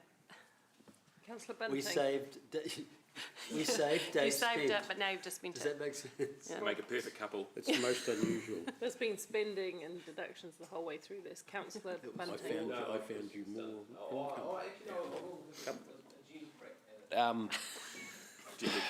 We get to the end of each year, and there is pretty significant deferrals, and I'm not saying we should bank on deferrals because it's a really dangerous game to play, but can you just give us some kind of picture as to what previous years have looked like compared to what we've forecast with our debt to revenue ratio after the deferrals come in? Because we're talking $40, $50 million worth of deferrals, is that right? 50 or 60. To be honest, the whole time that I've been in council, it actually just compounds and it ends up being approximately the same number year after year after so year you've got after to year. spend it anyway, right? So you've got to spend it anyway. So regardless of if it just moves from that year to the next year, in most cases we end up just then carrying it over different projects, obviously, from different reasons, and then the year after. Yeah, and I don't want to bank on that. Okay, thank you. Appreciate that. Any further questions around where we're sitting with the finances at this point? No? Everybody at least understands? This is the basis for the next set of discussion. So, okay, so that's... We've had 2 more motions come in, I think. We have had 2 more motions. I'm just getting them up in front of me again. Excuse me. So we have just received a couple of motions from Sarah and seconded by Angela. All right, one is that, I'm getting them up. One is in relation to the Alexander Street upgrade, and one is in relation to the Rototuna neighbourhood parks. So we'll just pull them all up. While we pull them up, Sarah, you might want to just, not without creating the case for it at this point, but describe what it is you're trying to achieve. So I am bracing myself to be slaughtered from across the road. But anyway, It's you, Dave. in terms of these, just the Rototuna Parks, it's not the land purchase, it's just the development to be rephased to push back just a couple of years, which is not a huge amount, but it would create some capacity in year 5.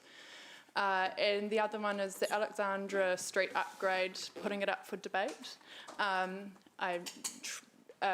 Reason being that the 5 million only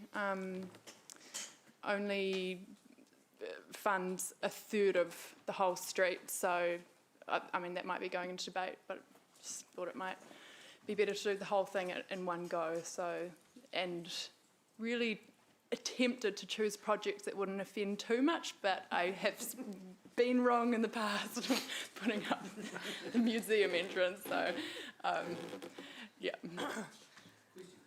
Okay, questions? Okay, let's start with you, Councillor Bunting. Thank you, and look, thanks for your effort there, Sarah. Look, the Rototuna Parks, can you be specific? Are you, and Lance, you might need to help me out. Which exact project are you talking about here? I would need Lance to say exactly where it is. But it just says... It's up north. Rototuna Parks, neighbourhood parks.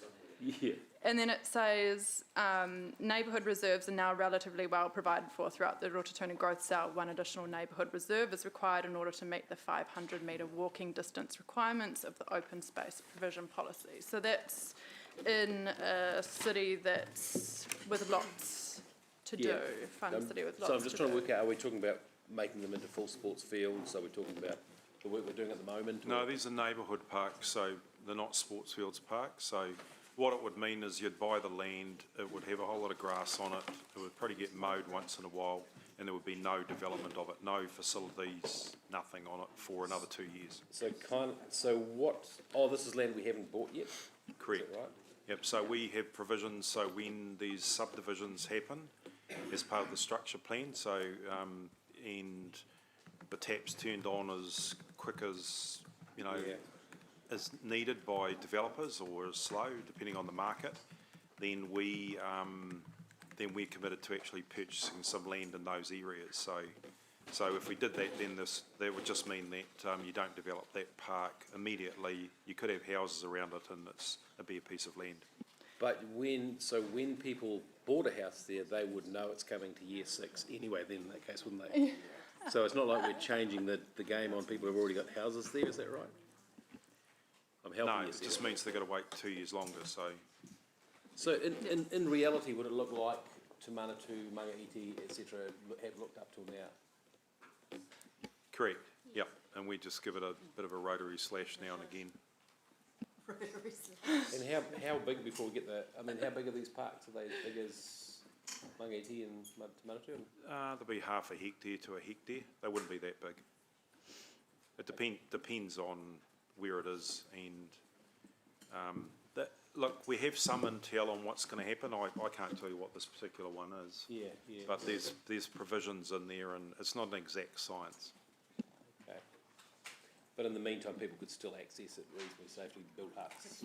Yeah, correct. So if they wanted to go there and walk the dog, then Had a they might have to wear their gumboots rather than their I'm jandals. helping you out here, right?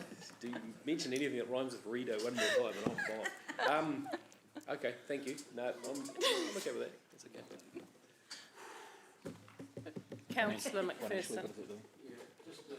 Remind me of exactly where that is, because the concern is all the feedback we've had in Rotatuna and Flagstaff area about bare bits of land being available, nothing on them for the large number of young families, for the kids.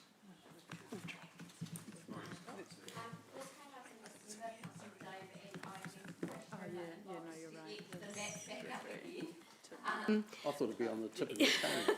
But I have got a map in my inbox and I will fish that out for you. What I'm after, I don't particularly hear exactly where it is, but I'm concerned to find out whether it's in an area where there are a number of young families buying houses or not. So my understanding... Or whether it's some well-developed area with old fogies like Mark and I. Are you sure? The development is yet to get away, so it's still bare land at this point in time. So we would anticipate that it is in an area that would be similar to the rest of Rotatuna. Whether the house is projected for that area? In the timing that was originally in the long-term plan. So as the young families moved in, we would be knocking together a swing and a roundabout, a swing and a seesaw. We would have, it didn't have a playground in it, it was just moving it to mobile space with a path connection through. So it wasn't an actual playground? No. Okay. Councillor Taylor, Deputy Mayor Taylor. Sorry, I had a question on the other one, Paula. Sorry, do you? The other of the two. It was to Robin Denton, who's not in here, so therefore her proxy, Eva Lisa. The Alexandra Street upgrade, wasn't the timing of that being driven by the private developer agreement with Union Square, where we'd got a contribution from them towards that? I know we were asking for one. Jen, is that yours or? So the answer is that the idea was that we would align the development of that road with the development of that building. Unfortunately, I do not currently have a year that they expect that building to be open, but I am hopeful one of my text messages will be answered very soon. And they've started the building of it a few months ago, haven't they? So they are well into the build of their first building on that site. It is not the building that is going to use the crossing onto Alexandra Street. So you don't know when that side of Union Square has been done, in other words? I do not at this point. Okay, so I'd like to find that out, because if there's a link because of money the developers put in or agreed to put in, then that's not just our decision alone. We'll find that out, but that's contingent on there actually being some kind of formal arrangement there, Jen, about that. Jen, are you listening? Oh, sorry. Okay, let's carry on with the questions and we'll make sure they're satisfied before we move on. Deputy Mayor Taylor. Yeah, sorry, Dave took the words out of my mouth. I guess my follow-up question was, given that building has started, surely that it's going to be completed well before year 5. I guess we'll find out. I mean, if we were guessing, it's going to be completed before year 5 anyway, isn't it? So that building is, but that is not the building that is going to require the crossing. I know that. Yeah. That building will be done okay. soonish. So the answer is that we don't understand the. We just don't know. Okay, fair enough. Councillor Bunting. I was going to ask of Maria something, but are you busy looking up stuff at the moment? Thank you. I was just trying to get a clear picture in my head about the second one. So where we've got Mangaiti and Te Manatu now, with quite long grass, but a few paths and the likes. Can we still get that to that point over this time, or is it just going to be absolutely bare? No. Like, can we put mow strips on it, for example? And We would and have, still do that? we would have to look at our mowing capacity at the time. We do everything we possibly can in those spaces, but it does stretch our operational capacity. So in the lights of Te Manatu, residents have been complaining that they do need to get their gumboots and their waders on to get through. So, I mean, that's the likely outcome of not developing. Okay. It's All just, right. No biggie. Thank you. Cheers. Thanks. That's me for the moment. Councillor Van Oosten. Go anywhere yet, Maria. I guess it's critical to know whereabouts it is, but would there be a school, do you know, within vicinity of that proposal? The closest school would be high school, and once I fish the maps out of my inbox, you'll get a better idea of how close that is. Keeping in mind that we target our proposals to the Parks Provision policy that we currently have. So.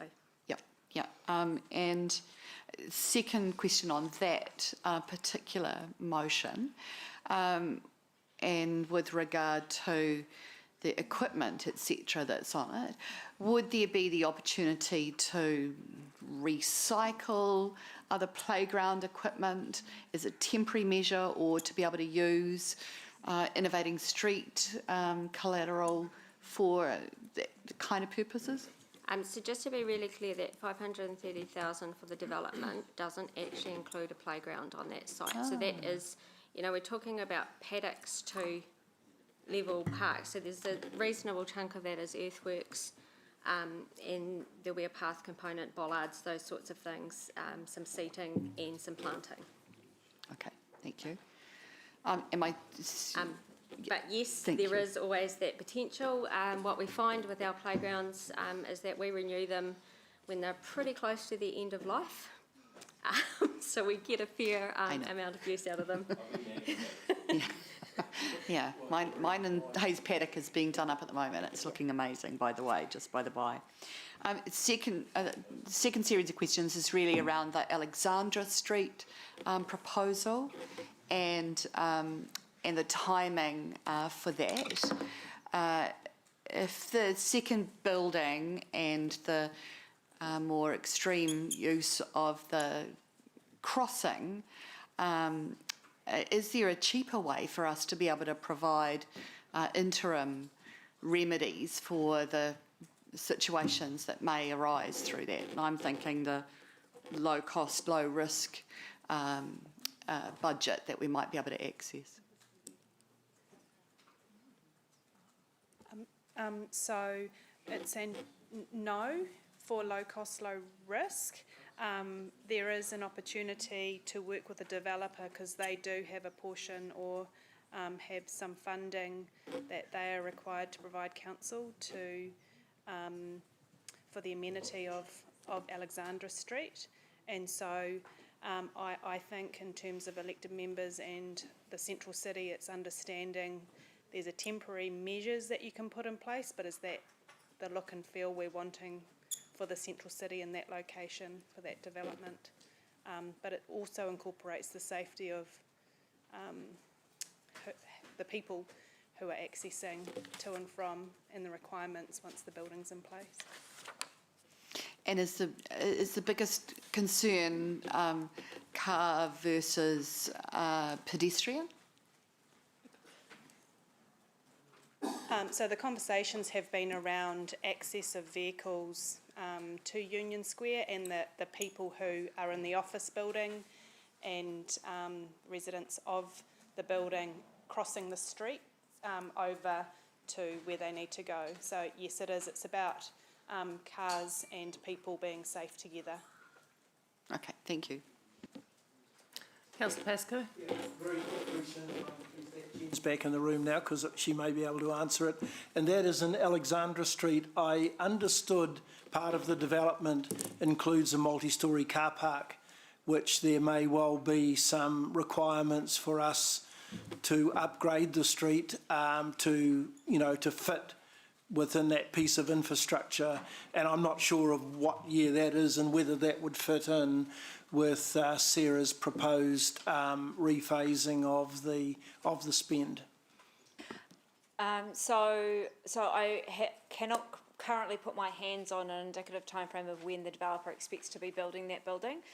The challenge with that is that these things are based on uptake and their ability to lease these things at a decent time. So the timing that was in the LTP was based on them progressing at a reasonable clip to get tenants lined up to the point where they would need to build that building. Part of the agreement that we had with them when we went through this process was how we would manage the footpath crossing that the cars would have to go over to get into that multi-storey building. And you may recall the conversations about the signalised, the signalisation on either side of that, in terms of letting people know the cars were coming, but also raised crossing platforms on that street. So the quick answer to your question, is yes, there is work to be done to make that street useful for when that car park happens. So that funding that we will get from the developer actually coincides with the year in which we need to spend that money, I assume. Is that correct? Yeah, yes. Yep, okay. And that's part of that Alexandra Street upgrade? That is part of the Alexandra Street upgrade. Yep, okay, thank you. Councillor Thompson. Okay, can I clarify, Jen, so the Alexandra Street upgrade is just one portion of Alexandra Street? I think that's a question for Eva-Lisa. So the extent of the upgrade is more than just the changes outside this particular development.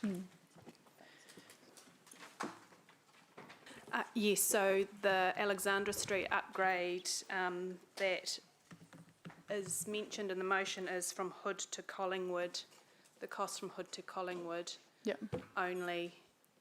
Okay, so then you'd it's still not the full amount. You'd still have then go back. So you'd go. It might be paved or whatever it is, but then it would go back to the rest of Alexandra Street just being how it is. Correct. Okay. So that just to clarify, because obviously safety is paramount. So do you think that we could do lower cost, like a staged thing where we do some lower cost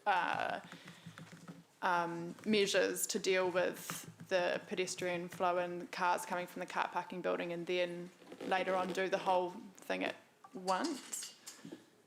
The advice I've been given is yes, we can do some short-term improvements if needed to support the development. Yeah, and sorry, just I didn't fully capture our obligations in regard from the developer giving contributions.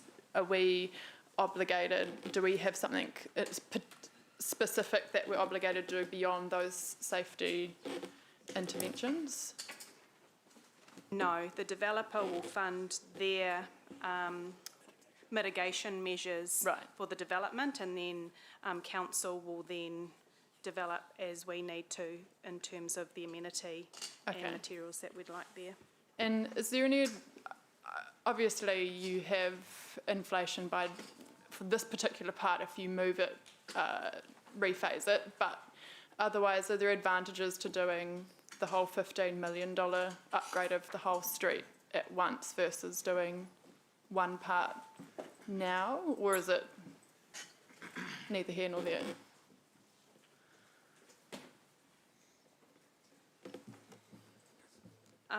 So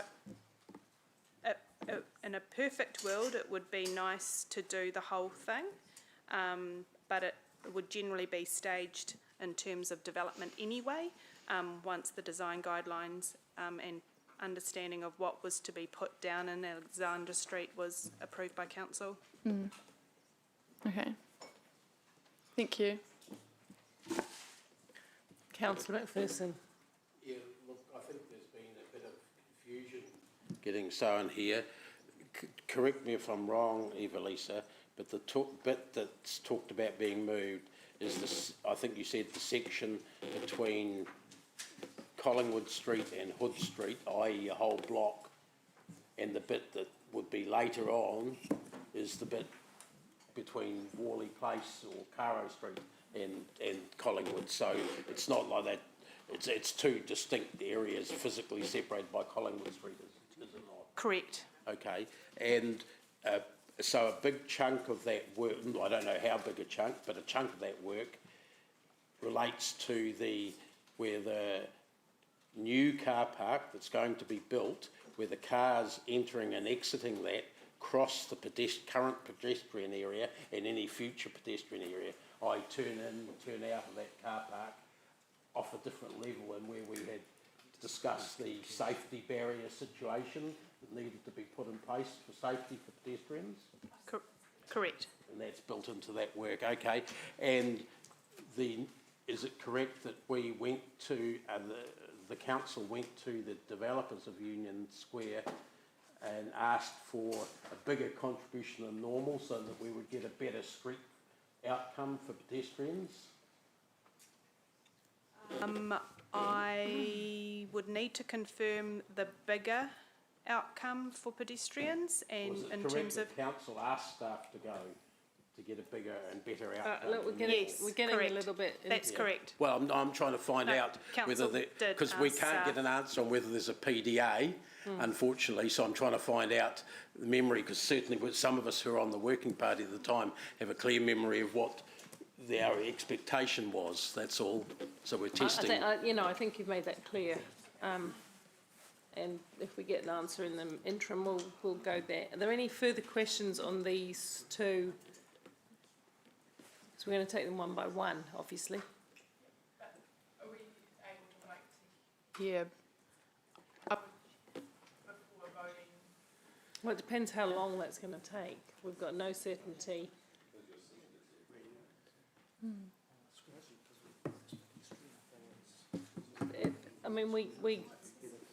What are we waiting for? The timing of it, the outstanding question. The timing or the PDA? So Some Jen, specific agreement that Sorry, I'm hearing people on both sides. So I know, can't- it's you new, can't- annoying, isn't it? Yeah. Jen and Chris, what we need to know is, what have we baked in an agreement with the developers, and what time, and how long will it take us to find that out? Because we're being held. My suggestion, can you give us half an hour? We've got some key staff we just need to try and... I'm not sure that we can. We can go through some of the other recommendations, but we're going to run out of time in this day pretty soon. I've got my sleeping bag. We could do the parks one.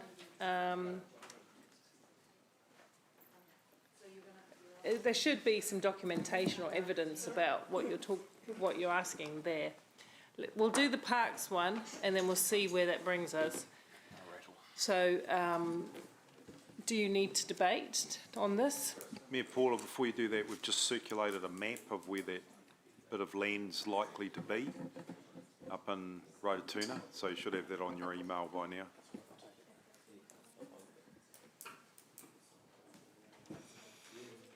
Where's that, sorry? On the... Should have been emailed. You should get it on your email. Hasn't come through. Mayor, Paula, just a procedural question while we're waiting for some of this information. The other motions that we want to re-put and re-litigate, do you want me just to message you what they are, or do No, I'll come and ask. Okay, you'll come and round up ask. in a second. Excellent. Just, in fact, I'm getting there very shortly if I can. I haven't got the email yet, but I think I'm familiar with it.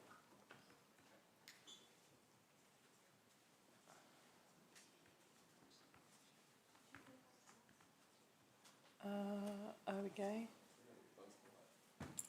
Isn't it? I can't see a map. What's the best email to us? Maria said it was councillors only. You should go. She's the mayor, so she's not a councillor. Maria said it. Just the councillors, not councillors. No, it gets councillors comes to me, but I still don't have it. Do I have a map? Was it on here? I don't get it right sometimes. Emails from council staff don't come through. Well, I can't see it here, look. Got a blank page. It's next to Bournemouth Road, number 12. I know. I think I know where it is. I have not got the email. It's not coming through for whatever Wi-Fi connectivity issue we're experiencing here. Yeah, well, you may have sent it, but it isn't arriving, is what I'm saying. No, it's not here, honestly, I swear, it's not here. However, I'm familiar... Pardon? No, I'm not getting anything. I haven't been for a while. I got something from Maria at 2:39, but it's blank in terms of any map. Slow down, might take a while to load up. Might show that with a map. Can you see a map here? Oh, anyway, no, anyway, let's carry on. It's supposed to be right there. I know it's supposed to be right there, but look, thank you, Lisa, for... Lisa. Yeah, that's where I thought it was. Bournemouth Road. Yeah. Cool. Let's go and Took a while to show up. Oh, what? I know. Slow. Okay, we're going to the debate, please. If you want to debate it, Sarah. That's your moment. No debate. Your moment. I mean, I'm leaving it to democracy. Or just it's difficult to find things to cut. It honestly is, and so had a close look. But you can't put up things that are ever, I guess, unanimous or perfect. But there we are. We gave it a. Councillor Bunting. Yeah, look, as chair of community, I have to say I'm okay with this one. Just in that, I would obviously rather it was done yesterday, but having seen what the residents have managed to achieve with Te Manatu and Mangaiti, I'm quite comfortable with the more free-flowing type land, as long as it's safe, not covered in broken glass and ditches and kids and people can still play in there and have clod fights. I'm okay. I'm also quite happy in that people, if they're going to build a house there, they will know that there's not going to be a park until 6 years, as long as they know that and they're of that understanding. We're not letting them down like we have for most of Rototuna. So, yeah, reluctantly, and trying to help you two in achieving what you're trying to achieve. I'm there. Yeah. Anybody? Councillor Naidu-Rofe. I've been down the section of the neighbourhood just last week, and there's a whole heap of new houses and people moving in already. So I'm a bit reluctant to support this one. Sorry. Councillor McPherson. I share Councillor Kesh's concern.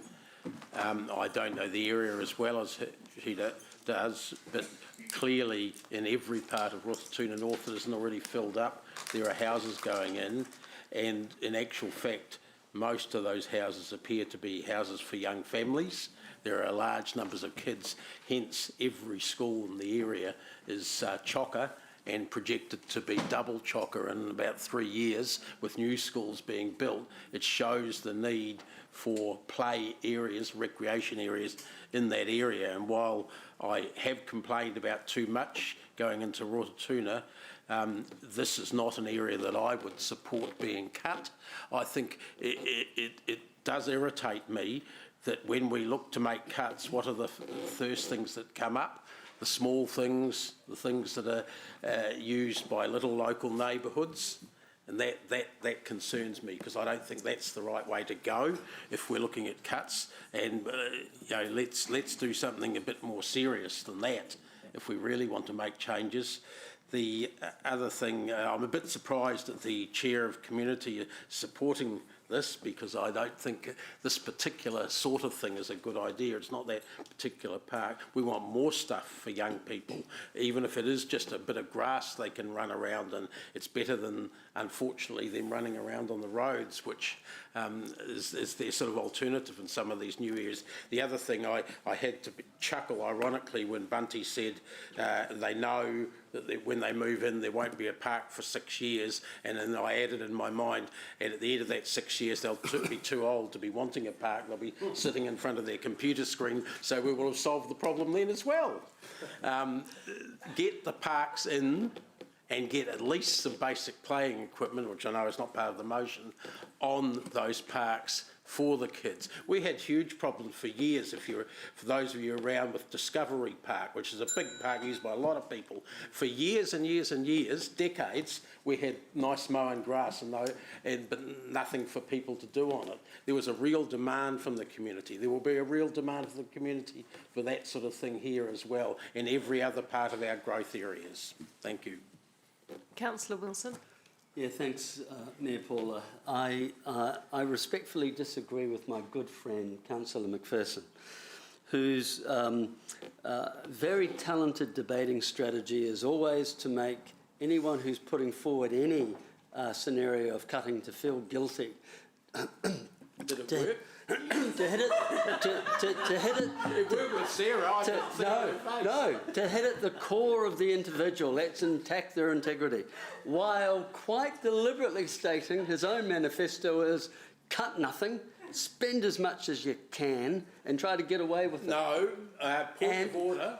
What's your point of order? I had never said that. In fact, what I said to Councillor Wilson before was spend as much as you can and earn the revenue to do it. Did I not say that? Okay, the two so sides? Your Worship, point of order is taken. Keep to your I debate. do point out that 50% of what I said was accurate. Yeah. which for one of my speeches is relatively unusual. 50%. Carry on, The please. reality is, Councillor McPherson has had multiple opportunities in the last couple of days to focus on making cuts in the big areas, the areas that he actually just said in his last speech. What is the point of order? The Speaker, who I no longer recognise as a friend, is making personal attacks on me. He's not debating the issues. Thank you. That isn't actually a point of order, but I do acknowledge that he's going a little bit off topic for this particular item and should stick to the issue. I do find, Your Worship, I do find that fascinating. Some in this chamber have made a career out of making personal attacks of individuals in the past. I encourage you all not to. But my point is this. There was a narrative that we have in this motion decided to pick on the small items, the ones that really affect the community, and that we should be focusing on the bigger, more substantial issues where cuts should be. And I just remind everybody that, in fact, we have tried to do that in the last couple of days, and every one of them has been pretty well voted down. And so we're left with the predicament that we've got a problem. We've got a $7 million headroom, and we're rating our ratepayers to the max that they can afford.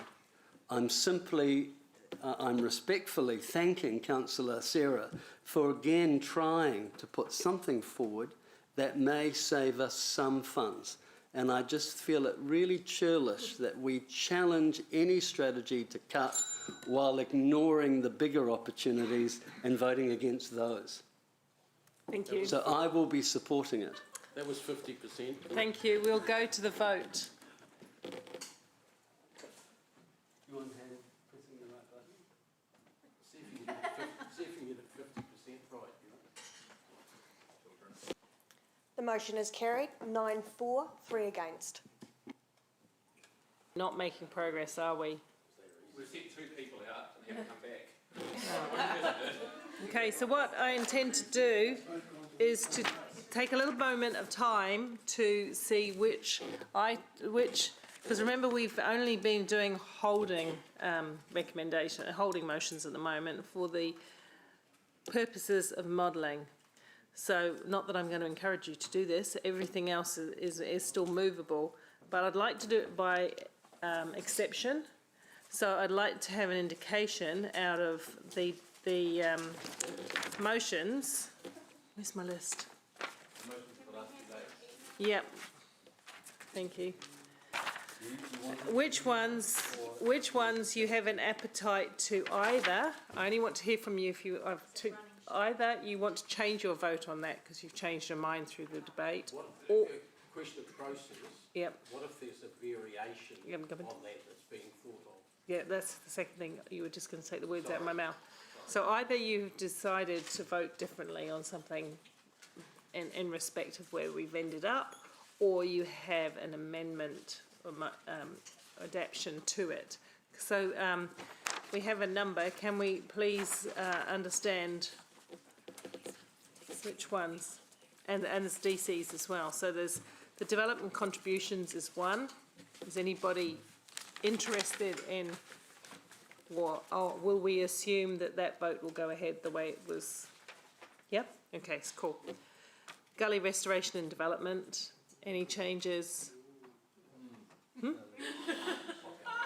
Gully restoration and development. Okay. Aranui development plan at Bruce Commerce Park, councillors. The development at Ferrybank. The Rotatuna Village Hub, accessible changing places toilet. Sport and recreation at Korikori Park.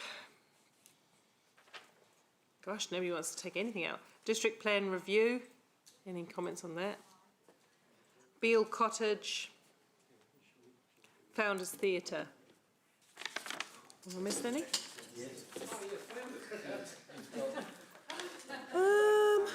Draft Borman Road, Horsham Downs intersection. Paid commuter parking. Yes, a variation.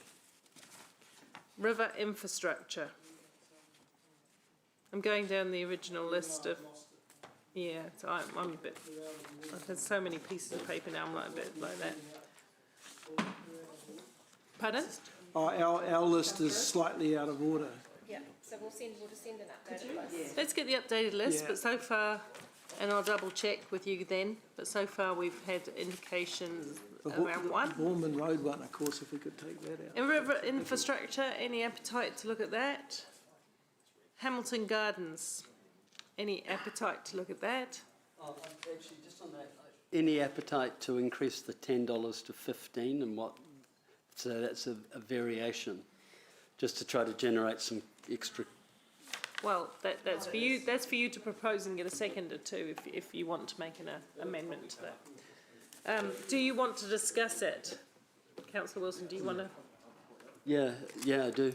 Okay, let's put that on there. So, and what else? Have I missed any, Beck? I haven't got the full list here. It's a bit tricky. But I'll leave the creative sector alone, Mark. That's it. I'm sorry, and for me, it's Councillor Kesha's motion regarding the cap on salary increases. I'd like to redebate. You want to reconsider that? I want to redebate. So have you got a list of the ones? Yeah, we voted that down, so it went.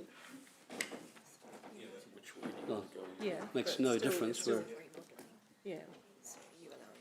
Yeah, well, everything's like that. It's for the purpose of modelling. Yeah. So you want to talk about the salary? Yeah. Absolutely. And I'm surprised that, with all due respect, I thought that's what we'd agreed, that every one of these items could be redebated. Yeah, that's what I'm saying. It's No, just I've Becca just was told Becca suggesting we that couldn't. everything that we did up until this moment was for the purposes of modelling. Yeah. Rob, there's your finances and split. Does that exclude the ones that haven't been discussed, simply because there wasn't a motion to start with? Well, you had your opportunity to put a motion on anything that wasn't Well, discussed. we probably should have put a motion on everything then, shouldn't we? So that at On least. what specific? Oh, no, I was looking at the pedestrian bridge and some of the other really big spend items, which seem to have, and the Puketaha roundabout. But I haven't really prepared anything on the basis that Yeah, maybe we would have relooked at all of those. Why did we not discuss the pedestrian bridge? Because it wasn't. There wasn't a motion on it. At the time.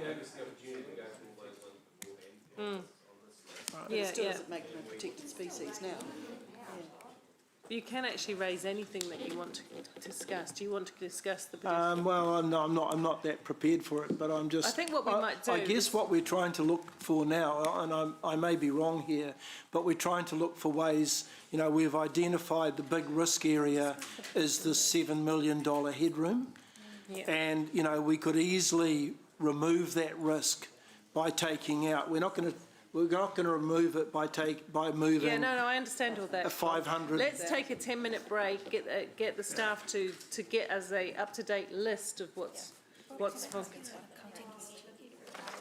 Yeah, so 10 minutes, is it? That's what it just said. I want to go back on it. So we can we be absolutely prepared for what we're doing back?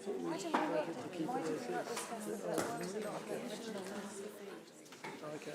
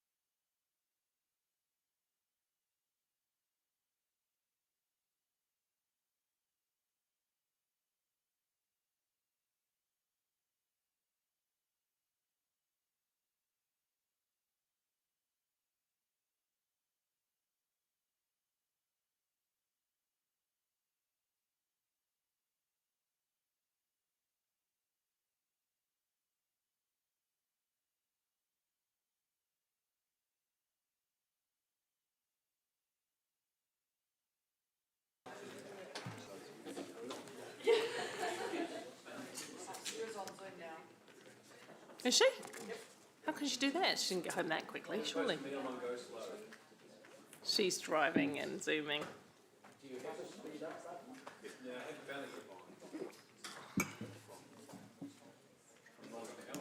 Okay, so we're all back in the room.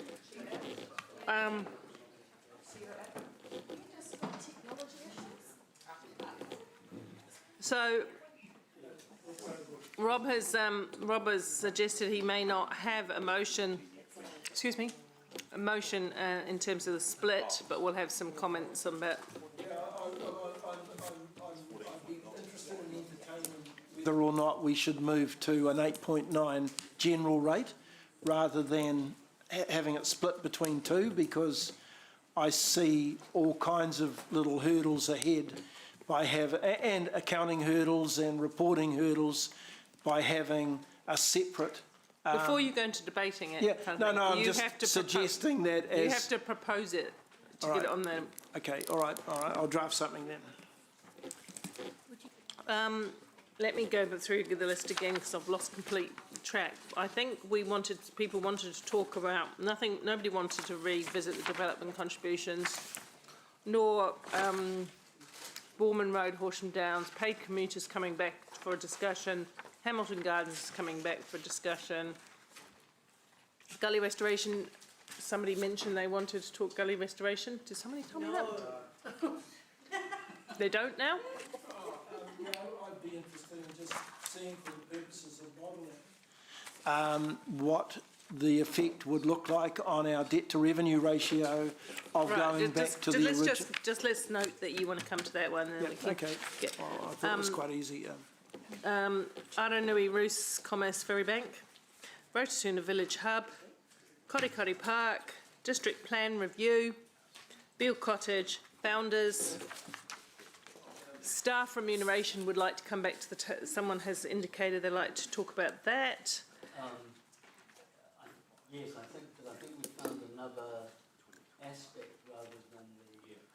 That motion might be a new one. Might be a new one. Right, so anyway, so we're going to come back to that. And Rotatuna Neighbourhood Parks is... No, we've done that now, haven't we? Done that. So we're still holding, and you've removed the motion around the Alexander Street intersection. And then we will get through those discussions and see where we're at with the final modelling before we go to our final set of debate. I said that, yep. Yep. I know, it's a long day, long list. So the first one that we are in fact going to bring to the table for discussion, and councillors, in not bringing the rest, my assumption is, hang on, Councillor Hamilton, my assumption with any that don't come back, haven't been noted or aren't just about to be noted in any way, that we assume that the vote is going to go forward. We have to still do it officially. We assume that the majority motion and the vote will go forward in the same way, that there won't be some movement with that, so we won't debate it. We're not going to debate anything actually, but Councillor Hamilton. Oh, sorry, Councillor Bunting. But It's about the gardens thing, but nope. Gardens is in there. Councillor Hamilton. Thanks, Mayor Paula. Just a question for clarity. What's your aim, vision in terms of timeline for the rest of the afternoon and evening in terms of hopeful Well, I conclusion? want to be away by just after 5 with a bit of luck. Okay, so I'm just working on milestones. So in terms of process, we finish off these motions and then that largely wraps up process. We end on a rates discussion, is that right? Yeah, we end on a rates discussion and then we move the overall plan so that it can go to the auditors, right? So great. And in terms of these issues we're redebating, are we going to lessen the debating time or just... We're not having full debate on anything unless it's a change. So the mover of the motion will explain it and then we'll just vote on it? If there's a change, yeah. Or questions for clarity? And the only other time I've asked for an indication is if you think you're going to change your vote on an issue, and then we won't have the debate, but we will do the vote. Okay. Thank you. Paid commuter parking, I understand there's a proposal there. A couple of minutes to finish writing it up. Sorry. Right, okay, Hamilton Gardens. I understand, Mark and Ewan, that there's a proposal for Hamilton Gardens. Yes, yeah, I was talking about first. Yeah. Do you want me to speak to that? So what we're, there was a discussion earlier on about just arbitrarily raising $10 to $15, which could put a certain amount of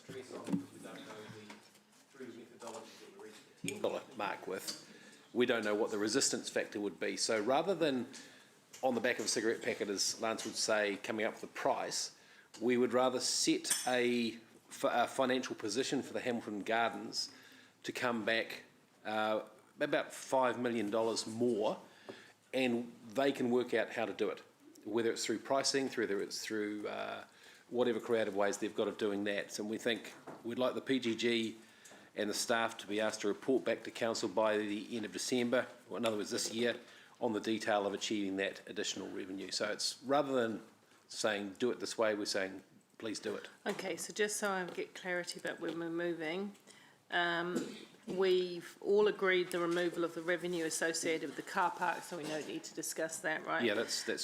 Then we've agreed to the $10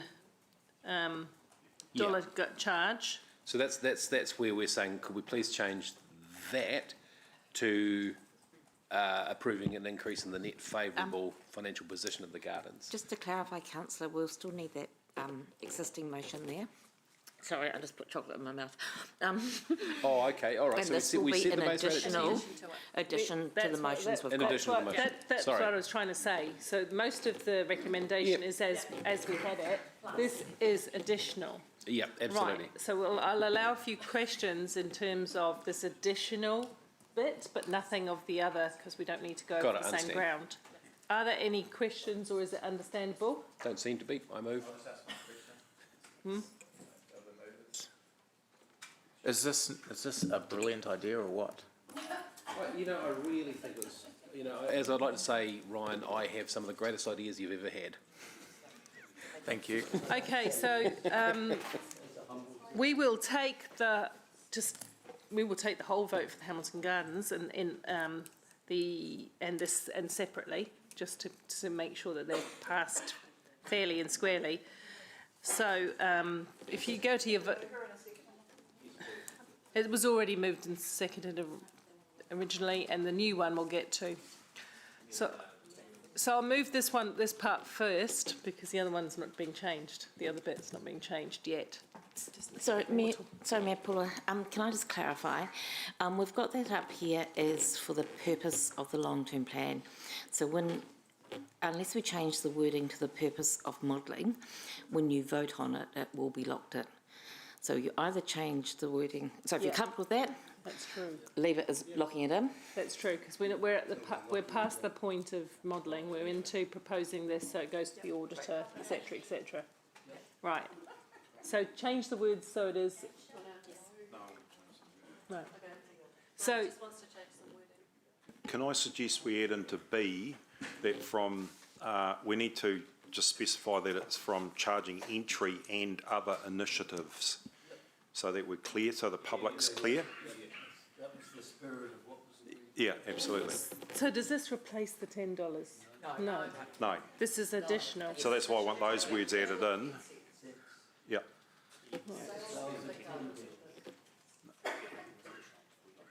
Right. It's not $10. Okay, questions. Hang on a minute. Let me get the discussion button up. Councillor Gallagher. To the mover, I understand other initiatives are all embracing. Am I correct in understanding the actual, when staff bring back a report, don't come through the chamber doors if you're proposing to charge Hamiltonians for entry to the theme gardens? Other initiatives, totally open book. The cost of theme garden entry to non-Hamiltonians is negotiable. Well, no, I think if I could just maybe, we need a little bit more detail around that. Charging entrance to the enclosed gardens for non-Hamiltonians. That's it, yeah. I think Councillor Gallagher's right, picking us up on that. Yeah. So that's your fundamental principle, but beyond that, we're entirely negotiable. Yeah, we're entirely open-minded, as long as you observe that. Mayor Paula, could I suggest that we add in from Councillor Maxine's recommendations the other day? All those are fine, but there was also C, D and E about what some of the revenues being used for those new services and facilities. That's already taken as. Okay, all right, fine, thank you. Yep. For non-Hamiltonians. Okay, so we're just debating the new bit, people. Yes. That's all. and then we'll round up the rest of it and we'll vote on it to get it across the line. So debate, oh, hang on, quick question. Given that these figures, Lance, came from Horwitz, would you be running this past Horwitz to ensure that there's validity to those figures? He'll get him to remodel is the answer to your question. Whether that was satisfactory or not. Okay. We're into debate, Mark. Let's move through debate, and we'll be here all day. Councillor Bunting? No, I have no debate. I think it's pretty self-explanatory. Thank you. Councillor Hamilton? Really good. Anyone else? Let's go to the vote. Sorry. Sorry, Mayor Paula. We just want to clarify the motion. We want to have the whole of the gardens motion there at once, so when you're voting on it, you're voting on it in total, not just the new bit, otherwise we'll miss out the rest. No, I wasn't going to miss out the rest. I was going to come to the rest in the next. I was just trying to do the new bit and then go to the rest. But we can do it as a suite if we... no, because some people might vote against the new bit, you see. Okay. So let's just do the new bit, which is what we've got in front of us. Let's go to the board and vote, please. This is the additional revenue. Go. Do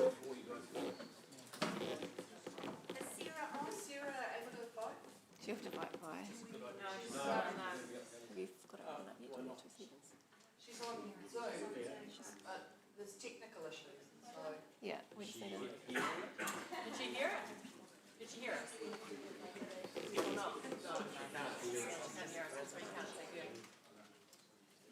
Is she still on there?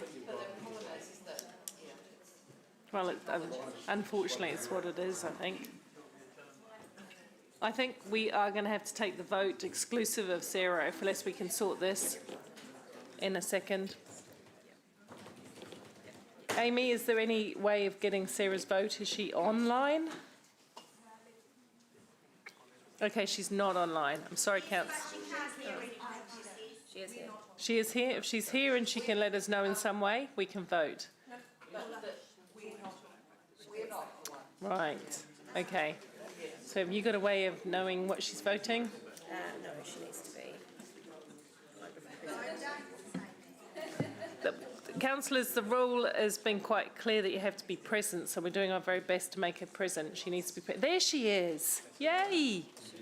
There she is. Look, see? Yeah. So she's there. Excellent. Yes. We are voting for or against this additional bit that Mark has suggested just now. So cast your vote, please. Sarah, it's for or against the additional revenue? No. That's my face about that. She's not seeing it because she's... Can you get her on phone? She needs to be with governance though, so you need to get her. If you can get her on phone in front of governance, otherwise, unfortunately, it's the perils of Zoom. If you either... Becca is just about to ring her. She can see it. Yes, but we have to see it, Maxine. It's just that it's not legally.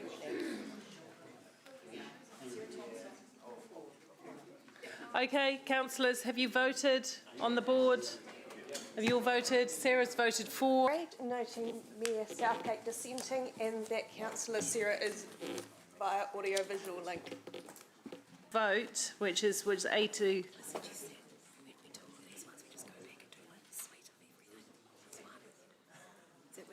I'm going to do the whole of the gardens one now, because otherwise it's going to go back and forth like a yo-yo. This is getting very complicated the way we've structured it, I have to say, but we're going to now vote on the remainder of the Hamilton Gardens one. The remainder of the Hamilton Gardens one, councillors. Sarah? No remainder. We've done it. No, we didn't. We just did the new bit. Sorry, Mayor Paula. With Lance's tweaking of the words there, we have now covered the total net position. Right, well don't do that again, because what I was trying to do is get the new bits voted on separately and the bits that are already agreed, because now that's an incorrect vote for me and we'll have to vote again. If I wanted to vote against the new additional revenue, but not the rest. You've just put me in the wrong position. It's very hard when I've got 5 different people talking to me at 5 different times, so. I know, I'm sorry. tell me about it. All right, let's go to the vote on the whole suite. We'll go again, please. I am just trying to tackle the new bits. That's not, that's only. Everything in respect to the gardens. Yeah, we're back to the gardens. Is this the whole suite plus what we've just... Yep. Incorporating what Yes. democratically we've just voted? Yes, yep. Yep. The motion as a whole? Yep. That's right. I can't, there's no voting. Are we voting, Amy? I have nothing to press. I want to press a button. This is the whole thing? I can't. We can't see Sarah. We have to see. We have to see you, Sarah. She can't hear us. So once again, our Wi-Fi's.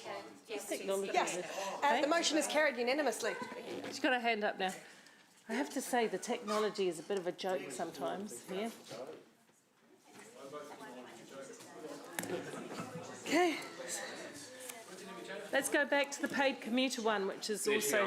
Actually, was cemented in that view now. They've got it over there, but that's not it. Can we put up the new bit of the potential new bit of the commuter parking, please? Pardon? Is that it? Is that it, Dave? No. No, she's just typing it, sorry. Sorry, no. I've got it here. We've been doing so well and we're going to sending slowly down a raffle of...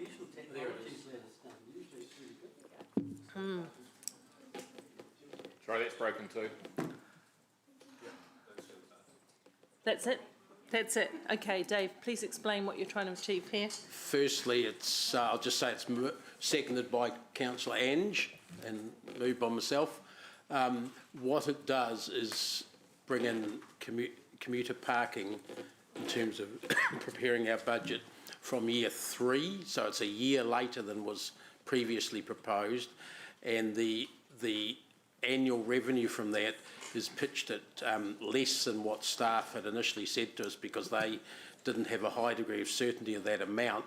So rather than the 1.6 million that they suggested, we've assumed 1 million, but the first year, year 3, it's stating only 50% of that. And for the details of the policy to be worked through over the next 18 months by the infrastructure committee or whatever it wants to set up to do that for decision. So it comes back to council, and the details include the things that are listed at the end there, which particular areas, when exactly it'll be rolled out, any exemptions for residents and local businesses, and what admin and charging processes you might use, i.e. is it an app, or is it a domes in the road, whatever like that, and how many staff you might need to do it, and if there are costs associated with that. Okay, that's clear. One question I do have of this is, given the public reaction to the original proposal, what part of public engagement is involved in here? That would be able to be decided by the Infrastructure Committee and Council. It says that the requirement would be to come back before the end of the triennium, so there would be time then for further public consultation. It's addressed some of those issues, for instance, such as resident exemption was one of the ones quite a few people... So would the mover and the seconder be happy to include an element of public engagement? Public engagement, like we did for the other ones, I suppose. Because if you're moving streets around or moving regimes... Yeah, no, we certainly envisage that things would come back to the, what should we call it, Martin's committee, the engagement. What do you call your committee? Hearings and engagement. Thank you, hearings and engagement. So Ange? Yeah, so that would be a point. Just let's call public consultation. So where will it Public go? engagement. Public engagement on getting really thrilled now. Yeah, we thought Any of that. questions, councillors? Public engagement. Cash, you're frowning. Have you got a question? Councillor Hamilton? a risk baking in a revenue when we haven't seen the strategy yet? The staff have, it's a bit like some of the other things where we assume more work's got to be done before the final thing comes. But the staff have already done the assessment. Let's address that question to staff, because otherwise we start to go into debate. Do you think there's a risk, any risk in that? It depends on what else comes after this. So this on its own merits stands and will do this. So you're confident that based on something that we haven't locked in, we can achieve $7.5 million over 10 years? Can we ask the general manager in charge of the area? Yeah, Yeah. she's the one that came up with the figures. So I don't believe, there's already council resolutions to complete the parking strategies and implement those. And so I don't see a risk with the motion that's being put forward. So to be clear, you've said there's parking strategies, but are you happy with the funding that's been allocated? Yes, I'm comfortable with the funding that's been allocated. And is this based on the previous sort of fringe strategy we saw before, or will it be more nuanced? It would incorporate the similar locations that went out for public consultation and the work that is being asked to be completed by the Infrastructure Operations Committee will determine exactly where those are through council decision. Part answer that we certainly, point E1 addresses that in the sense that we're not suggesting that the whole thing be done, that selected areas be done to be determined by that process. Councillor Deputy Mayor Taylor. Thank you. So just question to the mover. So in effect, you're overturning our earlier decision on this, and we're making a decision to proceed with charging for commuters before we've done the parking strategy. We're proposing a softer version of what was proposed. Well, that's not what this says. Well, I'm just telling you what we're proposing. We better change the wording then. Okay, so you've got it up there, Jeff, and it's not new to council, this whole concept. No, and we voted against this on day one. 7 votes to 5, yeah. Right, okay, so you're overturning it, this one. We're not overturning it We're not overturning it to replace it with the Sorry. previous one. We don't need to go into back and forth. I think it's fairly clear. That's all right. Right, and no more questions. So if this prevails, that will replace the other one, won't it, Julie? Can you be clear? If this prevails. Just to clarify, the councillors, the previous motion that was, where we've ended up is currently, based on the motions you've approved for modelling, there is no commuter parking revenue in our numbers. This would add this revenue in. Yeah, that's the proposal, to add the revenue and to therefore, well, do I get to speak to it? Or? Yeah, so let's not go into speaking into it now. If there are no further questions in terms of clarity where this is going, as the mover, you're entitled to now speak. Okay, thanks. Look, Jeff's quite right that it would replace the motion that was passed 7 votes to 5 a couple of days ago. It's to bring in commuter parking, but it's not to second guess the details of exactly how it would work. That's work to be done by staff and councillors over the next 18 months and confirmed by full council. Obviously, full council has the choice of whether to accept the recommendations from the infrastructure or not at that point. It's not envisaged, and it never was in actual fact, that the whole area would be done. I personally think you'd be nuts to start with the whole area or even end up with that. I wouldn't support that, but I think there are large parts of those fringe areas which could be that. Passing Red's a good example where that could happen. It's to address issues like what sort of exemptions you might have so that you don't get unintended consequences and charges unfairly imposed on people. It's to allow for some public engagement on it, and it's to have it timed in such a way that it's not rushed We were proposing that it be in year 2. That's adding a whole year to or year and a half really to the process, and we're not suggesting you start with a big bang. It's a slower start, half the income in year 3. It addresses issues like headroom and revenue in years 4 and 5, which are important, and years thereon. It provides approximately an extra $7 million headroom in year 5. 2% extra gap between the 280% and what we've had earlier today. So it addresses a number of those issues. It's not cutting costs, but it is increasing revenue, and it's something that's been talked about around this council for some years about how to do that. It's also not saying exactly where that revenue should be spent. That is yet for council to decide. So that'll do. I think that's 2 minutes. Yeah, where's the timer? I timed myself, Paula, in here. Deputy Mayor Taylor? 158. With inflation. This is a new thing, so you've got to give people the chance to debate so what we're doing here is overturning the decision that we made on day 1, and by doing so ignoring 63% of our submitters who were vehemently opposed to it, and that included a lot of people such as people working in town on low incomes who were worried about paying between $5 and $8 for parking. So we're just ignoring all them now. We made a careful decision after a good debate on day 1, but now, because we've suddenly got some dollar signs in our eyes that we're trying to save, we're making an ad hoc, hurried decision and pushing it through despite what the submitters wanted. And I'm really disappointed with this. I think it's mean-spirited, and I think it's ad hoc, and I think it's just slipping it through the back door when we actually had a decent debate on it. And yeah, I'm not impressed at all. Councillor O'Leary. Yeah, thank you.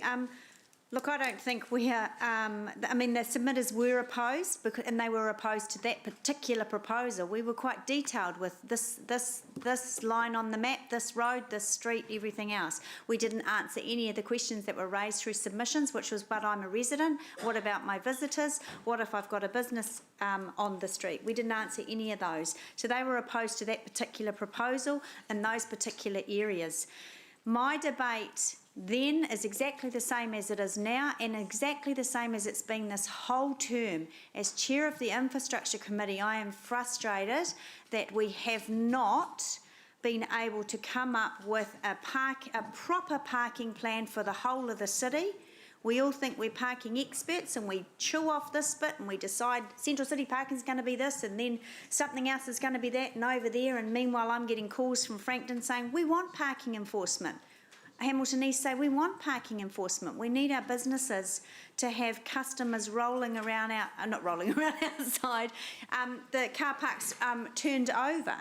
So this is exactly, as chair of that committee, that I want to see. This gives us time, plenty of time, to look at not only commuter parking in areas where we can get some more robust evidence or examples. We can re-look at that. Councillor McPherson raised the idea of passing red as a commuter car park, and it also means that within this time frame we can get the parking principles, get the parking management plan done, and actually, as I've said, I think yesterday or the day before, make the decisions and then get the hell out of it. And that's exactly what this is doing. That's a much different proposition to what we turned down the other day. Okay, councillors, if there's no more debate, we'll go to the vote. I'm voting for it. I'm voting. The motion is carried, 7 for, 5 against, noting that Councillor Thompson is voting via audio-visual link and for the motion. Paid commuter parking. The other one that was open to some further discussion was gully restoration and development.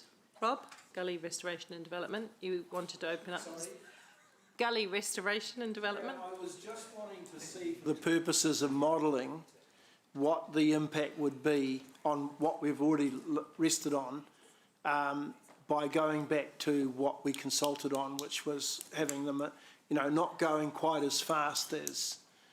So I'm not sure how that fits into the regime that you're wanting us to do here, because I don't necessarily want to change it if it has very little impact, but it is one of those. Well, we can be reminded very quickly, but I have to say that was part of the questioning at the time. But can you just remind us? No, I don't think it was, because we weren't modelling at that time.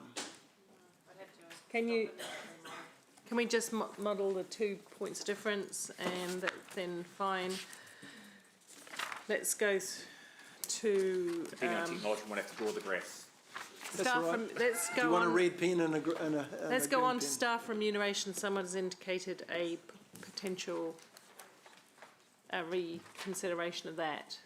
Have they? Who's that? Who wanted us to reconsider? Ewan? Yes. I'm being assisted by my very good colleague, Councillor Cash. This is in regards to, we were going to change it, so it's the removal of the graduate program, rather than this particular mechanism. Wasn't it?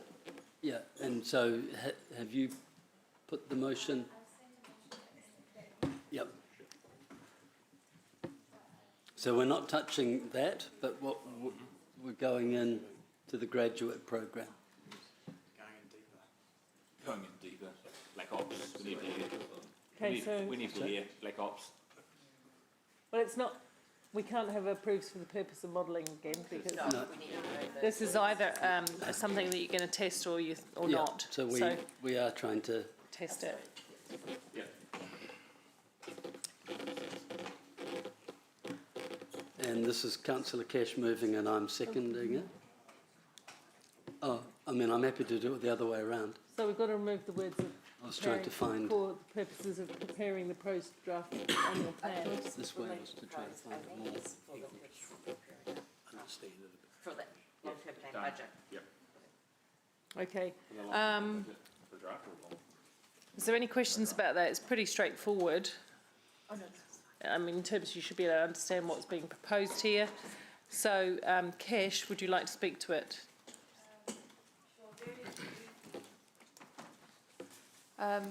It's your debate, so go ahead. Yeah. Do you want to know the impact of it? Or not? There's the reason. Nobody's answered that question, Okay, Richard. that's So, no. Carry on. Sorry, Kesh, it's your debate. Just to say very briefly that I think it's a great idea, but considering where we are in these proceedings, we are looking to save money, and I don't think that this is essential right now. We're increasing staff by almost 17 mil, increasing pay. So I think there are other levers that we can use to actually use to fill some of those roles. I do get the benefits of the graduate program, but like I said, I don't think it's essential for right now. Thank you. Councillor Hamilton. Yeah, I think this is even worse than the first one. This now shines a spotlight on the very young people leaving institutions that have an opportunity to come into an organisation and grow and develop. We're talking about future-proofing our organisation in a tough market. We're talking about future engineers, accountants, planners, arborists. There's an arborist sitting over there that's now a senior manager in this organisation. So I think this is, unfortunately, a really poor choice. Councillor McPherson. Oh, no, sorry, I was going to ask a question, but I didn't get the opportunity Yeah, to we're in understand. debate now, I'm sorry. Okay. Councillor Deputy Mayor Taylor. Oh, look, I agree. I think this is short-sighted and we're beginning to make stupid decisions at this time of the day. It is very similar to the last one on parking where we made a decision before we've even set up a strategy. So, yep, short-sighted, bad. I'm voting against it. Councillor Wilson. I'm not voting for this shit. So we've attempted with having some dialogue with colleagues to try to find additional areas of saving. I certainly got the message that there was a concern if we were to tamper with the pot that was going to be put aside to manage wage increases or salary increases. And this is an attempt to say we do need to trim our coat to fit, and I'm not convinced that saying we're not sponsoring a graduate program for a period of time during these challenging economic conditions, that we are going to suddenly have a number of staff who feel we're no longer a great place to work. We pay well, we have great work conditions, there is great opportunity for progression.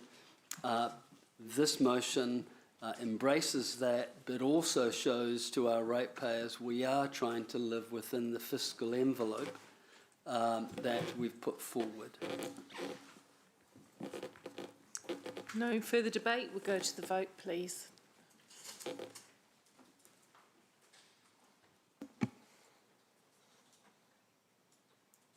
Hello. Jeepers, you're a fast traveller. Must be a time machine. It is a hung vote. What?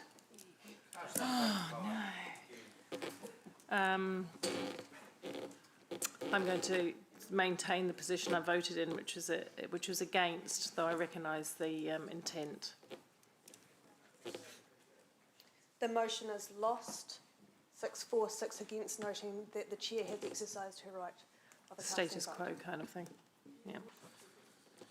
Okay, so taking into consideration those last two, so from the garden and the parking one, the debt to revenue ratio now from 326 is 275. Sorry, we put 275. So in terms of dollars, does that, we had 9 million on 2%, so we've now created another 4%. So that would be another 18. So we're looking at about a $27 million debt headroom. Is that? 17. 17 in year 5. $17 million. Yeah, thank you. Now, wouldn't it be even higher than that? If 2% was 9 million, we were 278, and you said that was 9 million, and we're now down to 7 million. Oh, 7 million. Oh, sorry, okay, thank you. 17. No, $17 million. $17 million debt capacity on a 275% debt to revenue ratio. Withholding the rates at 8.9. Okay, so thank you. We've gone through the staff remuneration, the Rototuna Parks. Was there something else on that? We went through that? No? So let's go back to the Gullies one, please. I'll be withdrawing that. Now that Sarah's back.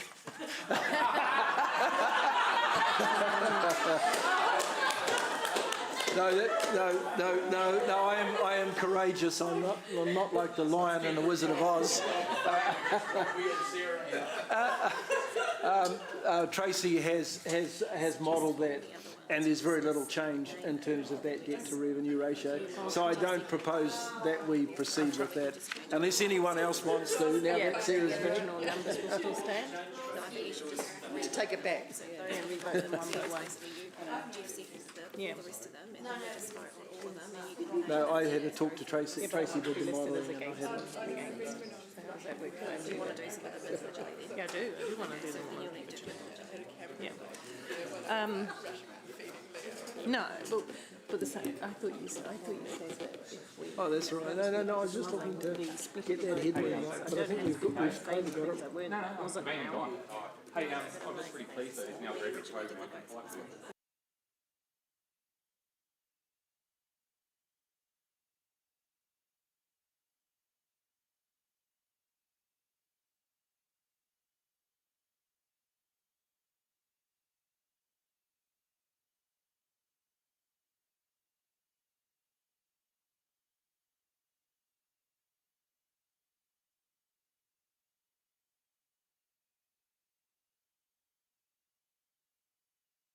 Excuse me, Ewan, there's nothing else that that popped up that councillors wanted to have another fresh look at. So what? Yes, there is. Oh, there is. Oh, really? I've had some dialogue regarding the last item that Councillor Cash moved. If we could bring it back up.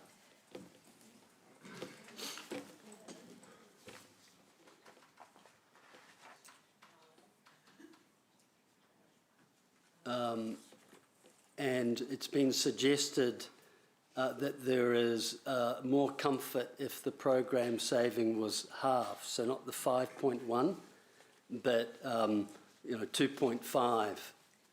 Well, you'd have to propose an amendment. So, at this so I'm stage. proposing an amendment. I'll just check. It's We're different. not don't try the standing orders because. That's right. It's a further motion, so I'm afraid I'm obliged to take a further motion. Thank you. So it would change to 2.5 million over the 10 years. Okay, so we're not going to re-debate this. I think the intention is pretty clear. You've got questions? Questions? Councillor Hamilton, question? I'm trying to find. No question. Councillor O'Leary, is there a question? Question, the motion went through, yes, so why the change of? No, it lost. Mayor Paul used Voted to cast, against. which is fine. It Oh, failed to get a okay. majority. Okay, sorry, I was confused by I've been that. advised that by addressing this issue, that it's likely to get a majority, and that's why I'm Could I ask a question about the wording? It shouldn't say the removal, it should say reduction. It's a further amendment. You can vote against it if you don't like it. Question, Councillor Thompson. Yes, yeah. I've got a question coming here, Ewan. Councillors, could we listen, please? I thought you were a voice. This is putting colour on. Omnipresent. Yes, exactly. Just in terms of this here, can I just get a quick, view over, is cutting it by 2.5 million kind of going to cause huge issues, or in your view, or is it something that's a happy medium? So that would just reduce the number of graduates by 50%, so it means it going from 4 down to 2. Yeah, okay. Each year.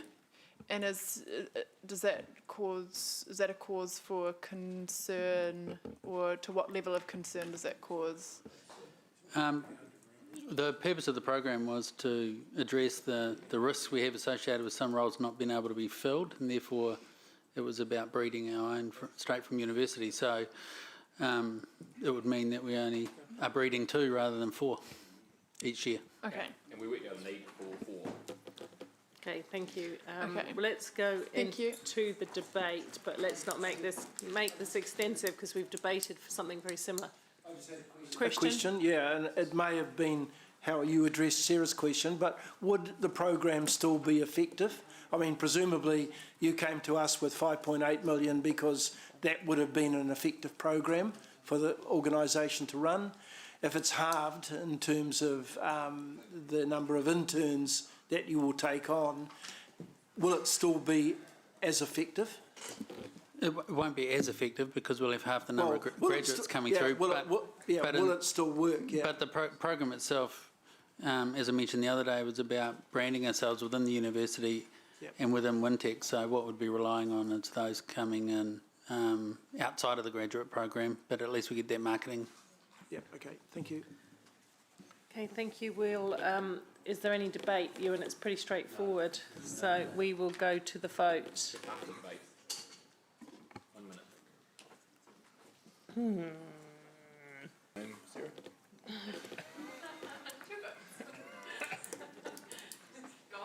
The motion is carried, 10 for, 2 against.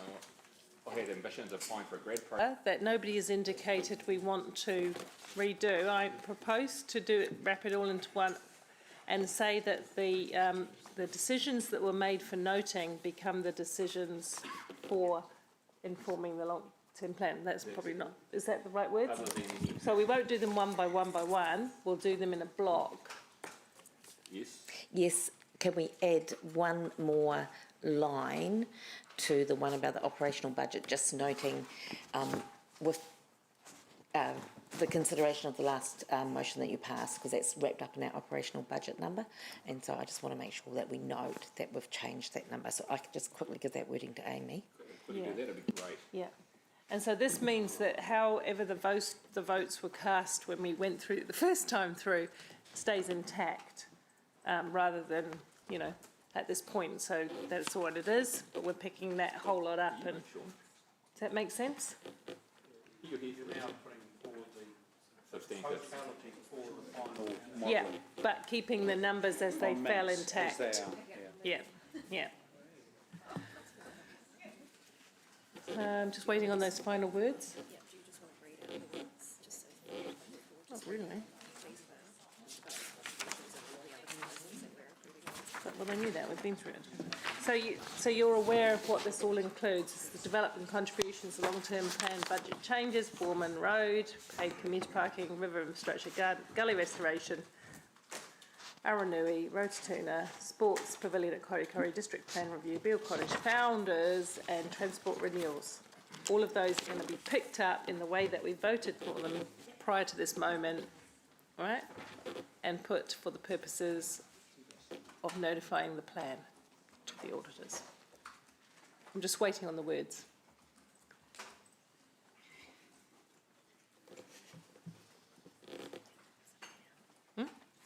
Okay. So just to clarify, we've just added to C1, the additional words, just noting the impact of the last motion you passed, because that was bundled up into all of our operational budget number. So just, I want to be quite clear, some of us voted for or against various things throughout the day, so we're picking those up so they're still noted in the same, right? So where I voted against, I still voting against. Right. I'm just talking to Amy about how we do that. That's, We've captured already. We've got it. so on the votes went different ways, we're just literally picking up and. No, it can't work, can it? Can it work? So, my understanding is that basically everything that we've already passed is, that we haven't voted on separately just recently, so all the other ones, Yep. you're basically going to do a suite of everyone approves that, those ones will carry through as being approved, rather than for financial modelling with the same votes as what you had previously.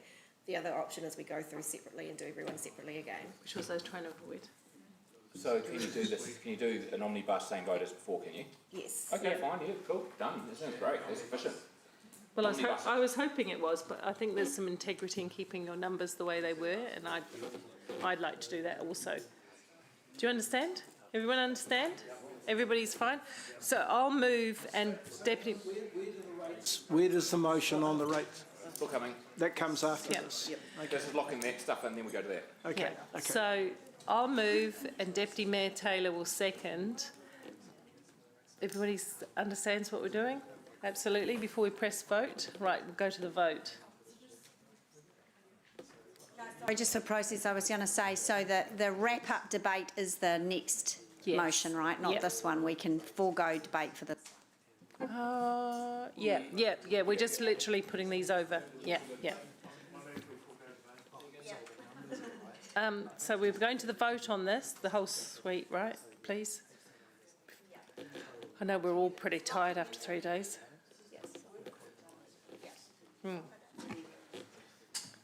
Just don't say no. Finance is what? So we just be absolutely clear for the final time. And then, Rob, you may want to make them or not.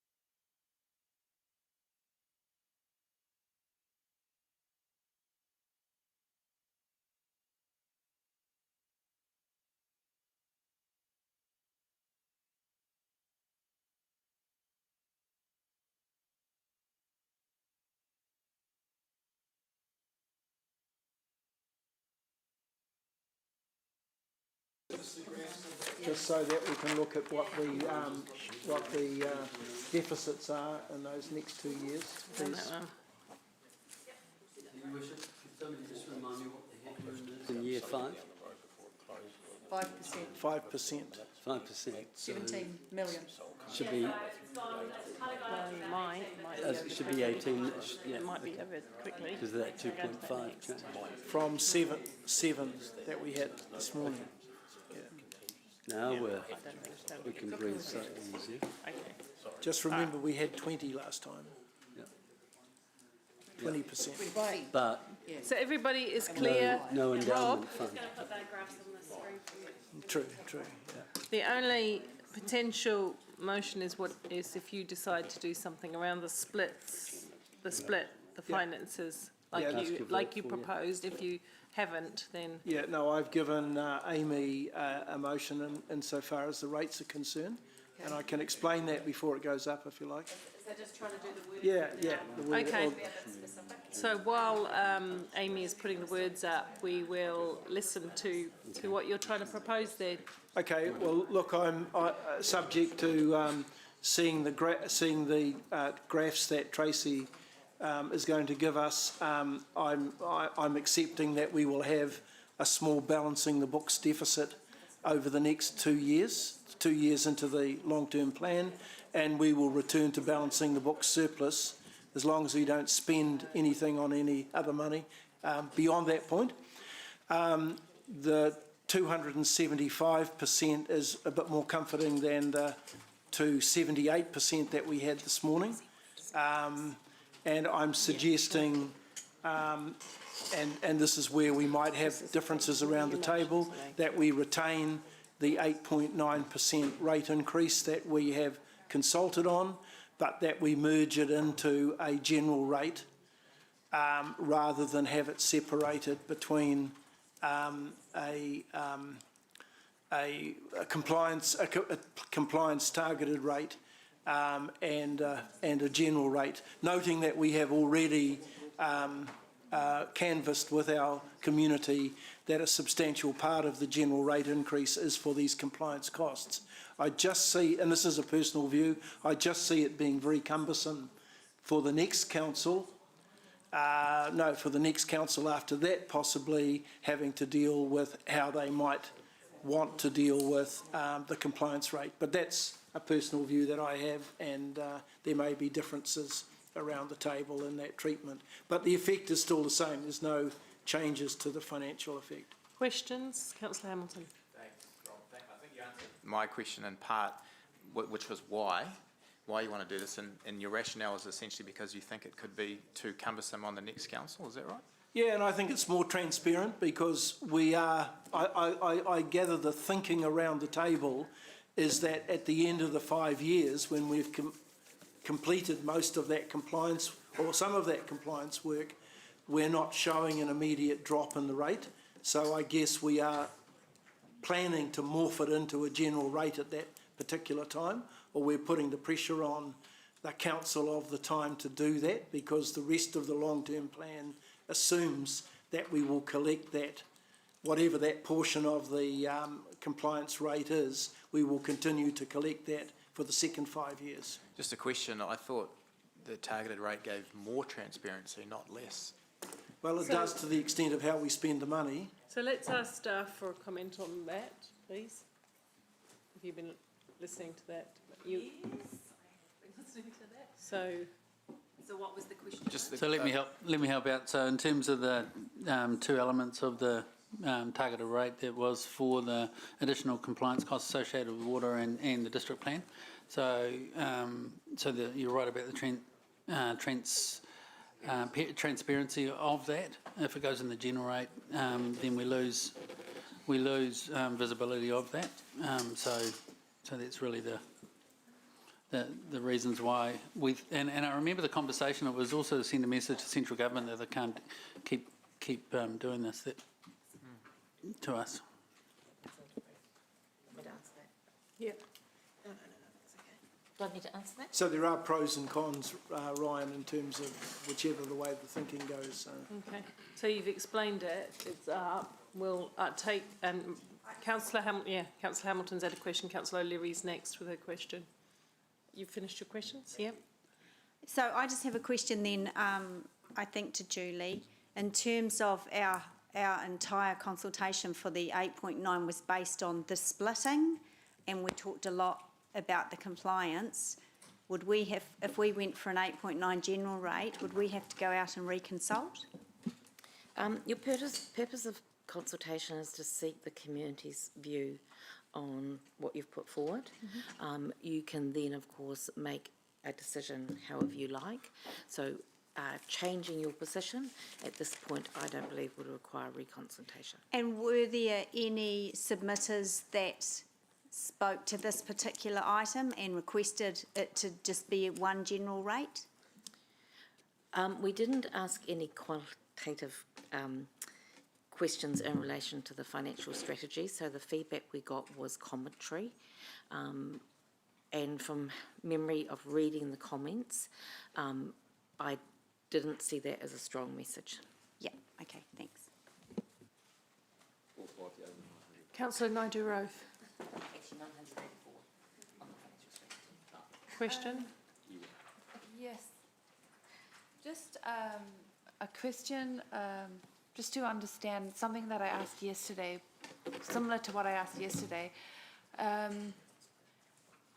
If something like this did go through, at which point can we ask whether a portion of that 8.9 in the first year, I don't know who's going to answer this. I'm assuming Tracy, and she's free. We just need to hang in. I know it's getting a bit bitsy at this time of day, but we need to hang there. Yep. Leading on from my questioning yesterday, in terms of that year one increase of 8.9, which is the big increase, if a portion of that, for argument's sake, say 2% of that was funded through debt instead of the rate, how would that affect the date for balancing our books and our max ratio in 25? Like, would that be affected? Yes. So you've got back. So basically, what you've done today is where we're at now is you've lowered the debt to revenue ratio back down to 275. If you then wanted to, you'd basically end up unbalancing your books by more, which would obviously load up the debt, which would increase because I'd have to borrow to basically pay for our everyday costs. So your debt would go from 275 back up again. So if it was a smaller amount that could be repaid before 25, is that a possibility? Because we're not balancing our books, so the longer we don't balance our books, the higher the debt is. So the faster we repay, and obviously balancing our books. So again, you'll hear, you've quite often heard us say, rates are not just about paying for everything, it's also about creating surpluses that can pay that debt back. So that's another reason why that 275 sort of peaks as well, because we are taking a couple of years to kind of get back into the surpluses. And you'll see as soon as we start hitting that, that's where it kind of goes back down the other way. Okay, thank you. Councillor Gallagher. Sorry, could I just quickly jump in, Councillor? Yeah. Just for item C, can we include, now this is at the discretion of who you've moved this, because there's no name up there, noting a maximum debt to revenue ratio. The reason we're saying that is, are we effectively going to set now our debt targets at 275%, and therefore that's now a new target, whereas we're saying, not our target, but our maximum, but previously our maximum was 280. We allow ourselves some discretion. Sorry, Richard, I can clarify that for you. What we had in the resolution originally was note that our debt to revenue ratio was below our LGAF limit, sitting at X amount. So we can put our limit at this point would be 280, and the amount we're sitting at is 275. Is the elected members comfortable if we align it with our previous ones about? So I just don't want to be in a position where suddenly we breach our own strategy when we go to 276, for example. Well, I understand we're getting into debate here, but Rob has proposed this. He's the mover, so I guess the question is directly to the mover at this point in time. Yeah, no, I'm relaxed about that. But I would like to record in the motion that today we have, with the decisions we've made, we're reporting a 275%. So I'm happy for the 280 to be the maximum, because we can't go any higher than that anyway. But I would like to record in there that, noting that as a result of deliberations, the debt was calculated at 275%, peaked at 275%. You have to do that for D as well. I think that gives Richard, That was my point, Councillor. yeah, that we haven't, Right, so we we haven't kept changed our strategy, but we have noted that The outcome of. the outcome of the So that's clear, deliberations. let's take the Yeah, and remainder. so for D, it has to be noted for the balancing the books with that.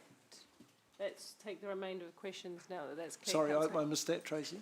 So noting that the balancing the books, it's the same principle. Yeah, look, I'd still like to know what the figures are in those 2 years, what the deficits are, which I wonder whether we shouldn't be including those in the motion. I know that it's probably not preferred to, but Yes. There's no seconder, so technically it's not even up for discussion, so is there a No, seconder? we're just trying to land the motion, though. I understand your frustration, because I'm feeling a bit like that too. But is there a seconder, otherwise it's mute? Yeah, well, we won't know there's the seconder until we know what the motion We is. spent 15 minutes talking about a pseudo motion.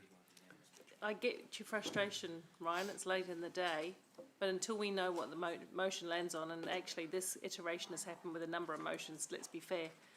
So is that what you're landing on as a motion? Let's take the remainder of questions if there are any and get. yeah, well, I haven't got an answer to the balancing the books Is there an answer to that in question? terms of measurement. Yeah, Amy's got it, but she just needs to put it on the board. Can you just put the graphs up, please? Can we just settle for this? I can't see this.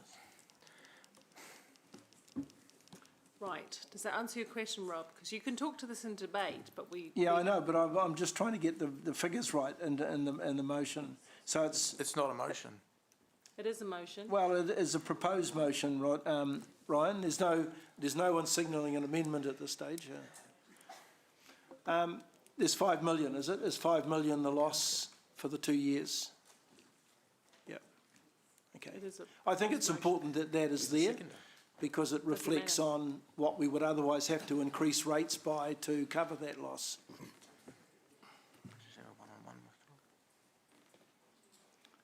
Can you, is there a factual answer to that question? Because I really want to see if there is, test this motion to see if there is a seconder. And 2 million. And if not, it will all come in the round in the debate.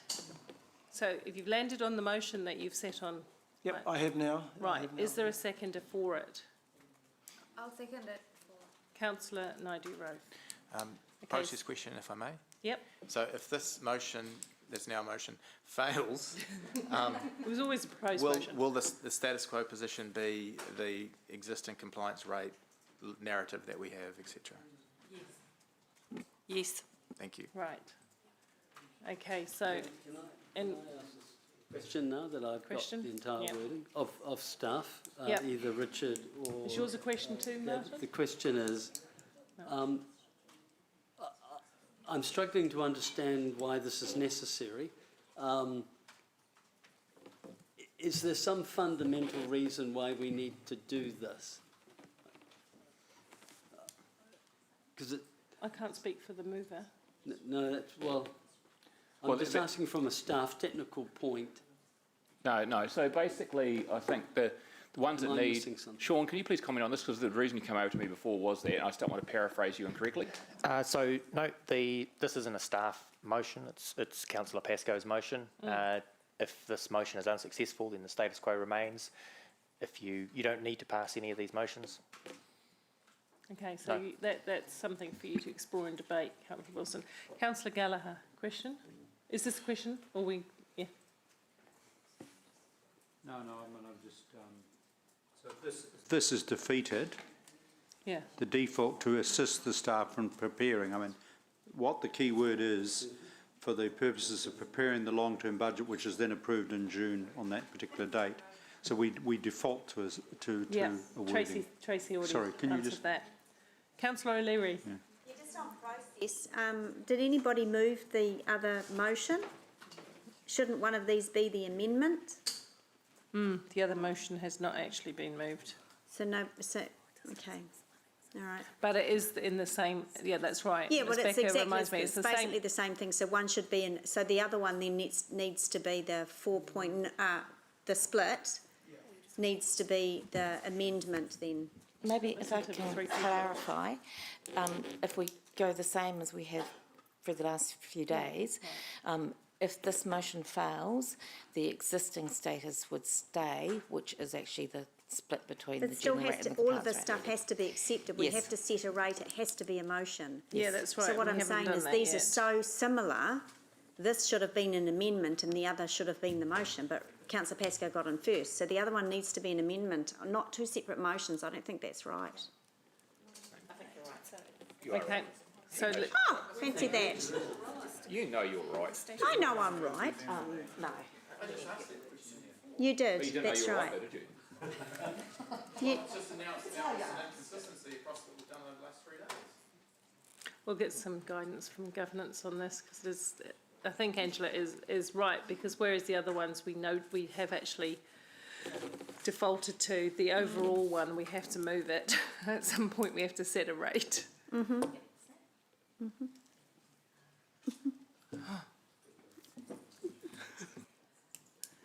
I think everybody's getting really frustrated at this end of the day, so let's try and stay patient. Tired. Yeah. It's not the end of my day, but anyway. We do have 2 grade positions available if anyone wants to move across, change roles.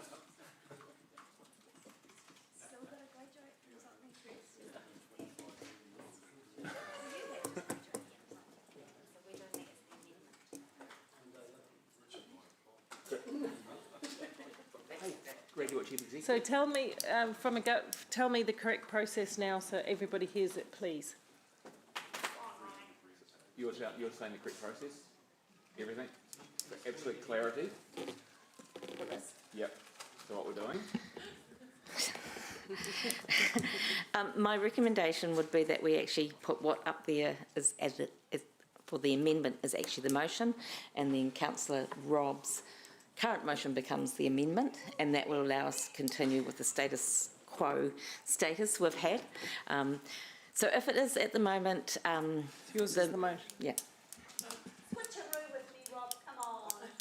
Doesn't really, it's not, yes, let's do that.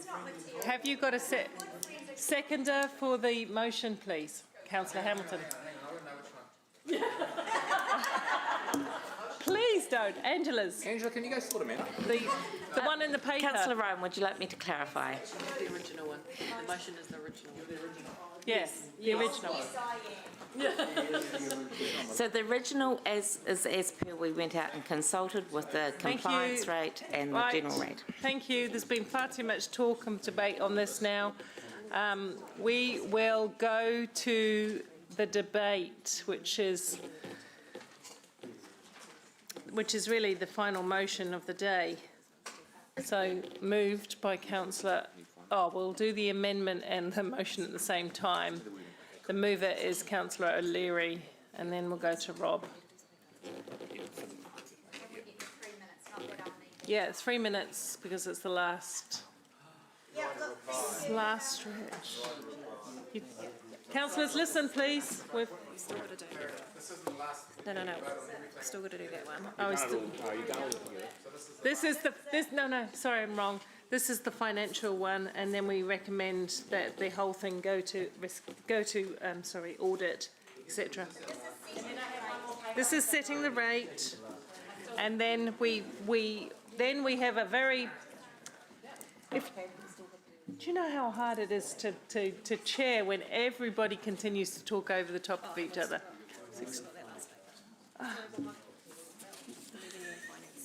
That's what we're doing now. Yes, I know. Honestly, I get 3 people talking in my head at different angles and I can't think. sometimes and sometimes not. So we're doing the revenue and financial policy now, and then we will go to the recommendation that requests the Chief Executive to prepare the final long-term plan for audit and adoption based on the changes we've made today, right? That's what we're doing. Am I right? Yes. Yes. Yay. Okay, so Angela, you are the mover in respect to this. Indeed I am. Okay, so this is only 2 minutes. Which one is the roundup one, right? 'Cause you don't really need us debating on both things.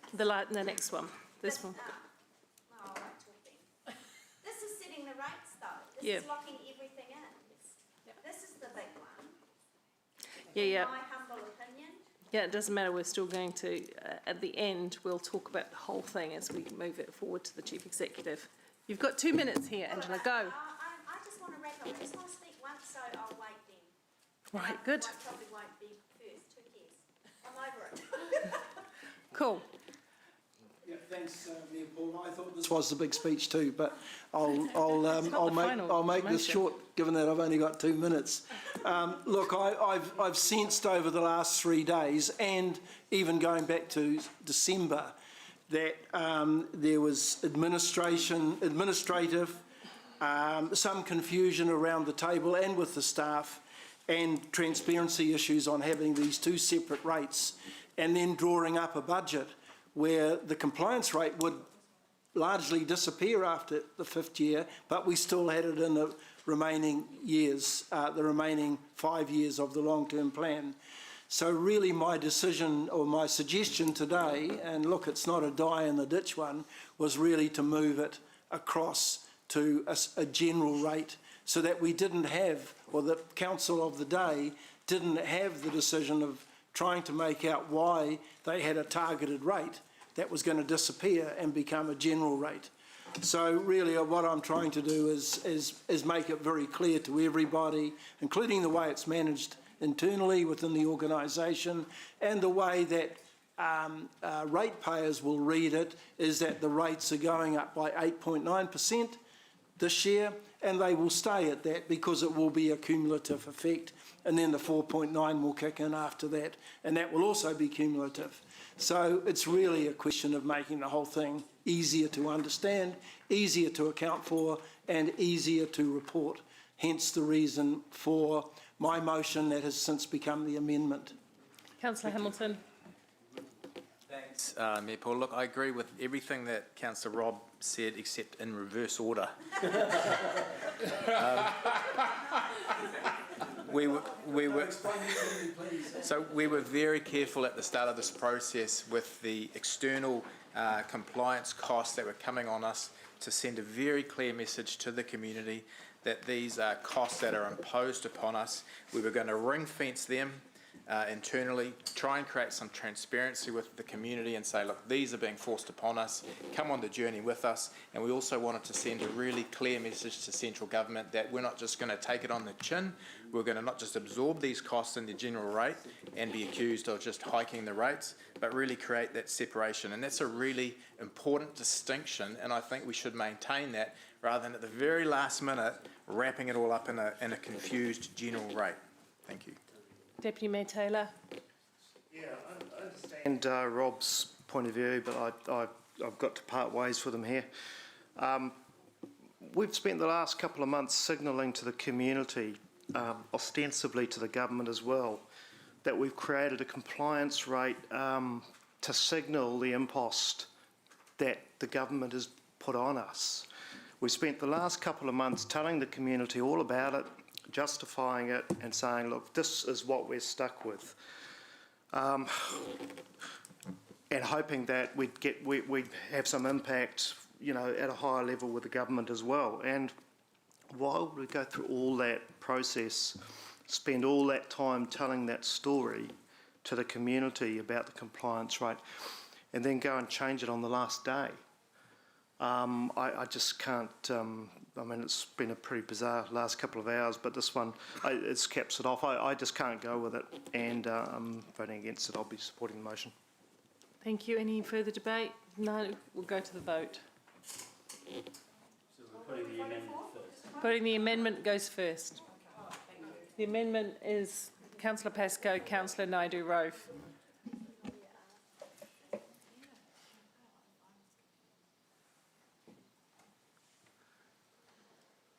So going for the amendment first. Is lost, noting Councillor Naidu-Rove and Pascoe are for and all other members are against. So now we go to the substantive motion, please. Chop, chop. Hurry up, come on, chop, chop. Oh no, people are asking me to hurry up. I'm just getting in the flow. The motion is carried unanimously. Chief Executive, prepare the final 21-31 long-term plan for audit and adoption based on the long-term plan budget adjusted for changes agreed at this meeting. It's fairly straightforward, right? It's the big wrap-up. I will move. Deputy Mayor Taylor seconds. Right. Are there any questions on this? No. Good. Okay, so we will go into debate. So, gosh, a 10-year plan is a pretty arduous process, and the last few days have certainly been pretty arduous. It takes a lot of time and energy. I do really want to thank Richard and staff for the hours they've put into it, and that's not just the hours we've spent this week, is ever since we had those workshops at the veranda and forward. I want to thank Natalie Palmer and her incredible team for the work that she did and they did in engaging our community, and I'm delighted this has in fact been most engaged long-term plan. I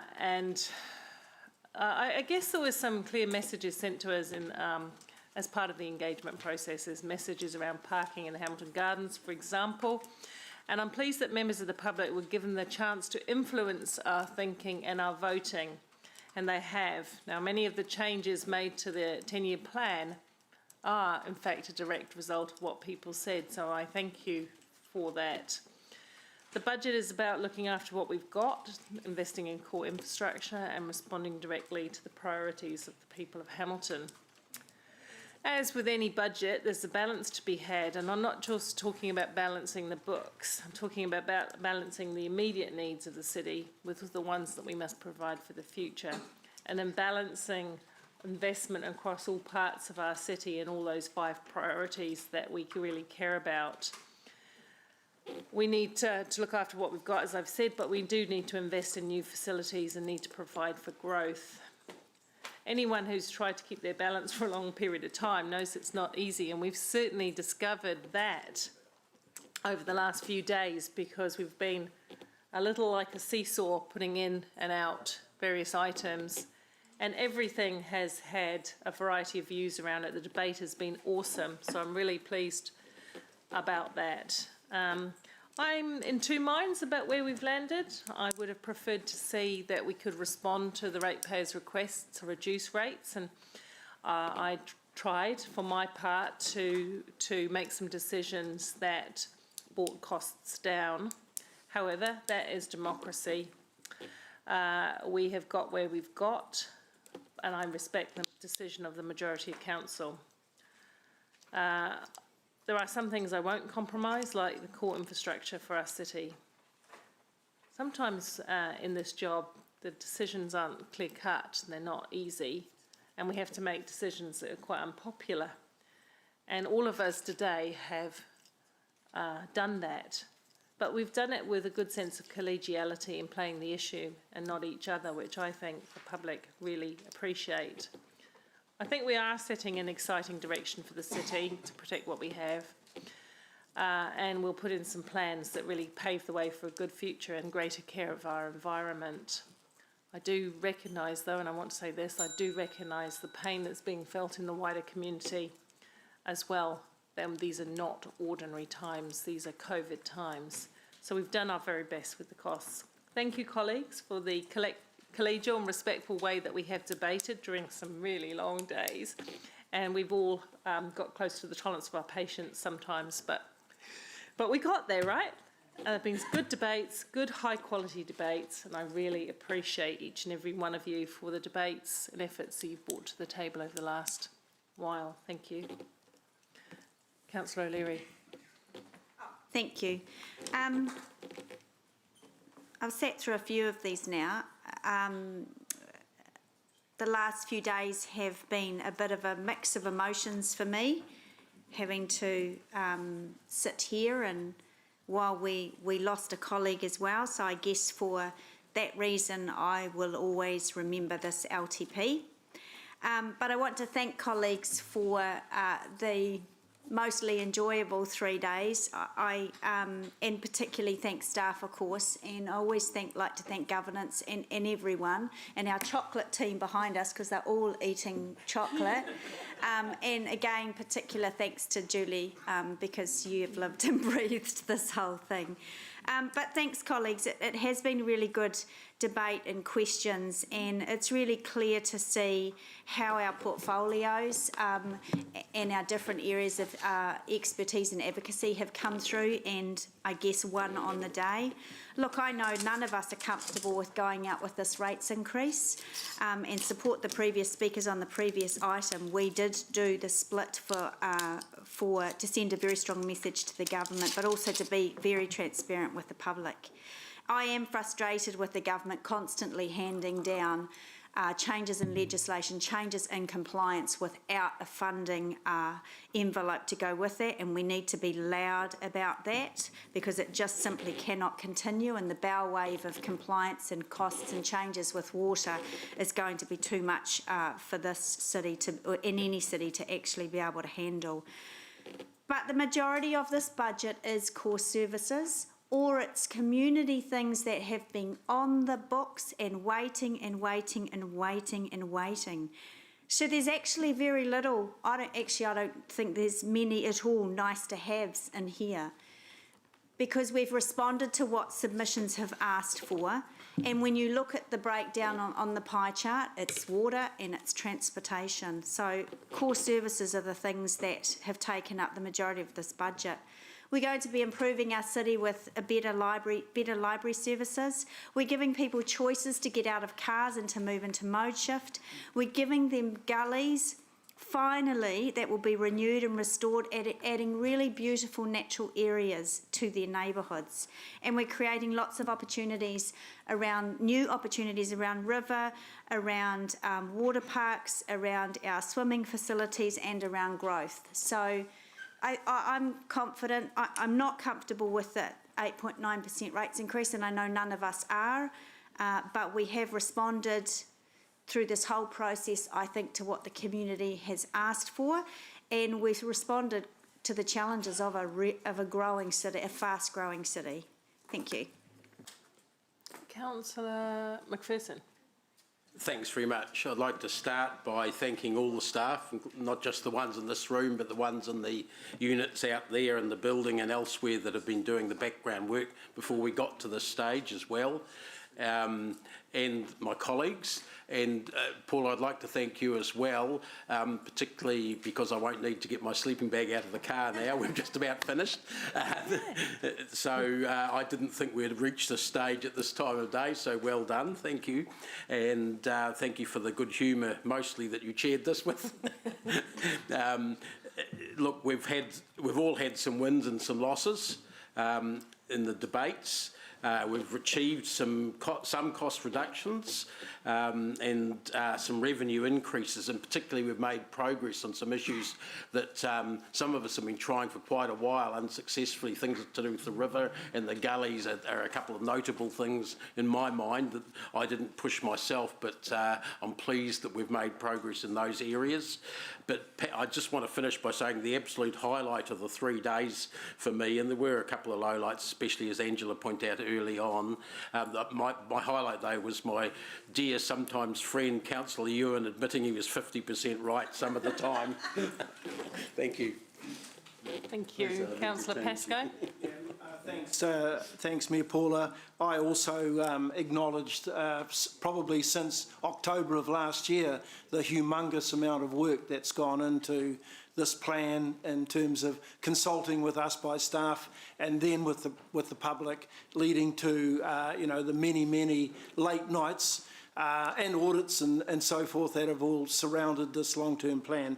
And we can only just appreciate that there's a significant amount of work in this. And look, the last 3 days, certainly with my experience of this being my third long-term plan, I think has been a lot more well played out. And if it is enjoyable, it's probably been the most enjoyable of the three that I've sat through.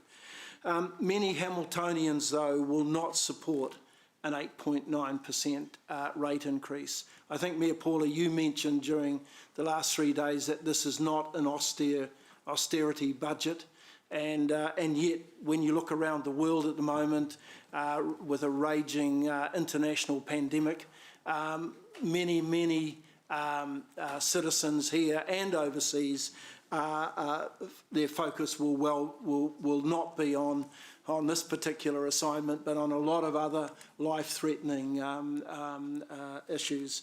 So we also need to be aware that, you know, spending needs to be curbed, and we need to take into account the fact that, you know, many of our aged investors will have fixed incomes, and those fixed incomes with interest rates will have gone down significantly in the last 2.5 years, and there will be families with very large mortgages, albeit at very small interest rates, who will be struggling with the rate increase.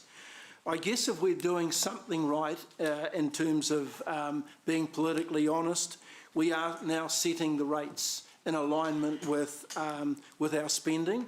I think if you go back to this city 10, 12 years ago, we were setting rates much lower than what the spending was, and of course that led to all kinds of deficits which weren't being correctly recorded, with the result that subsequent council or subsequent ratepayers had to pay back that debt. So I think, you know, we're much more open. The 8.9% does represent closer to what it costs to running the city now than it used to, and we've got only some small deficits that we need to fund over the next 2 years. I hope that we are still focusing on our core business, our core strategic assets. I note in my latest rate bill, 43% of my rates goes into the 4 wellbeings. So I don't think we should be shooting ourselves in the feet to say that we're not spending enough in regard to that. And let's hope, if I can just wrap up, let's hope that after a 9.7% rate increase 3 years ago, an 8.9 this year, that somehow over the next 3 years we'll find some way of stopping the spending so that we're not looking at a significant rate increase in 3 years' time. Thank you. Councillor Van Oosten. Look, firstly, I thought that the annual plan last year was going to set us up well for this discussion, but boy, oh boy, this is well bigger, and I thank you all for the interactions that we've had together to be able to come to these final decisions, and Paula for the way that Mayor Paula for the way that you've led that. Thanks very much.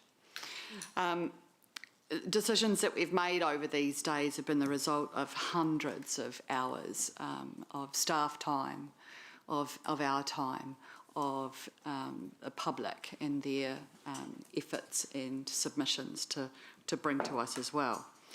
We've prepared budgets and consultation documents and any number of responses that have come in through this process as well.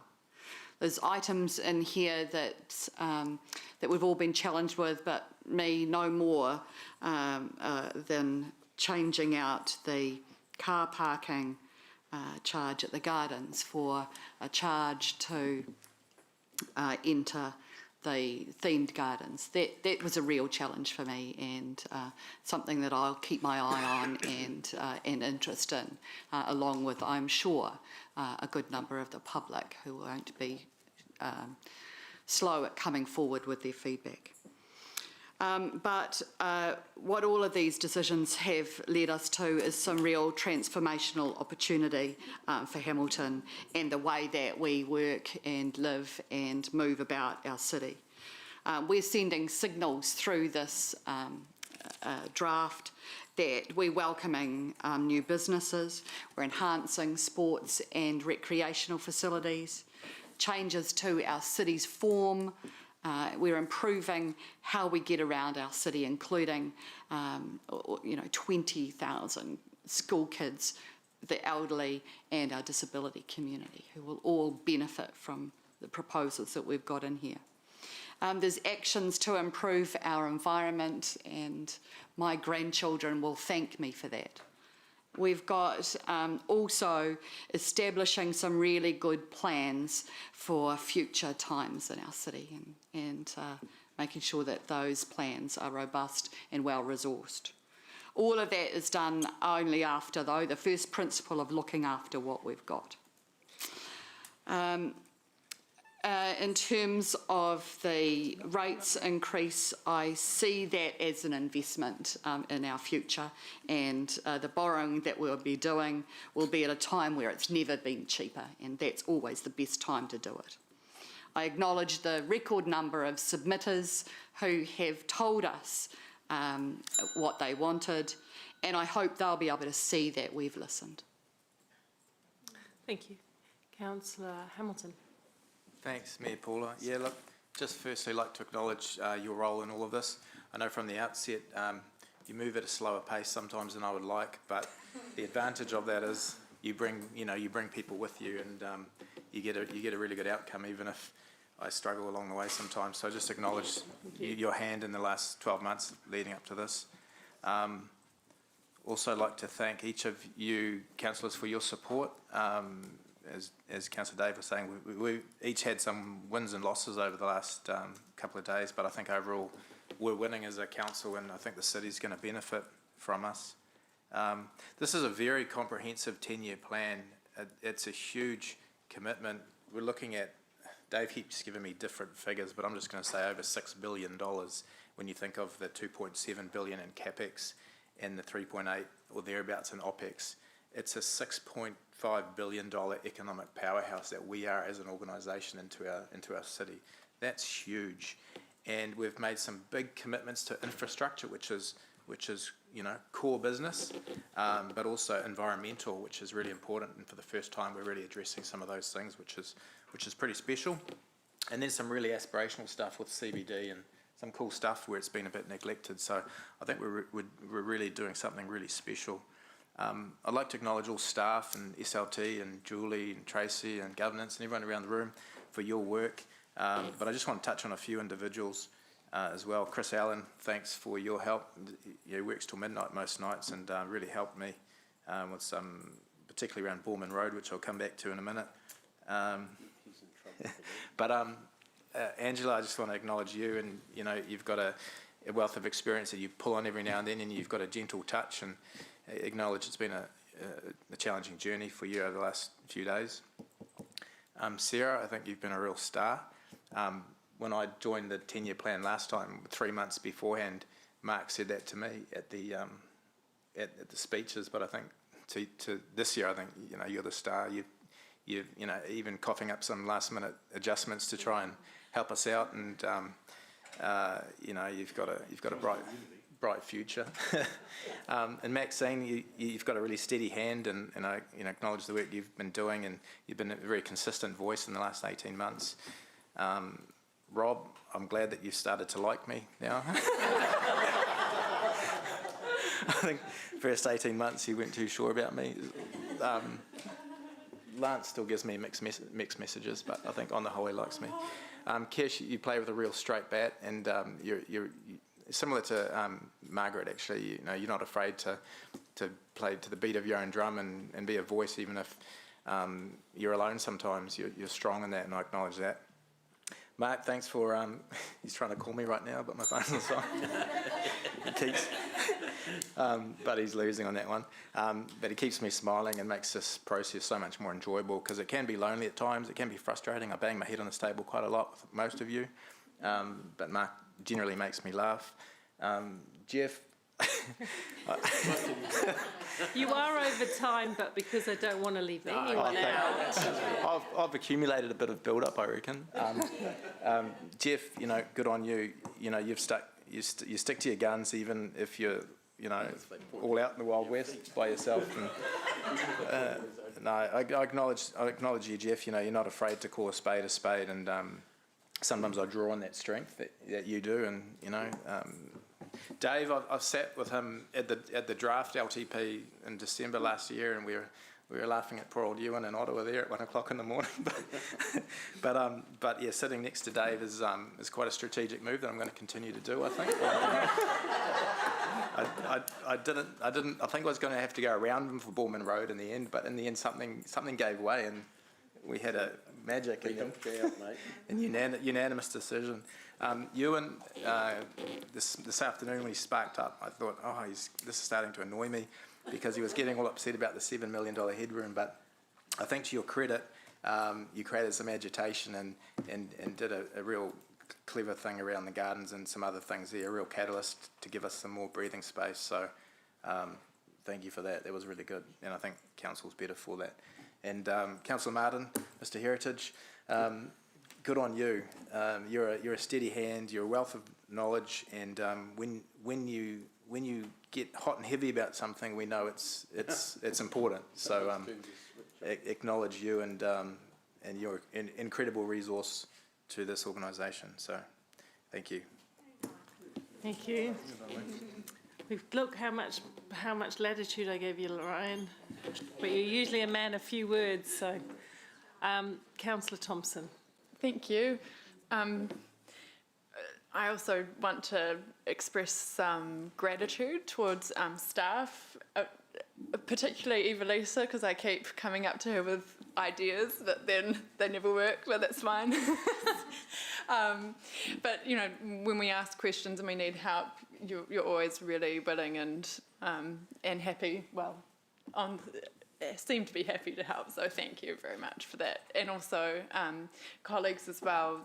I feel very fortunate to be in a council where I think we're collaborative and we stick to the issues, and you know, for the most part we work really well together, and so I enjoy working with all of you, and it's a privilege, so thank you. And I think you've all really spoken really well in terms of this LTP. It's well balanced, and when some of you may have seen me look through the schedule of things that I could, you know, put up to defer, and actually it was really hard. And I think a part of that was because there's a really good reason for all these things being in here. It was safety, it was responding to growth pressures, responding to compliance issues, environmental pressures, or just doing some things that actually have been waiting to have been done for a long time. And now we're not only a growing city, but a city that's growing up. And so there are some things that have come to their time, like turning to our river and investing in our central city. So I think it's been a really good process. So thank you, everyone. Thank you. Councillor Bunting.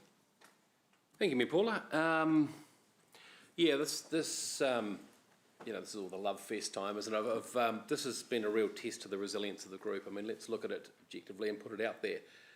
To be told right at the beginning of our 10-year plan deliberations that we'd lost dear Margaret, right at the very beginning. Then in that morning tea, our beloved CEO is heading away. It's a pretty crap way to start the 3 most important days of your political term. So well done us. Well done us on still being here and having not ripped each other's heads off and thrown various things down each other's necks. I thought the last few hours of cutting costs would reduce rates, and I tried so many things, but the rates just wouldn't budge. I've got to fly against the flow a little bit here. I know that Mayor Paula, you're very proud of the most submissions we've ever had, but I personally believe that the engagement wasn't all that. I think we got the most submissions, but I think the real power was in the working group that set the consultation document, because that's what decided what was going to be discussed. And there was so much guts under that didn't even get looked at, because we'd done such a great job of those 11 points. And when they first came out, I was worried, because there was my beloved Puketaha intersection, there was my beloved pool dome, all these things that, you know, but they stood the test, they got through. So I'm pretty darn happy with that. But I think there was an underbelly, and I think I'd like to learn from that. And there certainly isn't a criticism of our comm staff or how we did it. We tried something, we got the response, but I think where we need to go right next time is go deeper in the plan and bring more up to the front. That's what I tried to do with those links, etc., and that's why I was grumpy then. But I'm also pretty gutted that we've freed up the ability to borrow more money in the last few hours, but we haven't affected the rates one blind jot. That's the grumpy stuff. But hey, I'm the chair of community, so I am really happy. It is the yes 10-year plan for us, Lance. It is the yes one. And as chair of community, I'm really proud of the projects that have been, as Angela said, waiting and waiting and waiting and waiting. And thanks to this group, they've got over the line. We are looking after what we've got a lot better than we were, so thank you. The Puketaha roundabout, yes. And yeah, 12 months a year swimming in the Lido pool, yes.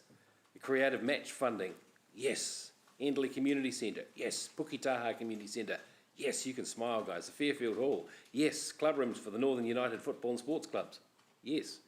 The zoo, wow, yes. And in the river swimming plan, playing plan, yes. So I think the fourth floor is a pretty happy team at the moment, and we've got something to work with. So thank you, team, and I'm looking forward to the team proving to you that it was the right thing to do. Kesh, thank you for your incredible deputyship. It's gone to show that we don't have to agree on every vote, but boy, we've got each other's backs, and I feel very safe with you there working with me, and thank you for your guidance. What made my day, this is my last sentence, was an email from a friend in Christchurch, and he was one of the guys I'd gone down to see when I first fell in love with Great Cycleways. And as you know, I stood on cycleways, and his response was this, and he's the guy from one of the design outfits who put them together and was behind them down there. He says, "Hi Mark, how are you? Haven't heard from you for a while. Looks like you've been extraordinary. Geez, when Hamilton does something, it doesn't feck around, does it?" So he is. People are talking about what we've done with this change to mode shift. So well done on our courage. Nervous as all heck about the rates, but pretty darn happy with where we've landed. Feel as bruised as all beggary, but that'll do. Thank you. Sorry. Anyone else want to debate? There doesn't be. Councillor Cash. Thank you.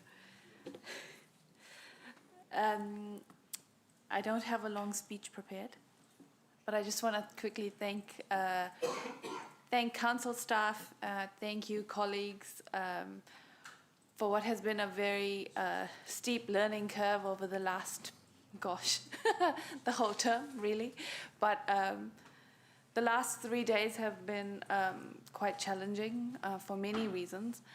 And I take comfort in knowing that we delved in and debated and turned lots of stones, trying to find our way to serve Hamilton the best we can.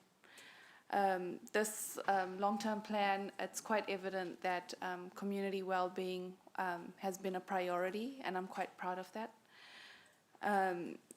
I'm also proud of the fact that we're taking care of what we've got. We're taking care of Enderley Fairfield.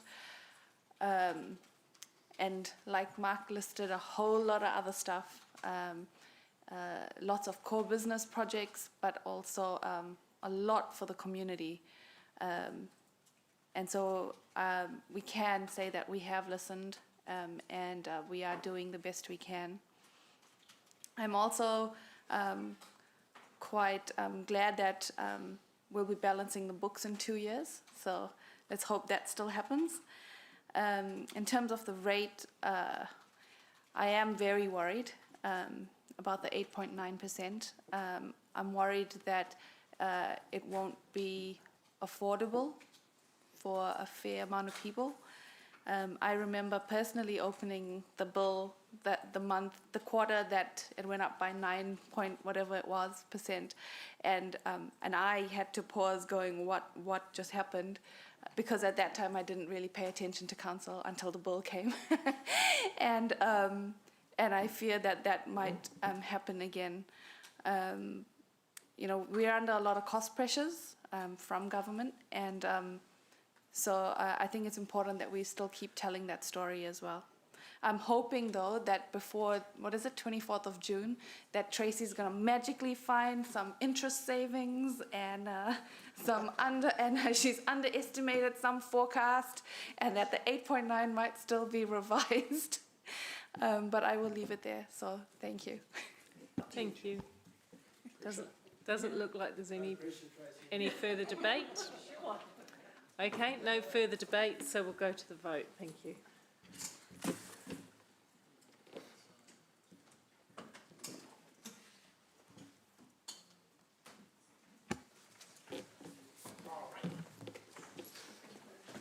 The revenue and financing. Did we not do that just before? Remember, you have to wait till it was the last one. Okay, so we'll move.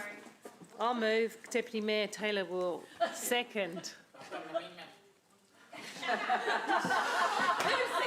And you got an amendment, Councillor Hamilton, and I've got an eject button. Well, there's no debate. Because really, there can't be, surely. Let's go to the vote.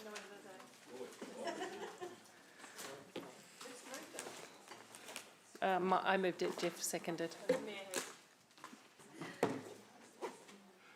We're still waiting. Go.